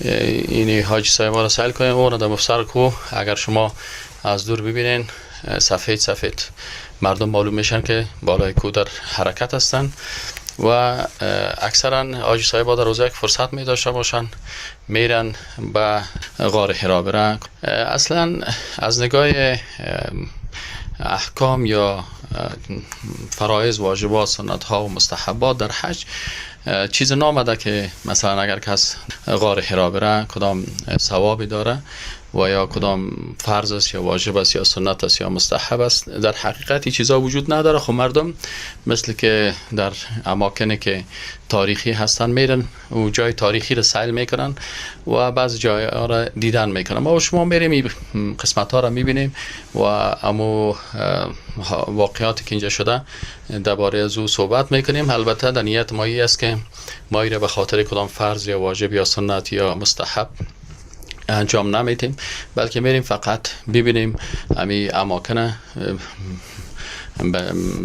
امو جایهای تاریخی را و چیزایی که شده ای را سیل میکنیم. حاجی صاحبای محترم اینی قسمت حاجی صاحبای محترم رایست که بالا میشیم به طرف غار حرا. امی غار حرا البته ای را جبل نور میگن که چون در امی جبل نور یا دیکو چی هست غار حرا هست و غار حرا جایی است که بالای رسول الله صلی الله علیه و سلم وحی نازل شد و آیت شریف اولی که رسول اکرم صلی الله علیه و سلم قبل از بعثت خود به این منطقه می آمدن و در غار حرا چندین شب می بودن و فکر میکردن و تدبر میکردن درباره مخلوقات الله، درباره از اینکه انسان ها چرا به این بدبختی ها گرفتار هستند تا اینکه جبریل پیش آمد و سرش وحی نازل شد. اعوذ بالله من الشیطان الرجیم. بسم الله الرحمن الرحیم. اقرأ باسم ربک الذی خلق الانسان من علق اقرأ وربک الاکرم الذی علم بالقلم. آقای صاحبای محترم ما در داخل اینجا که هستیم حرکت میکنیم. این سنگا بسیار سنگای زیاد است و در داخل سنگا متاسسا پیش میریم تا که البته غار حرا پیش از دیگه ما متاسسا میریم. اینی قسمت های کمک که تیر شدن بسیار سخت است. باشین که آستا خدا پیش کرده بریم تا ای که دمی پیش چیز برسیم و از این معلوم میشه که رسول اکرم صلی الله علیه و سلم که در اینجا می آمد بسیار سختی ها را تحمل میکرد تا خدا بالاخره در اینجا میرساند و در اینجا تفکر میکرد. میریم پیشتر کمی. این آقای صاحبای محترم ما و شما به نزدیک شدیم به غار حرا. پیش میریم یک کمی دیگه هم شما ابراهیم با باشین. آهسته آهسته میریم داخل.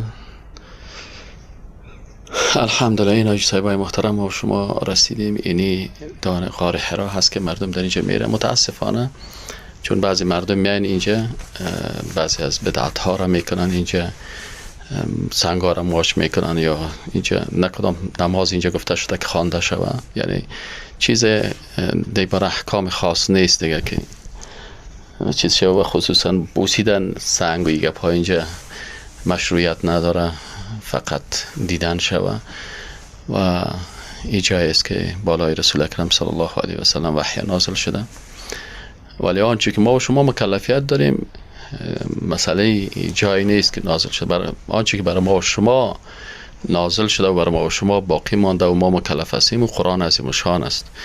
ما و شما وظیفه داریم که امو عمل به قرآن بکنیم و این کارهایی که بعضی دوستا میکنن که ماش میکنن و سر خودم میمانن این یا کارهای نادرست است. به هر صورت دوستای عزیز در همینجا رسول اکرم صلی الله علیه و آمده و در همینجا چندین وقت می بودن تا ای که امین آسمان که جبریل امین علیه السلام است میان و در اینجا بالای رسول اکرم صلی الله علیه و سلم وحی نازل میشه و برش میگه که اقرا بخوان و رسول اکرم صلی الله علیه و سلم میگه من خواندن نمیتونم. جبریل به اساس حکم الله میگه، چون الله وقتی که یک کسی بخواد که عالم جهان بسازه نیازی به مکتب و مدرسه و پانتون نداره، پس معلمی مثل جبریل برش روان میکنه و کتاب روان میکنه و وحی نازل میکنه و به این شکل او یک عالم بزرگ میشه. پس جبریل علیه السلام به اساس حکم الله برش میگفت که بخوان، چون الله ما فوق اسباب است و حتی یک انسانی که هیچ تعلیم نکرده باشه او را عالم بزرگ میسازه. و رسول اکرم صلی الله علیه و سلم به اصحاب دنیایی میگفت که ما خواندن نمیتونم، به هر صورت بالاخره برش گفت که اقرا بسم ربک الذی خلق، چند مرتبه در آغوش خود خوب فشار داد و گفت که بخوان به نام پروردگارت که تو را خلق کرده. و همینجا هست که رسول اکرم صلی الله علیه و سلم شروع به قرائت میکنه و اینمی قسم است که بالاخره با نزول وحی از امی روز رسول اکرم صلی الله علیه و سلم من حیث معلم بشریت بر بشریت معرفی میشه و الحمدلله تا امروز ما تمام ما شاگردای رسول اکرم صلی الله علیه و سلم هستیم. دوستان عزیز پس حرکت میکنیم میریم به طرف پایان و امی سفر ما به این منطقه ختم شد. چی خوش باشد که با حاجیان بگردیم، بگرد خانه رحمان بگردیم، رویم به کعبت الله خانه حق، به ذکر و طاعت قرآن بگردیم.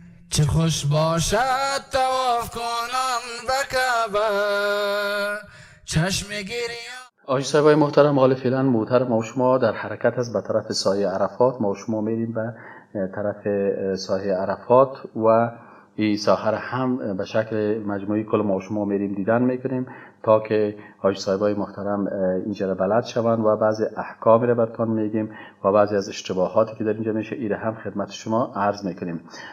جاهایی که البته در ساحه عرفات است و در دیگر جاها که براتون نشان داده میشه یا خود ما و شما میریم و یا از طریق ویدیوها خدمت شما تقدیم میشه که معلومات خوبی داشته باشین، خصوصا در مورد بدعت هایی که متاسفانه در حج صورت میگیرد. به این خاطر آقای صاحبای محترم مطلع باشن تا که خدای ناخواسته به یکی از این بدعت ها مبتلا نشن. واریم پاک خدایا داستا ډیر شکر گزاریم پاک خدایا، داستا ډیر شکر گزاریم پاک خدایا، که غریبی ما که خواریم پاک خدایا، داستا ډیر شکر گزاریم پاک خدایا، داستا ډیر شکر گزاریم پاک خدایا. یم خوشحال چې د پیدا ز مسلمان یم، امتی د پاک نبی آخر زمان یم، امتی د پاک نبی آخر زمان یم، زر زادر نبار بار یم پاک خدایا، داستا ډیر شکر گزاریم پاک خدایا، داستا ډیر شکر گزاریم پاک خدایا، که غریبی ما که خواریم پاک. بسم الله الرحمن الرحیم. بسم الله الرحمن الرحیم. اسم ایدر ایدری ایدری ایدر علی ایدری حاجی صاحب اینجا کجاست شما؟ اینجا جبل رحمت است. جبل رحمت است. خب برای ذکر رحمت خداوند اینجا نازل میشه. در روز عرفات باید ما شما هر چی مناجات دعا بگینمان اینجا بکنید. اینجا بکنید بسیار. آقای صاحب شما خدمت بگید. محمد یونس اسمتی. از کجا هستید؟ عبدالله افشار عبدالله. خب از افغانستان هستید؟ بله. بسیار خوب. آقای صاحب اینجا چی میگن؟ جبل رحمت سایه عرفات. سایه عرفات. سایه عرفات. دوباره خداوند متعال جل جلاله. بیا تو پیش بریم ببینیم که دیگه چه گپ هست. آقای صاحب شما نامتون چی هستن؟ سید توکل شد. سید توکل شد از افغانستان. از افغانستان از ولایت لوگر. این جبل رحمت است. سایه عرفات. سایه عرفات است. تشکر.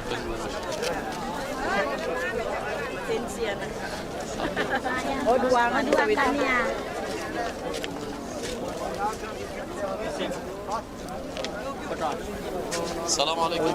وعليكم السلام. كيف حالكم؟ كيف حالكم؟ كيف حالكم؟ أنا تركيا. How are you? Kandaksız. اسم نيم. تركيا. داوود تورك. نعم نيم. داوود تورك. أهلا وسهلا. هنا جبل رحمة. جبل رحمة ساي عرفات. أهلا وسهلا. السلام عليكم. وعليكم. क्या नाम है भाई साहब? अब्दुल्ला सर. अब्दुल्ला कहाँ के रहने वाले हो?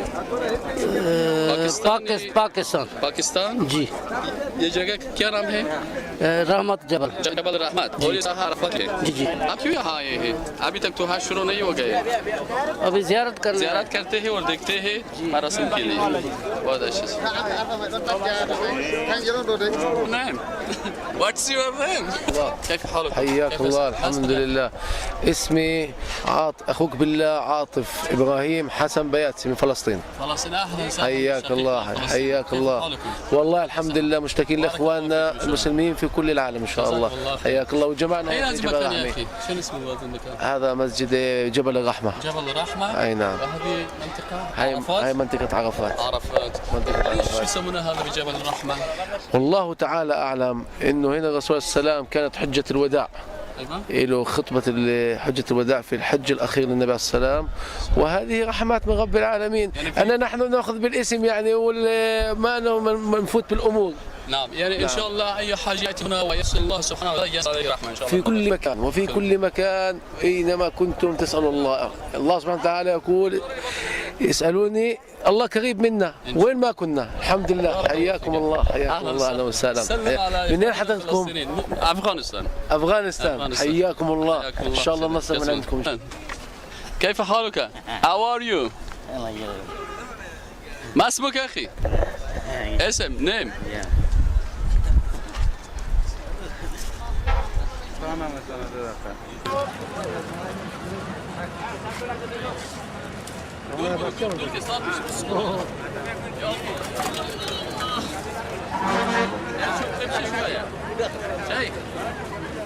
يا حاج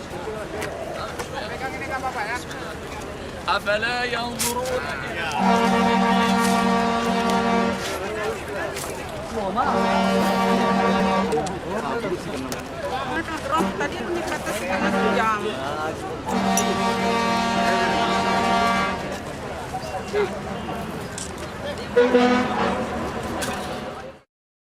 چی خوش باشد که با حاجیان بگردیم بگرد خانه رحمان بگردیم رویم به کعبة الله خانه حق به ذکر و طاعت قرآن بگردیم چه خوش باشد طواف کنان به کعبه چشم گریان دل نالان بگردیم لبیک گوییم کنیم حق را ستایش اخوت داشته با یک جان بگردیم چی خوش باشد که با حاجیان بگردیم بگرد خانه رحمان بگردیم رویم به کعبه.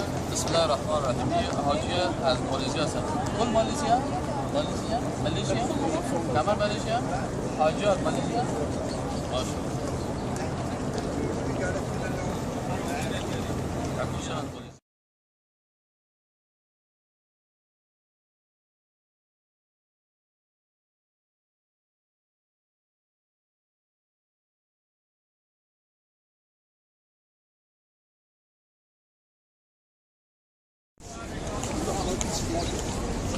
الله الرحمن الرحیم. دوستان عزیز، در این موقعیت ما قرار داریم مکتب مشهد مکرمه، یعنی کتابخانه مکه مکرمه در هست. این اینجا رسول الله صلی الله علیه و سلم تولد شده. حال اونجا که رسول الله صلی الله علیه و سلم تولد شده، او را کتابخانه ساخته. بیایید بتازید. خوش باشد که با حاجیان بگردیم، بگرد خانه رحمان بگردیم، رویم با کعبت الله خانه حق. بارش مانده نباشین. کجا هستین؟ منطقه که ما فعلا هستیم شرق حرم شریف است که در اینجا خانه رسول الله صلی الله علیه و سلم بود. آل فعلا در طول تاریخ از خانه رسول الله جایی که پیامبر صلی الله علیه و سلم تولد شده بود، آل مکتبه یا کتابخانه ساختن و از خانه رسول الله هم کتابخانه ساختن که مسلمانان میان به خاطر مطالعه و در زمین در مقابل شما میبینید اینجا چی گفتن؟ نکته خواندن یا دعای مخصوص کردن در اینجا شرعاً جایز نیست. بعضی دوستایی که مثلا شما اونجا ببینین برادرها یا خواهرایی که چیز مثلا دیوار پنجره و اینا رو ماش میکنن یا مثلا دعا میکنن چیز از نگاه شرعی، چون دعا عبادت است و عبادت باید منصوص باشه یا از پیامبر صلی الله علیه و سلم نقل شده باشه. پیامبر صلی الله علیه و سلم یا صحابه کرام اینجا دعای نکردن و دعای نخوندن، برای ما هم لازم نیست ما بیایم یا دعا بخونیم یا مثلا پنجره چیز ماش بکنیم. خب در مقابل اونجا که مردم مثلا اون قسمتی که مردم میبینن داخل میشن و برن یا تشنابا است. تشنابا است، مردم به خاطر رفع حاجت و به خاطر وضو و غسل میرن. در سابق در عصر پیامبر صلی الله علیه و سلم اونجا خانه ابو جهل بود، چون الله سبحانه و تعالی همونطور که برای خودش ذلت نصیب کرده بود خانه هم شما میبینید که در شکل تشناب یا تشناب ازش استفاده میشه. خب اگر اینجا رو ببینیم در بین خانه رسول الله صلی الله علیه و در بین حرم شریف خانه ابو جهل است، به معنای از این است که ولو که آدم در بین خانه پیغمبر و در بین حرم شریف هم باشه ولی ایمان نداشته باشه به نفعش نیست. به نفع نیست، چون شما اگر مثلا نزدیک بودن به حرم حجت میشد از خانه پیغمبر صلی الله علیه و خانه ابو جهل به حرم نزدیکتر است و تقریبا در دیوارش حرم چسبیده. دیگه از خاطر چون کلمه نخوان ولو که مثلا قریشی بود یا کاغای پیامبر صلی الله علیه و سلم بود، از دنیا به ایمان رفت و خانهش چیز فایده برش نرساند. تشکر قاری صاحب، زنده باشین. و علیکم السلام. چی خوش باشد که با حاجیان بگردیم، بگرد خانه رحمان بگردیم، رویم با کعبت الله خانه حق، با ذکر و طاعت قرآن بگردیم. چی خوش باشد. آقای صاحبای محترم، السلام علیکم و رحمت الله و برکاته. آقای صاحبای محترم، امروز روز حرکت است که ما و شما بخیر از مکه مکرمه به طرف مدینه منوره حرکت میکنیم و ما و شما قبلا گفته بودیم که یکی از واجبات حج طواف وداع هست. امروز شما برای 2 ساعت وقت دارین که به حرم شریف برین و اونجا آخری طواف که طواف وداع هست این انجام بدین.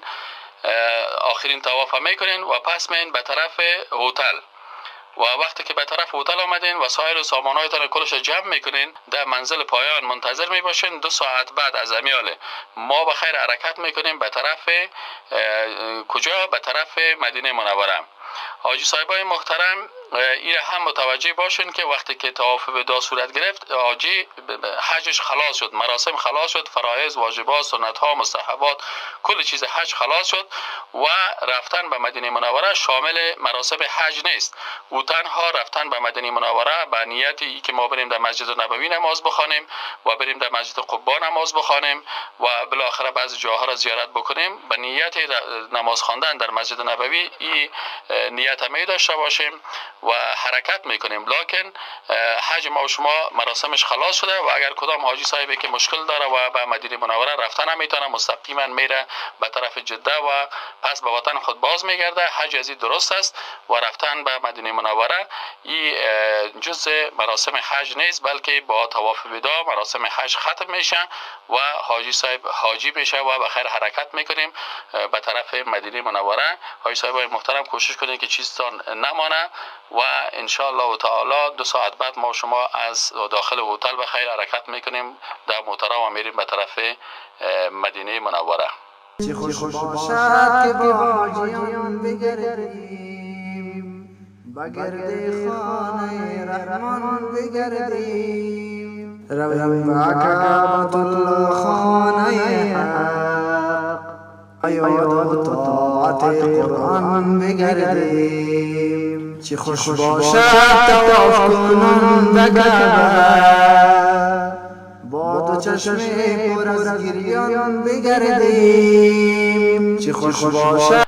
حاجی صاحبای محترم، حال فعلا لطفاً در موترا بالا شوین، منظم در موترا بالا شوین و ما و شما حرکت میکنیم به طرف مدینه منوره. کوشش بکنید که سامانهایتان نمونده باشه. ان شاء الله تعالی بعد از 10 دقیقه سرویس های ما حرکت میکنه به طرف مدینه منوره که حاجی صاحبا متوجه باشین که کسی در پایان نمونده باشه و اگر کدام مشکلی داشته باشن در اتاق جای معلومات بیاین و مشکل خود بگوین. بغیر از او تمام وسایلتان پایان بکنین و 10 دقیقه بعد بخیر حرکت است. حاجی صاحبای محترم لطفاً فرصت برای حاجیای ریش سفید و بی حاجی بدین که در اول در موترا بالا شوند و موترا منظم کلش است، هیچ کس نمیمانه، برای کلگی سیت گرفته شده است. ان شاء الله تعالی بعد از 10 دقیقه حرکت است که ما و شما میریم به طرف مدینه منوره. حاجی صاحبای محترم، چون حرکت ما و شما به طرف مدینه منوره هست، خوب است که بعضی از احکام مدینه منوره را خدمت شما تقدیم بکنم. مدینه منوره و طیبه شهر رسول اکرم صلی الله علیه و سلم محل نزول وحی و جایی است که جبریل امین علیه السلام خدمت رسول اکرم صلی الله علیه و سلم فرود می آمد. مدینه مرکز ایمان و شهر ملاقات و زندگی مهاجرین و انصار است. شهر کسانی که مدینه و ایمان را برگزیدند و بر همه چیز ترجیح دادند. مدینه منوره اولین پایتخت مسلمانان است که پرچم جهاد فی سبیل الله از آن افراشته شد و کاروان‌های حق برای نجات بشریت از تاریکی‌های ضلالت و گمراهی و هدایت آنان به نور حق رهسپار گردید. از همین مدینه منوره بود که نور حق درخشیدن گرفت و جهان را با شعاع هدایت و ایمان روشن نمود. مدینه منوره شهر هجرت مصطفی صلی الله علیه و سلم است. ایشان برای هجرتشان مدینه را انتخاب کردند و تا آخرین رمق حیات در همین شهر مقدس زندگی نمودند و نهایتاً در همین شهر جان به جان آفرین سپردند و در همین شهر دفن شدند و از این شهر برانگیخته خواهند شد.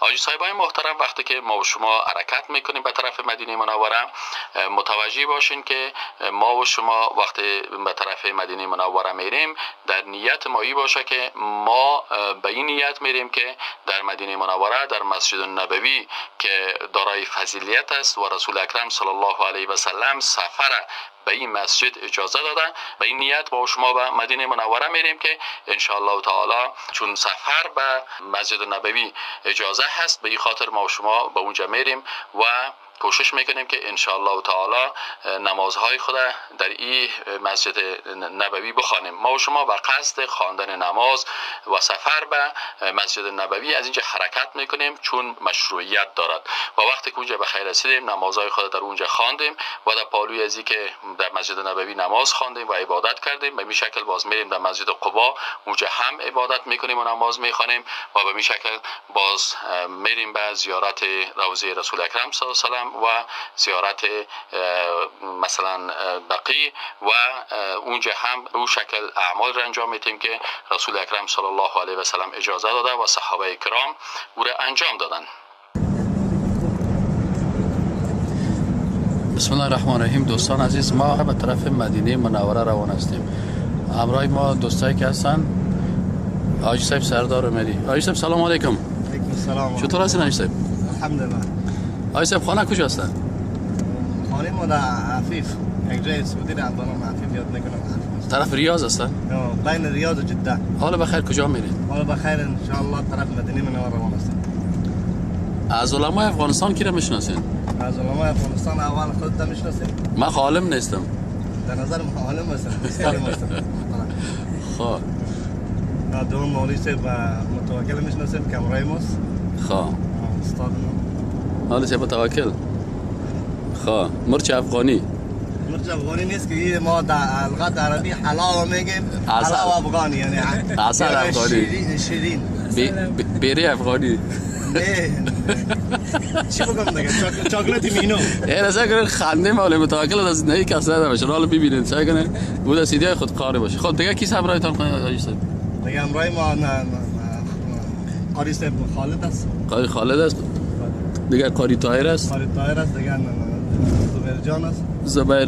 زبیر جان است دیگه. عتیق الله است. دیگه قاری صاحب عتیق الله است. قاری صاحب عتیق الله. قاری صاحب عتیق الله مانده نباشین. انت تسكن في وين؟ في جدة. في جدة نعم. ما شاء الله. ارفع صوتك يا شيخ. حال بخير کجا میرین؟ حال بخیر میریم مدینه منوره. ان شاء الله. نماز میخونیم زیارت رسول الله صلی الله علیه و سلم میریم. با نیت نماز خواندن در مسجد. با نیت نماز خواندن در مسجد نبوی. ان شاء الله تعالی.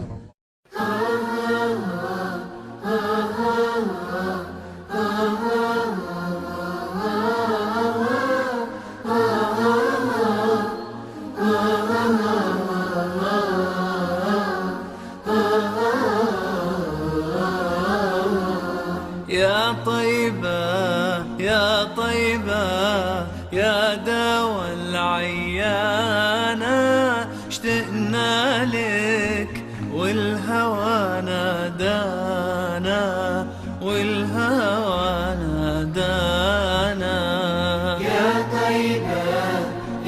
طيبة يا دوا العيانة اشتقنا لك والهوى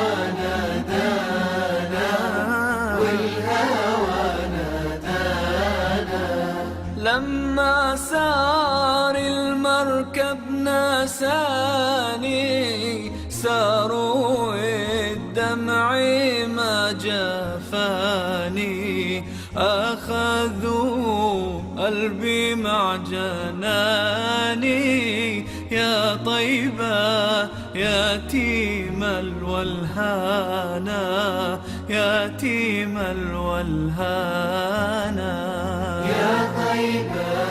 يا طيبة يا دوا العيانة اشتقنا لك والهوى نادانا والهوى نادانا قبلتي بيت الله صابر علاني يوما لك زائر يا ترى هل تراني ناظر للكعبة وتغمرني بأمانة تغمرني بأمانة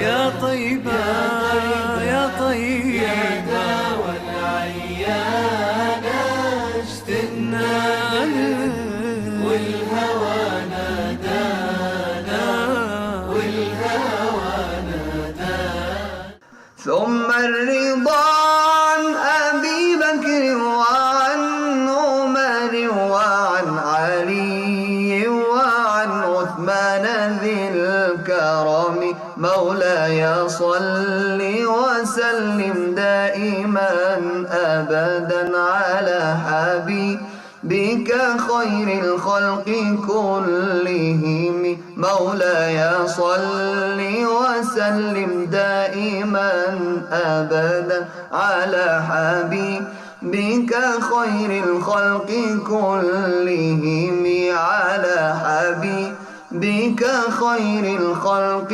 كلهم.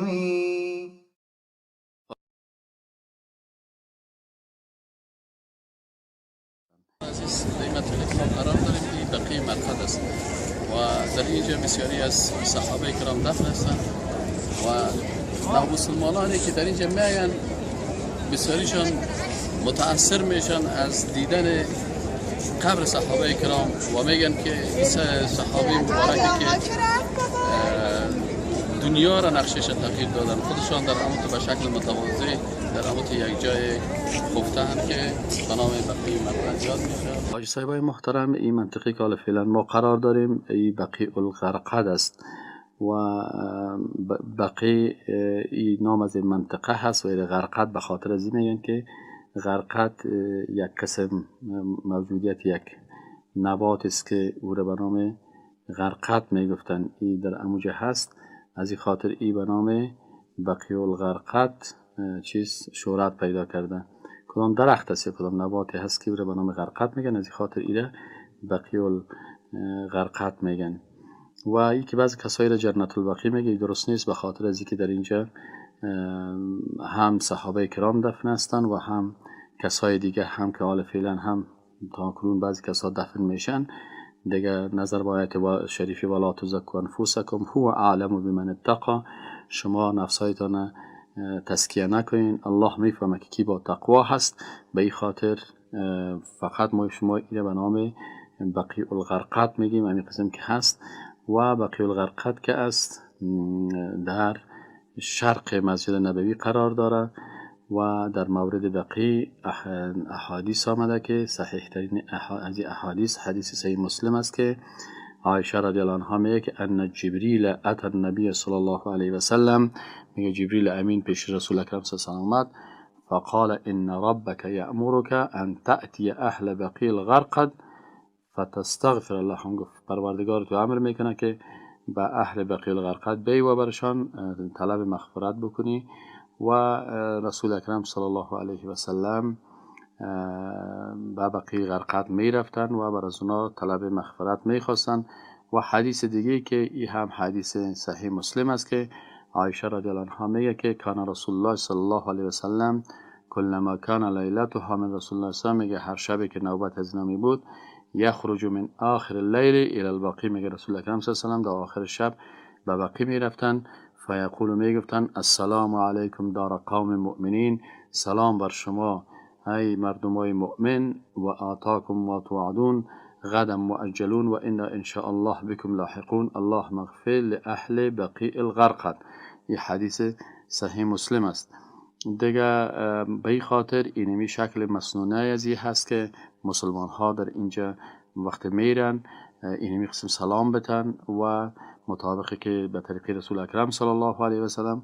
و کارهای غلطی که بعضی کسا از خاک از او میخورن و بعضی کسا مثلا به قبرها مثلا مثل یک حرکت مثل که در نماز استاد میشن در رکوع یا در قیام یا سجده، ای کارا را باید نکنیم در مقابل از اینا، بلکه فقط به طریق سنت که رسول اکرم صلی الله علیه و سلم به بقیع غرقد رفته به اینجا میریم و همچنان به قبرهای دیگه صحابه. و در کتاب هدایت سالک آمده است که در بقیع قبور و اجلت الصحابه و التابعین و من بعدهم، گفته که از بسیار صحابه جلیل قدر و از تابعین قبرهایشان در اینجا هست که این قبرها مثلا از جمله از اونها عثمان ابن عفان رضی الله تعالی عنه، عباس ابن عبدالمطلب رضی الله تعالی عنهما، و قبر حسن ابن علی رضی الله تعالی عنهما، و قبر زین العابدین و بعضی از اهل بیت اینجا دفن هستند، و همچنان قبر صفیه عمه رسول اکرم صلی الله علیه و سلم، و قبر ابراهیم پسر رسول الله صلی الله علیه و سلم، پسر کوچکشان که وفات کرده بودند، در پالوی قبر عثمان ابن مظعون و در پالویش عبدالرحمن ابن عوف رضی الله عنهما. و از بعضی از امهات المؤمنین میگن که بسیاری از امهات المؤمنین در اینجا دفن هستند. السلام علیکم و رحمت الله و برکاته. در جنت البقیع قرار داریم. شما اینجا میبینید که اکثرا قبرهایی که وجود داره که قبرهای صحابه کرام است و دیگه قبرهای مثلا دیگه علما و بزرگای که در وقت پیامبر صلی الله یا بعد از پیامبر صلی الله علیه و سلم وفات کرده، ولی شما میبینید که سر هیچ قبر گنبد یا بیرق یا مثلا سمت کردگی چیزی وجود نداره. این به این معنی است که اصل دین خو اینمی است که وقتی که یک مسلمان وفات میکنه به این قسم قبرش باید هموار باشه. و شما اینا ان شاء الله بعدا خود دیدین قبر عثمان رضی الله عنه و صحابه دیگر که پیامبر صلی الله علیه و سلم در عصر صحابه کرام تو کدام گنبد چیزی برش جور نشده. ولی من نمیفهم که چرا در افغانستان ما همین مرده ها یا کسایی که فوت میکنن چقدر عزت پیدا میکنن که سر از او گنبد جور میکنن و بیرق استفاده میکنن و یا مثلا مردم اونجا میره به خاطر طلب حاجت. به هر صورت و شما میبینید در مقایسه با زیارت های افغانستان حالی هم بعد از این کلیپ ان شاء الله براتون کلیپ زیارت های افغانستان میشن خود دنیا قبرستان پارا. السلام علیکم و رحمت الله.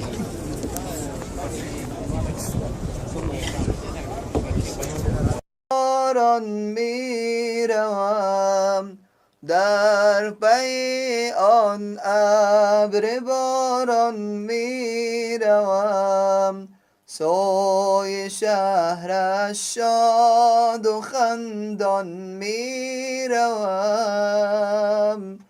بی قرارم با دل و جان میروم. آجی صاحبای محترم، حال به طرف مسجد قبا در حرکت شدیم. مسجد قبا اولین مسجد است که رسول اکرم صلی الله علیه و سلم بعد از رسیدن به مدینه منوره در اینجا جای گرفتن و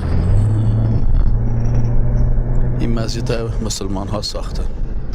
به طرف دست چپ حیران میروم مقصد من مرهم درد دل است مقصد من مرهم درد دل است من برای شور درمان میروم من برای شور درمان میروم سوی شهرش شاد و خندان میروم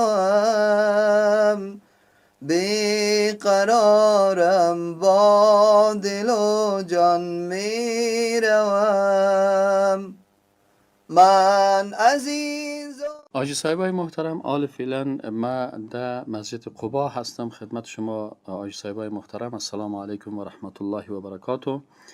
خدمتتان عرض بکنیم که مسجد قبا دومین مسجد است که در مدینه منوره دارای فضیلت و منزلت بسیار فوق العاده است و به تعبیر قرآن این اولین مسجد است که به اساس تقوا بنیانگذاری شده است که ایره خود رسول اکرم صلی الله علیه و سلم با صحابه کرام مهاجرین انصار ایره تأسیس کردند.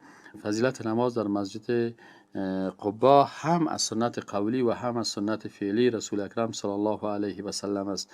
درباره از این حدیث عبدالله ابن عمر رضی الله تعالی عنهما روایت میکنم، میگه که کان النبی صلی الله علیه و سلم، میگه رسول اکرم صلی الله علیه و سلم یأتی مسجد قبا، اینا در مسجد قبا می آمدن کل سبت، هر روز شنبه ماشین یا سوار می بودن، ماشین به قدم خود می بودن، پای پیاده و راکبن یا سواره، فیصلی فیه رکعتین، در اینجا 2 رکعت نماز می خواندن.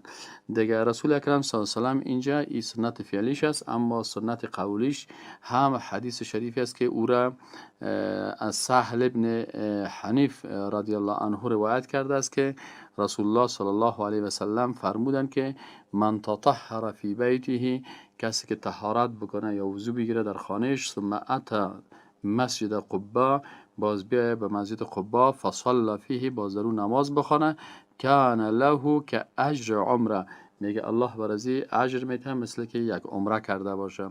و این حدیث در صحیح الجامع الصغیر و زیاداته شیخ ناصرالدین البانی گفتن که حدیث صحیح هستند.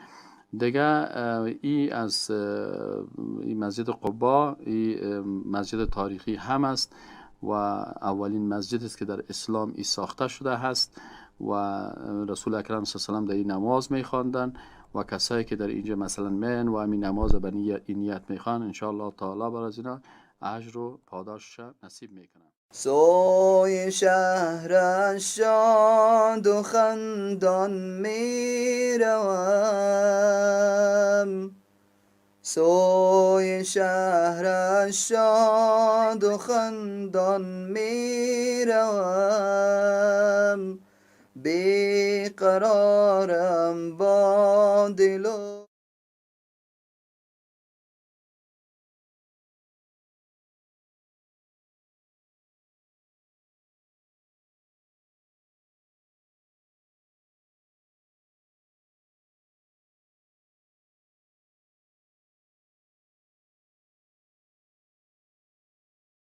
دوستای عزیز، زیارت سه قسم است. یکی زیارت سنی هست به طریق سنت رسول اکرم صلی الله علیه و سلم، مثل که ما آمدیم میریم به زیارت شهدای احد. این زیارت سنی هست که مطابق سنت رسول اکرم صلی الله علیه و سلم زیارت شود. و یکی زیارت بدعتی هست که بدعت ها در زیارت صورت میگیره و افراط میشه. بعضی کسا حلوا پخته میکنن، بعضی کسا مثلا در زیارت چیزایی را میپرتن و کارهای عجیب غریب میکنن. و قسم سوم زیارت شرکی هست که بعضیا در زیارت ها میرن و از اصحاب امو زیارت، کسایی که اونجا دفن هستن، بر از اونا صفات الوهیت هم میتن، مثلا از او دختر میخواین، از او بچه میخواین، از او شفا میخواین، اینی کارا را میکنن.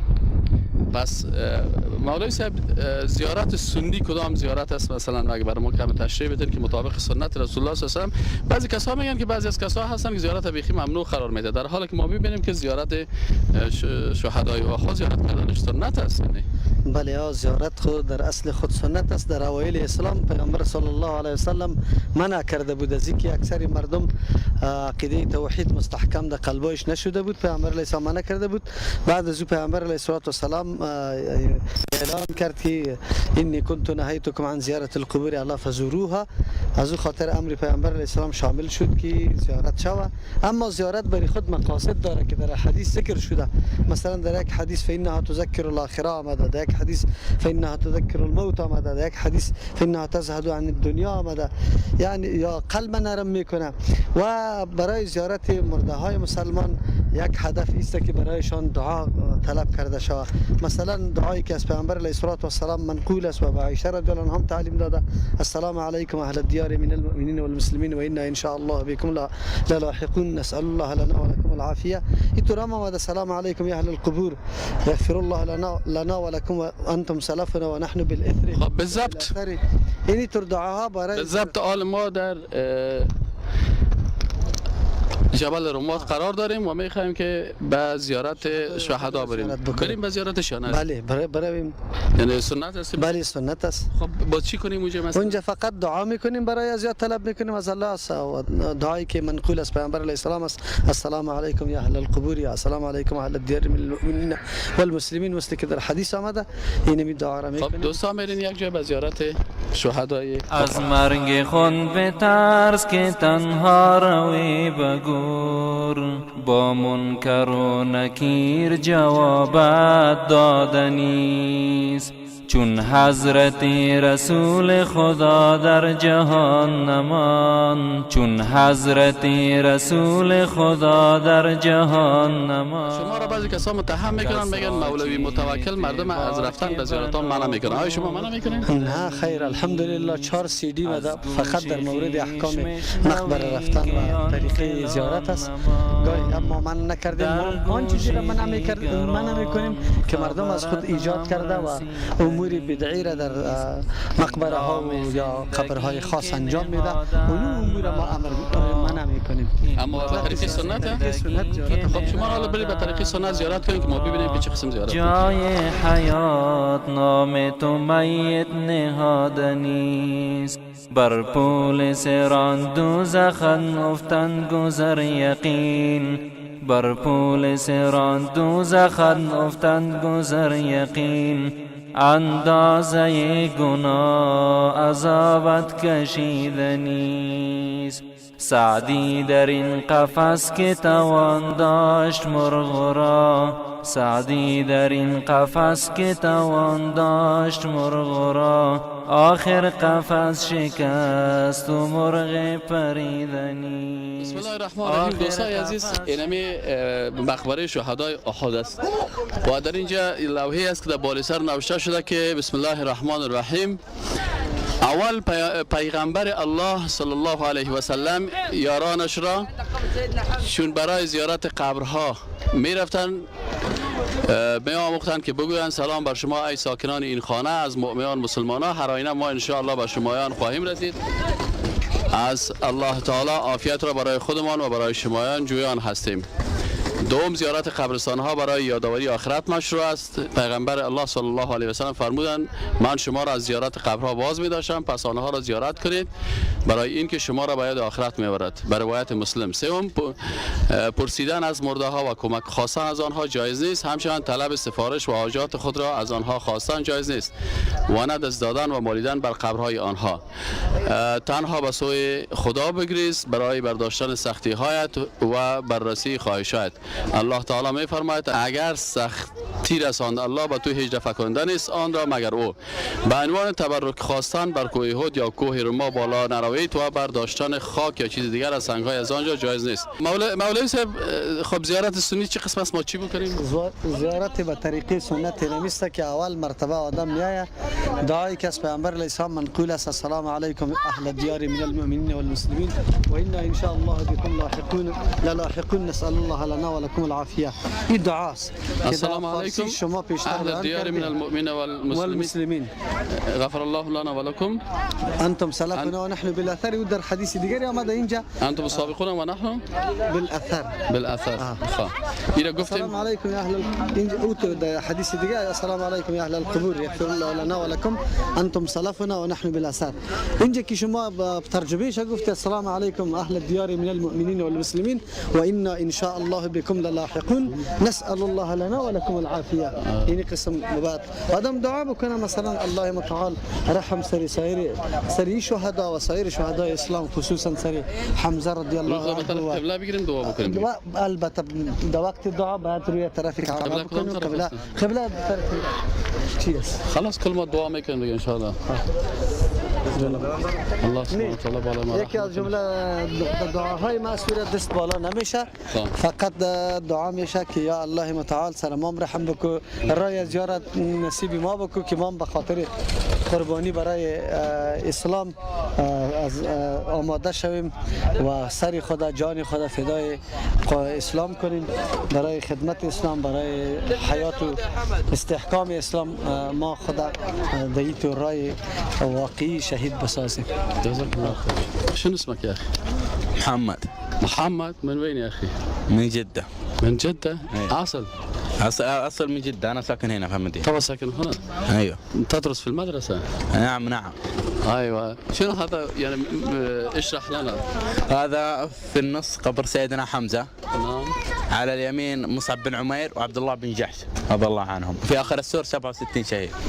67 شهيد؟ يعني كلهم 70 شهيد؟ كلهم 70 شهيد. تعرف اسمائهم؟ أعرف 3 منهم أو 4 أو أكثر. في حمزة بن عبد المطلب ومصعب بن عمير. أيوة. وعبد الله بن جحش وحنظلة غسيل الملائكة. جزاك الله خير. از مرگ خود بترس که تنها روی بگور، با منکر و نکیر جوابت دادنیست. چون حضرت رسول خدا در جهان نمان، چون حضرت رسول خدا در جهان نمان، کس را چی اعتبار که بنابود بودنیست. از گوش خیش مشنوی که آن فلان نمان، در گوش دیگران خبرت هم رسیدنیست. این نام زندگی که نهادن مر تو را، این نام زندگی که نهادن مر تو را. آیتی توحید بینم بر در و دیوارها، آسمانها کهکشانها ثابت و سیارها. آیتی توحید بینم بر در و دیوارها، آسمانها کهکشانها ثابت و سیارها.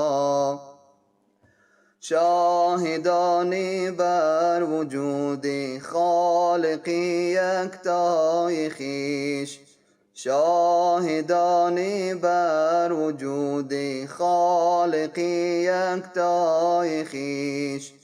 بحر و برها درها دریاچه ها کوثرها، آیتی توحید بینم بر در و دیوارها.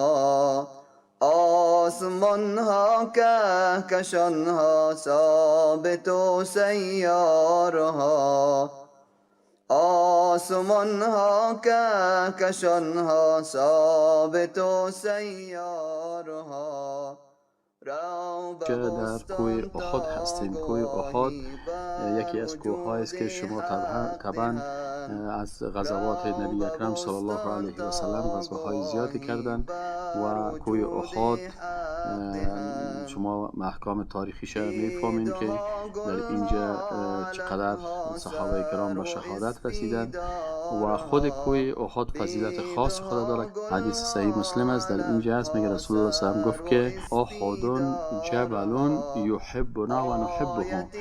میگه که احد کوهی است که او ما را دوست دارد. رسول اکرم صلی الله علیه و سلم گفت و نحبه و ما او را دوست داریم. پس رسول اکرم صلی الله علیه و سلم کوه احد دوست داشتند. و در حدیث شریف دیگه که حدیث دوم است، این بخاری ایره روایت کردن، میگن که رسول اکرم صلی الله علیه و سلم میگه بالای کوه احد استاد بود. صعد احدا، ان نبی صلی الله علیه و سلم صعد احدا، رسول اکرم صلی الله علیه و سلم کوه احد بالا شدند و ابوبکر و عمر و عثمان و امرایشان ابوبکر رضی الله عنه و عمر رضی الله عنه و عثمان رضی الله عنه تشریف داشتند. فرجف بهم، یعنی امی کوه احد اینا را لرزاند یا حرکت داد. فقال، میگه پس گفت رسول اکرم صلی الله علیه و سلم اثبت احد فانما علیک نبی و صدیق و شهیدان. برش گفت که ای کوه احد تو استاد باش، ثابت باش، مثلا نلرزان یا تکان نتی، به خاطر از اینکه فانما علیک بالای تو نبی یک پیغمبر است و صدیق که ابوبکر صدیق است و شهیدانی و دو شهید که یکیش حضرت ابوبکر صدیق عمر رضی الله عنه بود و دیگه‌شان عثمان رضی الله تعالی عنه. پس اینی آمدن به احد و اینی پایان از این کوه احد که از اون قسمت که شما میبینین، این زیارت شهدای احد است که در اینجا قبر سید الشهدا حمزه رضی الله تعالی عنه است. عبدالله ابن جحش قبرش هم هست و پالوی از مصعب ابن عمیر هست رضی الله تعالی عنه است که نخستین سفیر اسلام به مدینه منوره بود و دیگر شهدای اسلام اینجا دفن هستند که تقریبا میگن که 70 تن هست اما شهدای اسلام است که 4 از اینا از جمله مهاجرین است و باقی ماندهش از انصار است. میگن که در اینجا حنظله ابن ابی عامر غسیل ملائکه هم دفن است و انس ابن نضر هم و کاکای انس ابن مالک خادم نبی صلی الله علیه و سلم اینا اینجا دفن هستند. بسم الله الرحمن الرحیم. آقای صاحبای محترم، حال فعلا ما در منطقه بنی نظیر، این اینجا در جنوب شرقی مدینه، در این قسمتی که سرزمین بنی نظیر بود، در این اینجا در پشت منطقه بنی نظیر اینجا قصر کعب ابن اشرف بودی. کعب ابن اشرف یکی از یهودیای خطرناک بود که رسول اکرم صلی الله علیه و سلم و صحابه کرام بسیار اذیت میکرد و بالاخره حتی وقتی که مسلمان ها پیروز می شدن، ای بسیار هجوم میکرد بالای مسلمان ها. حتی ای شاعر هم بود و با ابیات و اشعار خود رسول اکرم صلی الله علیه و سلم و یارانش چی میکرد؟ اینا را بسیار بدویی یا هجو میکرد و بر علیه از او دشمنای اسلام زیاد تشویق میکرد و حتی به اندازه رسید که خودش به مکه رفت و در خانه مطلب ابن وداعی سهمی رفت و به سرودن اشعار آغاز کرد که همه کشته شدگان مشرکین او را بسیار در بدر توصیف میکرد و مسلمان ها را بدگویی میکرد. و وقتی که در مکه بود، ابو سفیان و مشرکین از این پرسان کردند که تو خو عالم هستی و از علمای یهود هستی و میفهمی که دین ما خوب دین است یا دین رسول اکرم صلی الله علیه و سلم. در صفحه 404 الرحیق المختوم نوشته کرده که وقتی که ابو سفیان و مشرکین از این پرسان کردند که دین ما خوب است، که دین اسلام است، دین بت پرستی هست و یا ای که دین پیروان محمد صلی الله علیه و سلم، او گفت شما از اونا کده ره یافته‌تر و بهتر هستین. و این آیت شریف هم مفسرین میگن، علما میگن اینجا در رحیق مختوم نوشته شده که شان و نزول همی آیت هم همی بود که میگه علم تر الی الذین، آیا ندیدی به طرف کسانی که اوتوا نصیب من الکتاب، که اینا نصیبی برشان از کتاب داده شده، یؤمنون بالجبت و الطاغوت، که اینا ایمان آوردن به چی؟ به اونمو بت‌ها و طاغوت‌ها. و یقولون للذین کفروا، و میگن برای کسانی که کافر شدن، هؤلاء اهدی من الذین آمنوا سبیلا، اینا هدایت شده هستن. یعنی بر بت پرستا و بر مشرکین میگن که یا از مسلمان ها کرده هدایتشان بیشتر است. اینو تو علمای بدبخت بود. کعب وقتی که به مدینه بازگشت، در حالی که در اشعار خود به زنان صحابه توهین نمود و با زبان درازی به آنان بیشترین آزار را نسبت به ایشان مرتکب میشد.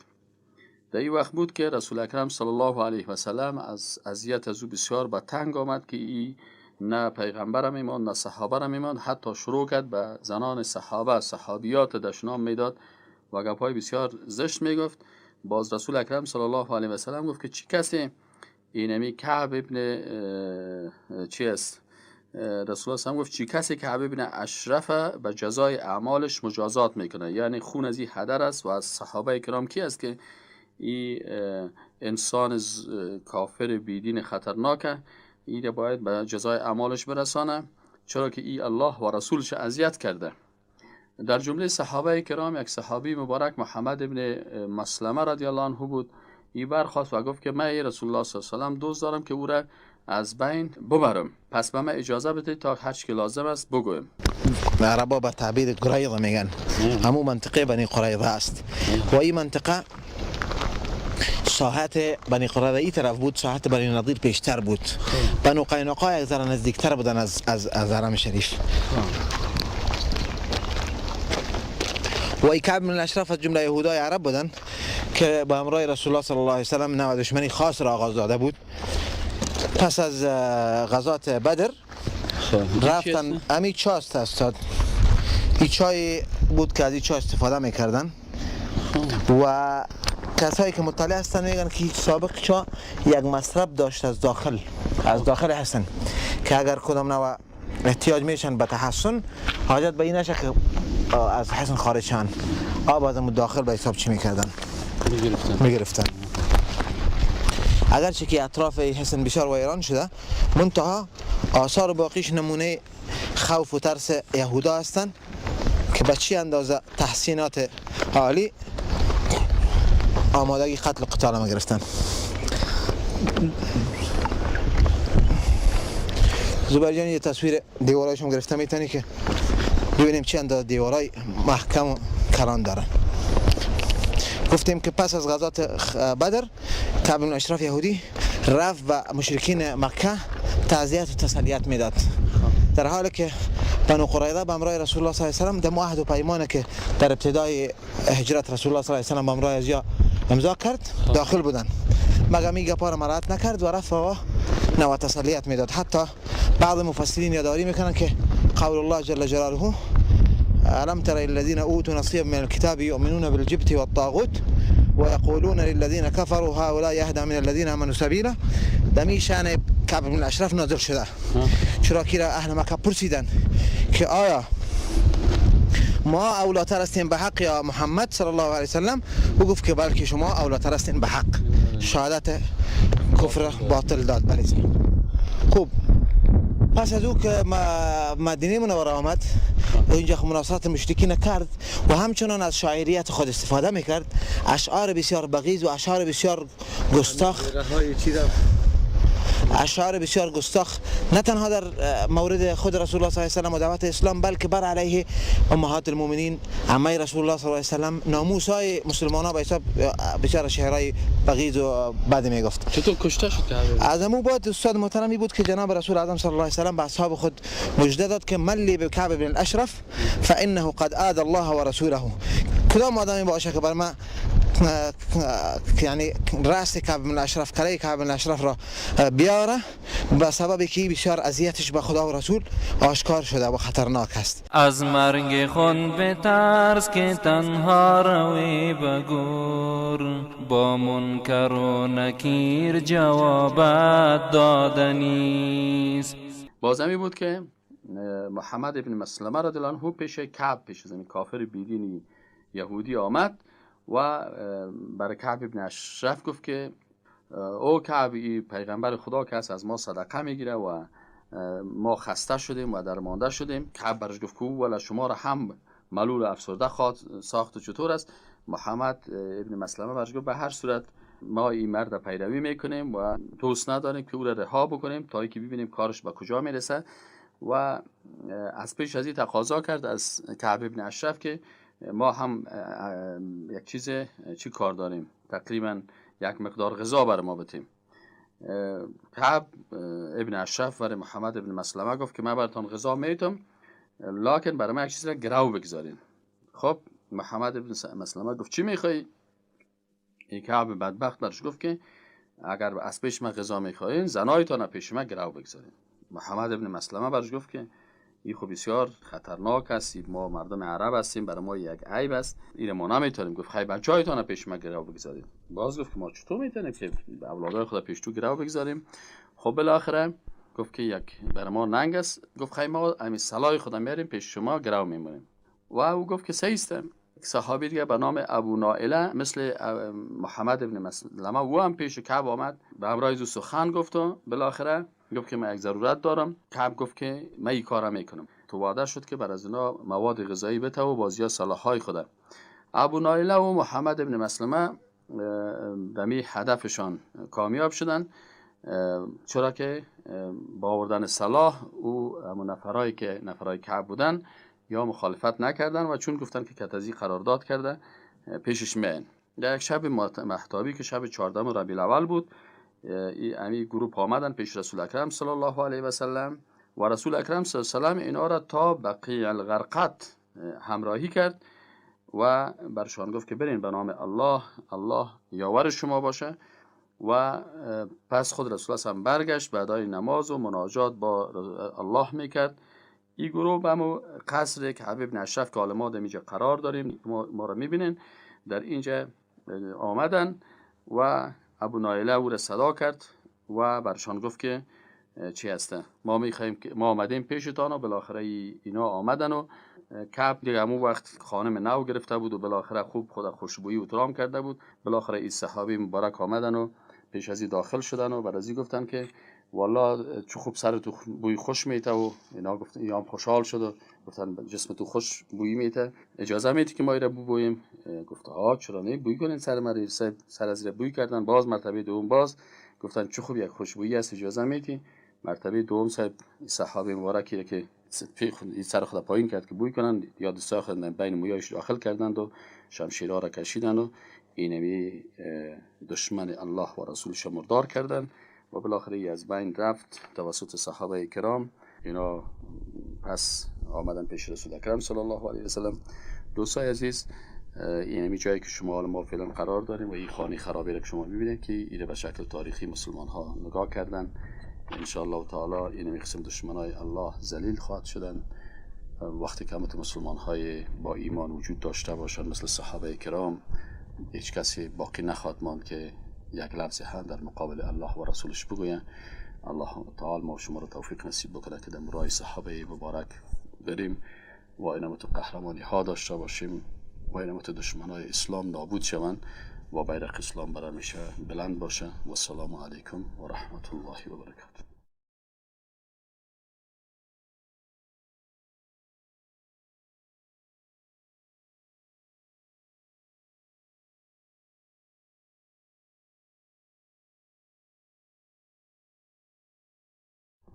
سوی شهرش شاد و خندان می روم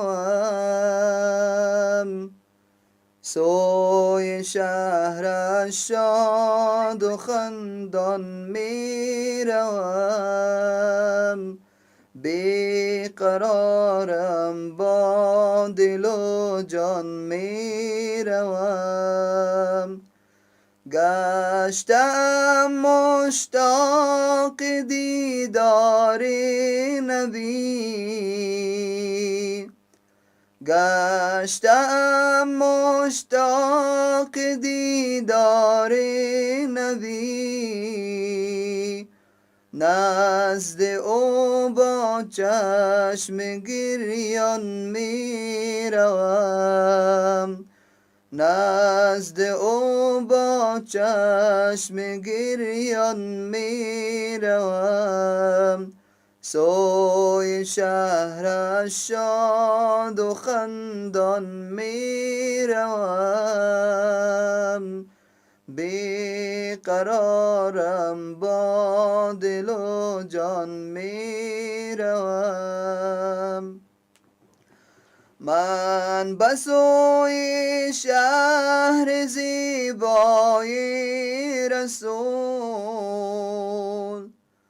من به سوی شهر زیبای رسول رسول الله صلی الله علیه وسلم در حدیث خود یادآوری کرده که لن تقوم الساعة حتى تخرج نار بالحجاز تضيء لها اعناق الابل في بصرى قیامت نمیآید تا زمانی که یک آتش بسیار بلند از حجاز سر بزنه که از روشنی از این آتش مردم در بصرای عراق از روشنی از این خط بنویسن. در سال 668 بگویم دمی حدود دیگه سقایی تاریخ فراموش میشده. این حقیقت تاریخی است که فعلا آتش بسیار عظیم آتش فشان بزرگ در مدینه منوره خارج شد که باز این منطقه نه تنها که کوخ یک آثار خودش مانده این منطقه را به نام حرة النار میگن. حرة النار حرة بنی قریظه کمی آتش فشان که برآمده بود حتی از این آتش فشان مورخین در کتاب‌ها خود نویسیدن مورخین امو زمان ابن الاثیر و غیره نویسیدن که آثار از این آتش فشان میشه رقم بود تا بالا مانده نمیاد بالا می آثار 60 سال اگر از کو نزدیک شوین شما سنگای ازی به دست بزنید شاید که بعد سبب که بخی ساییده شده سنگای ازی به آسانی استان سوی شمسی از شبستان می روم در مدینه بارد ابری از صفا در مدینه بارد ابری از صفا در پی آن ابر باران می روم در پی آن ابر باران می روم سوی شهرش شاد و خندان می روم بیقرارم با دل و جان می روم چون نباشم قابل دیدار او چون نباشم قابل دیدار او دل طلب با عقل حیران می روم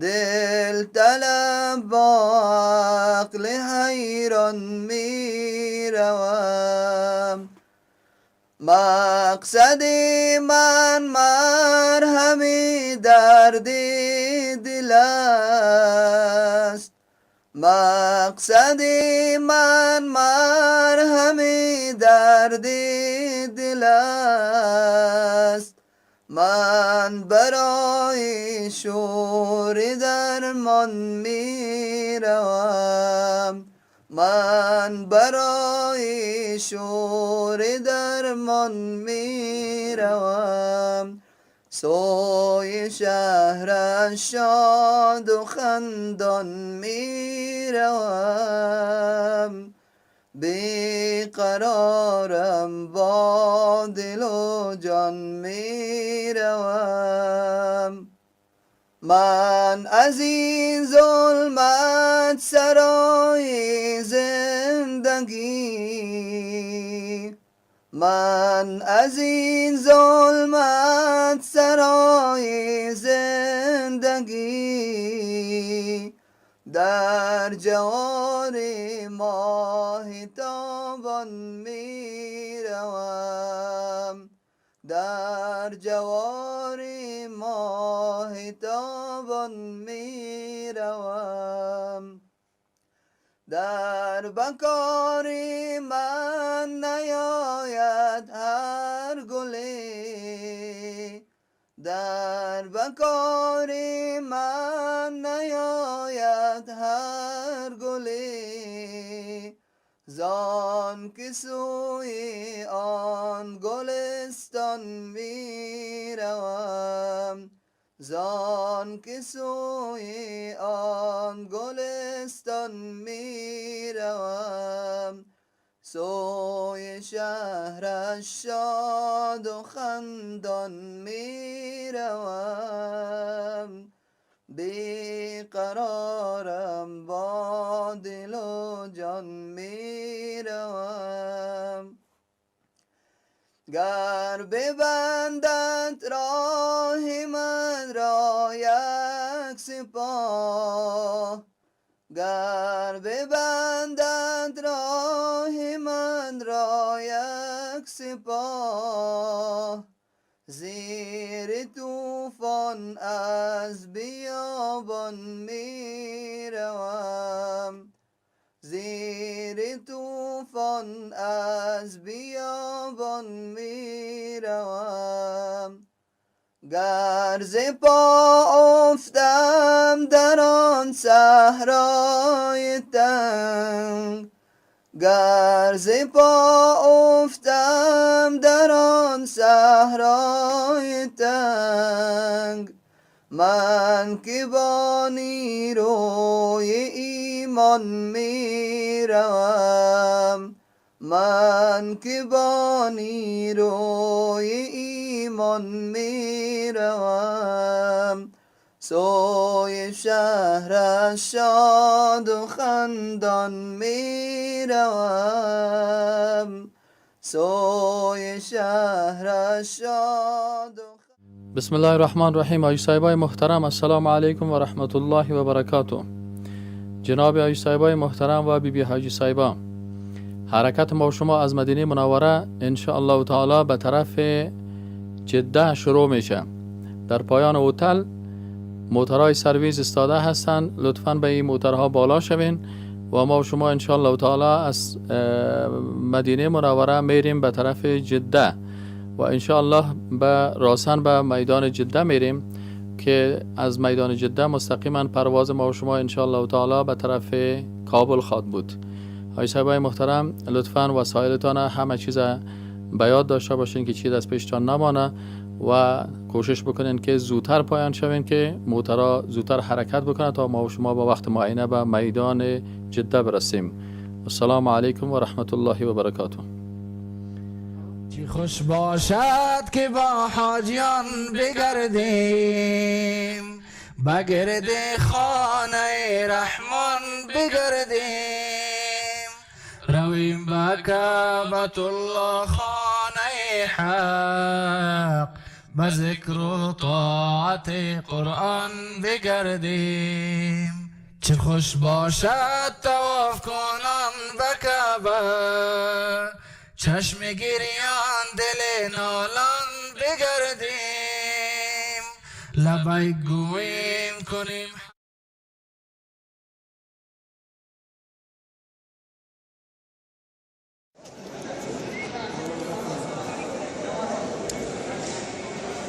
This دوستان عزیز، بعضی حالا که وقتی بعضی حاجی صاحبا که دوباره پس حرکت میکنن میان در جایی که اونجا وزن میشه و متاسفانه بعضی حاجی صاحبا وزنشان بسیار زیاد میباشه و در وقت وزن زیاد اینجا رشوت میتن برای بعضی از کسا و هنوز از حج خلاص نشده مرتکب بسیاری از حرام ها میشن. از این خاطر حاجی صاحبای محترم در 50 ریال یا 100 ریالی که از شما در مقابل بار زیادتان میگیره، خدا به این گناه کلان که رشوت است و در حالی که پیغمبر صلی الله علیه و گفته که رشوت دهنده و رشوت گیرنده اینا هر دوشان لعنت خداوند میشه. اینا یک کسی از حج می با این حشال و اگر ان شاء الله چیز کردین آیسف شما از حج بخیر خلاص شدین؟ کجا میرین بخیر؟ طرف افغانستان. افغانستان میرین. حج مبارک باشه. آیسف شما کجا بخیر؟ و علیکم السلام. هم فروان هستیم به حج بیت الله. میرین بخیر از به طرف کابل. آیسف شما کجا میرین؟ ما به طرف کابل میریم. حج مبارک باشه ان شاء الله. خلاص کردین؟ خب بسیار خوب است. آقای صاحبای محترم، پرواز ما و شما ان شاء الله تعالی ما و شما از میدان جده به خیر حرکت میکنیم و میریم به طرف کابل. آقای صاحبای محترم کوشش بکنین که وسایلتان فراموشتان نشه و در میدان لطفاً نوبت مراعات بکنین در بالا شدن به طیاره و هر طرف نرین. آقای صاحبای محترم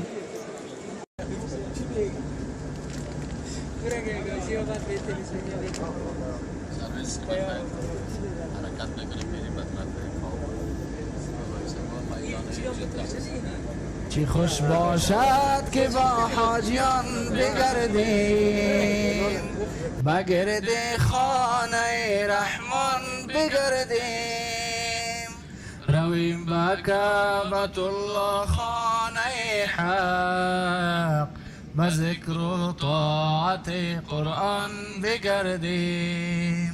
چه خوش باشد طواف کنان به کعبه، چشم گریان دل نالان بگردیم، لبیک گویم کنیم حق را ستایش، اخوت داشته با یک جان بگردیم.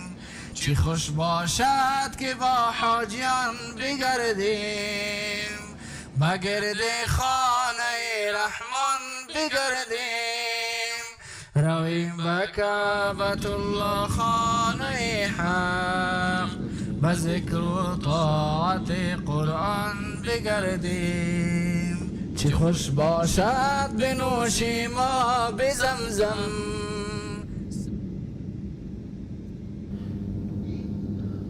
حاجی صاحبای محترم، ما و شما الحمدلله سفر ما انشاءالله به کابل نزدیک هستیم و چند دقیقه بعد به میدان هوایی بین المللی کابل پایین میشیم. حاجی صاحبای محترم لطفاً در جایتان باشین و کوشش بکنین که انشاءالله تعالی در میدان وقتی که طیاره پایین شد باز بعد از او آماده شوین که پایین میشیم. حاجی صاحبای محترم امیدوار هستیم که در جریان مراسم حج الله سبحانه و تعالی عبادت های همه ما و شما را قبول کرده باشه و ما و شما کوشش بکنیم که از کارهای ناروایی که در بعد از اینکه بعضی حاجی صاحبا میرسن به وطن خود بعضی کارهای ناروا میکنن. مثلا یکی از اشتباهات از اونایی است که بعضیا فکر میکنن که ما حج ما قبول نمیشه تا وقتی که به مزار شریف نریم، در حالی که زیارت مزار شریف و یا زیارت مدینه منوره شامل احکام حج نیست. یعنی حج در مکه مکرمه ختم میشه و وقتی که ما شما به مسجد نبوی رفتیم و بعد از او به زیارت رسول الله صلی الله علیه و رفتیم و قبرهای صحابه رفتیم، اینا شامل ارکان حج نبودن، بلکه فقط ما شما به خاطر از این رفتیم که نمازهای خود در مسجد نبوی بخوانیم و همچنان به طریق سنت قبرهای صحابه کرام، قبر رسول الله صلی الله علیه و و قبرهای شهدای احد زیارت بکنیم. یکی از مشکلاتی که در بعضی ها اشتباهی غلط میکنن که میگن زیارت مزار مونده، چون زیارت مزار شامل احکام حج نیست. همچنان بعضی حاجی صاحبای محترم بعضی که به خانه‌های خود میرسن اجازه میتن که در زیر پایشان گوسفند یا چیزی را ذبح بکنن. ما و شما میفهمیم که ذبح عبادت است و عبادت خاص باید برای الله متعال بکنیم. از این خاطر اجازه ندین کسی زیر پایتان حیوان را ذبح بکنن و بسیاری از حاجی صاحبا مصارف بسیار به جای میکنن و یا هم در موترها شیشته شارگشتی میکنن، زیاد تا بالا میگردن. کوشش بکنین که عبادت های کرده این خاص به خاطر رضایت الله باشه.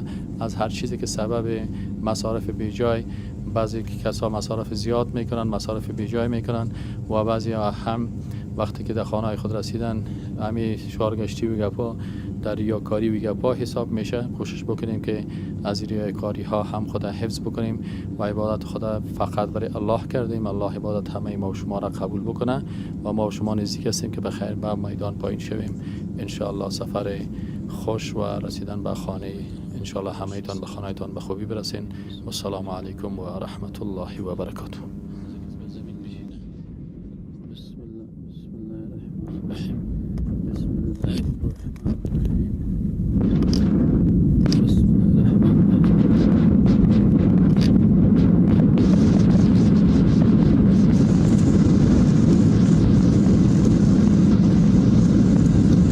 الحمدلله تیاری ما به میدان هوایی بین المللی کابل شما ببینید که پایان شد. الحمدلله به سلامتی پایان شد. و سيدتي وسادتي، لقد حطت هنا الطائرة بحمد الله ورعايته في مطار كابول الدولي، حيث الساعة تشير إلى الساعة 1:30 بعد الظهر، ودرجة الحرارة الخارجية بعد از سرطر افغانستان است. 13 درجة مئوية.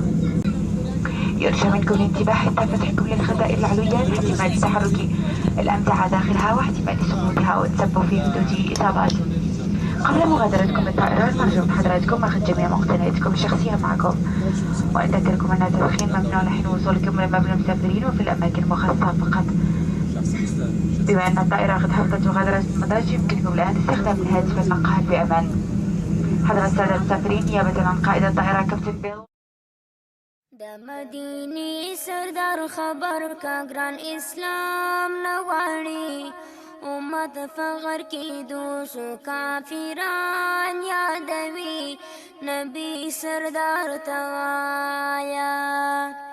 د مدینی سردار خبر کا گران اسلام نغواړي، امت فخر کی دوسو کافران یادوي، نبی سردار توایا. تغاشمی جانان توایا گران اسلام نغواړي، چې حق باطلم بولی ها نظام دی غواړي، نبی سردار توایا.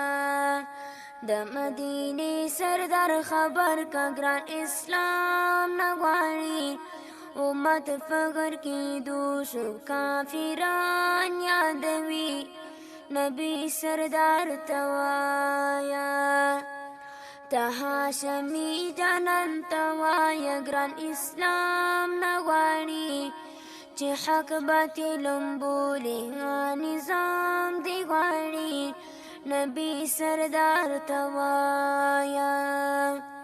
د مدینه سردار خبر کا گران اسلام نغواړي، امت فخر کی دوسو کافران یادوي، نبی سردار توایا. چې د حق سترګې وړاندې دي، چې د حق سترګې وړاندې دي، ګران اسلام نغواړي، د کفر و ډالر ته سلامي دوی کوي، نبی سردار توایا. چې د حق سترګې وړاندې دي، ګران اسلام نغواړي، د کفر و ډالر ته سلامي دوی کوي، نبی سردار توایا. د مدینه سردار خبر کا گران اسلام نغواړي، امت فخر کی دوسو کافران یادوي، نبی سردار توایا. په هر طرف را پسې ګوري ګران اسلام نغواړي، په نوم د دهشت ګرمۍ کې اوبه تلېږي، نبی سردار توایا. په هر طرف را پسې ګوري ګران اسلام نه غواړي په نوم د دهشت ګرمۍ کې اوبه تلېږي نبي سردار ته وایه د مدینې سردار خبر که ګران اسلام نه غواړي امت په غر کې دوشو کافران یادوي نبي سردار ته وایه زما د کفر ګیله نسته ګران اسلام نه غواړي هم دی خو مسلمان دی هم دی کفر ته دی نبي سردار ته وایه زما د کفر ګیله نسته ګران اسلام نه غواړي هم دی خو مسلمان دی هم دی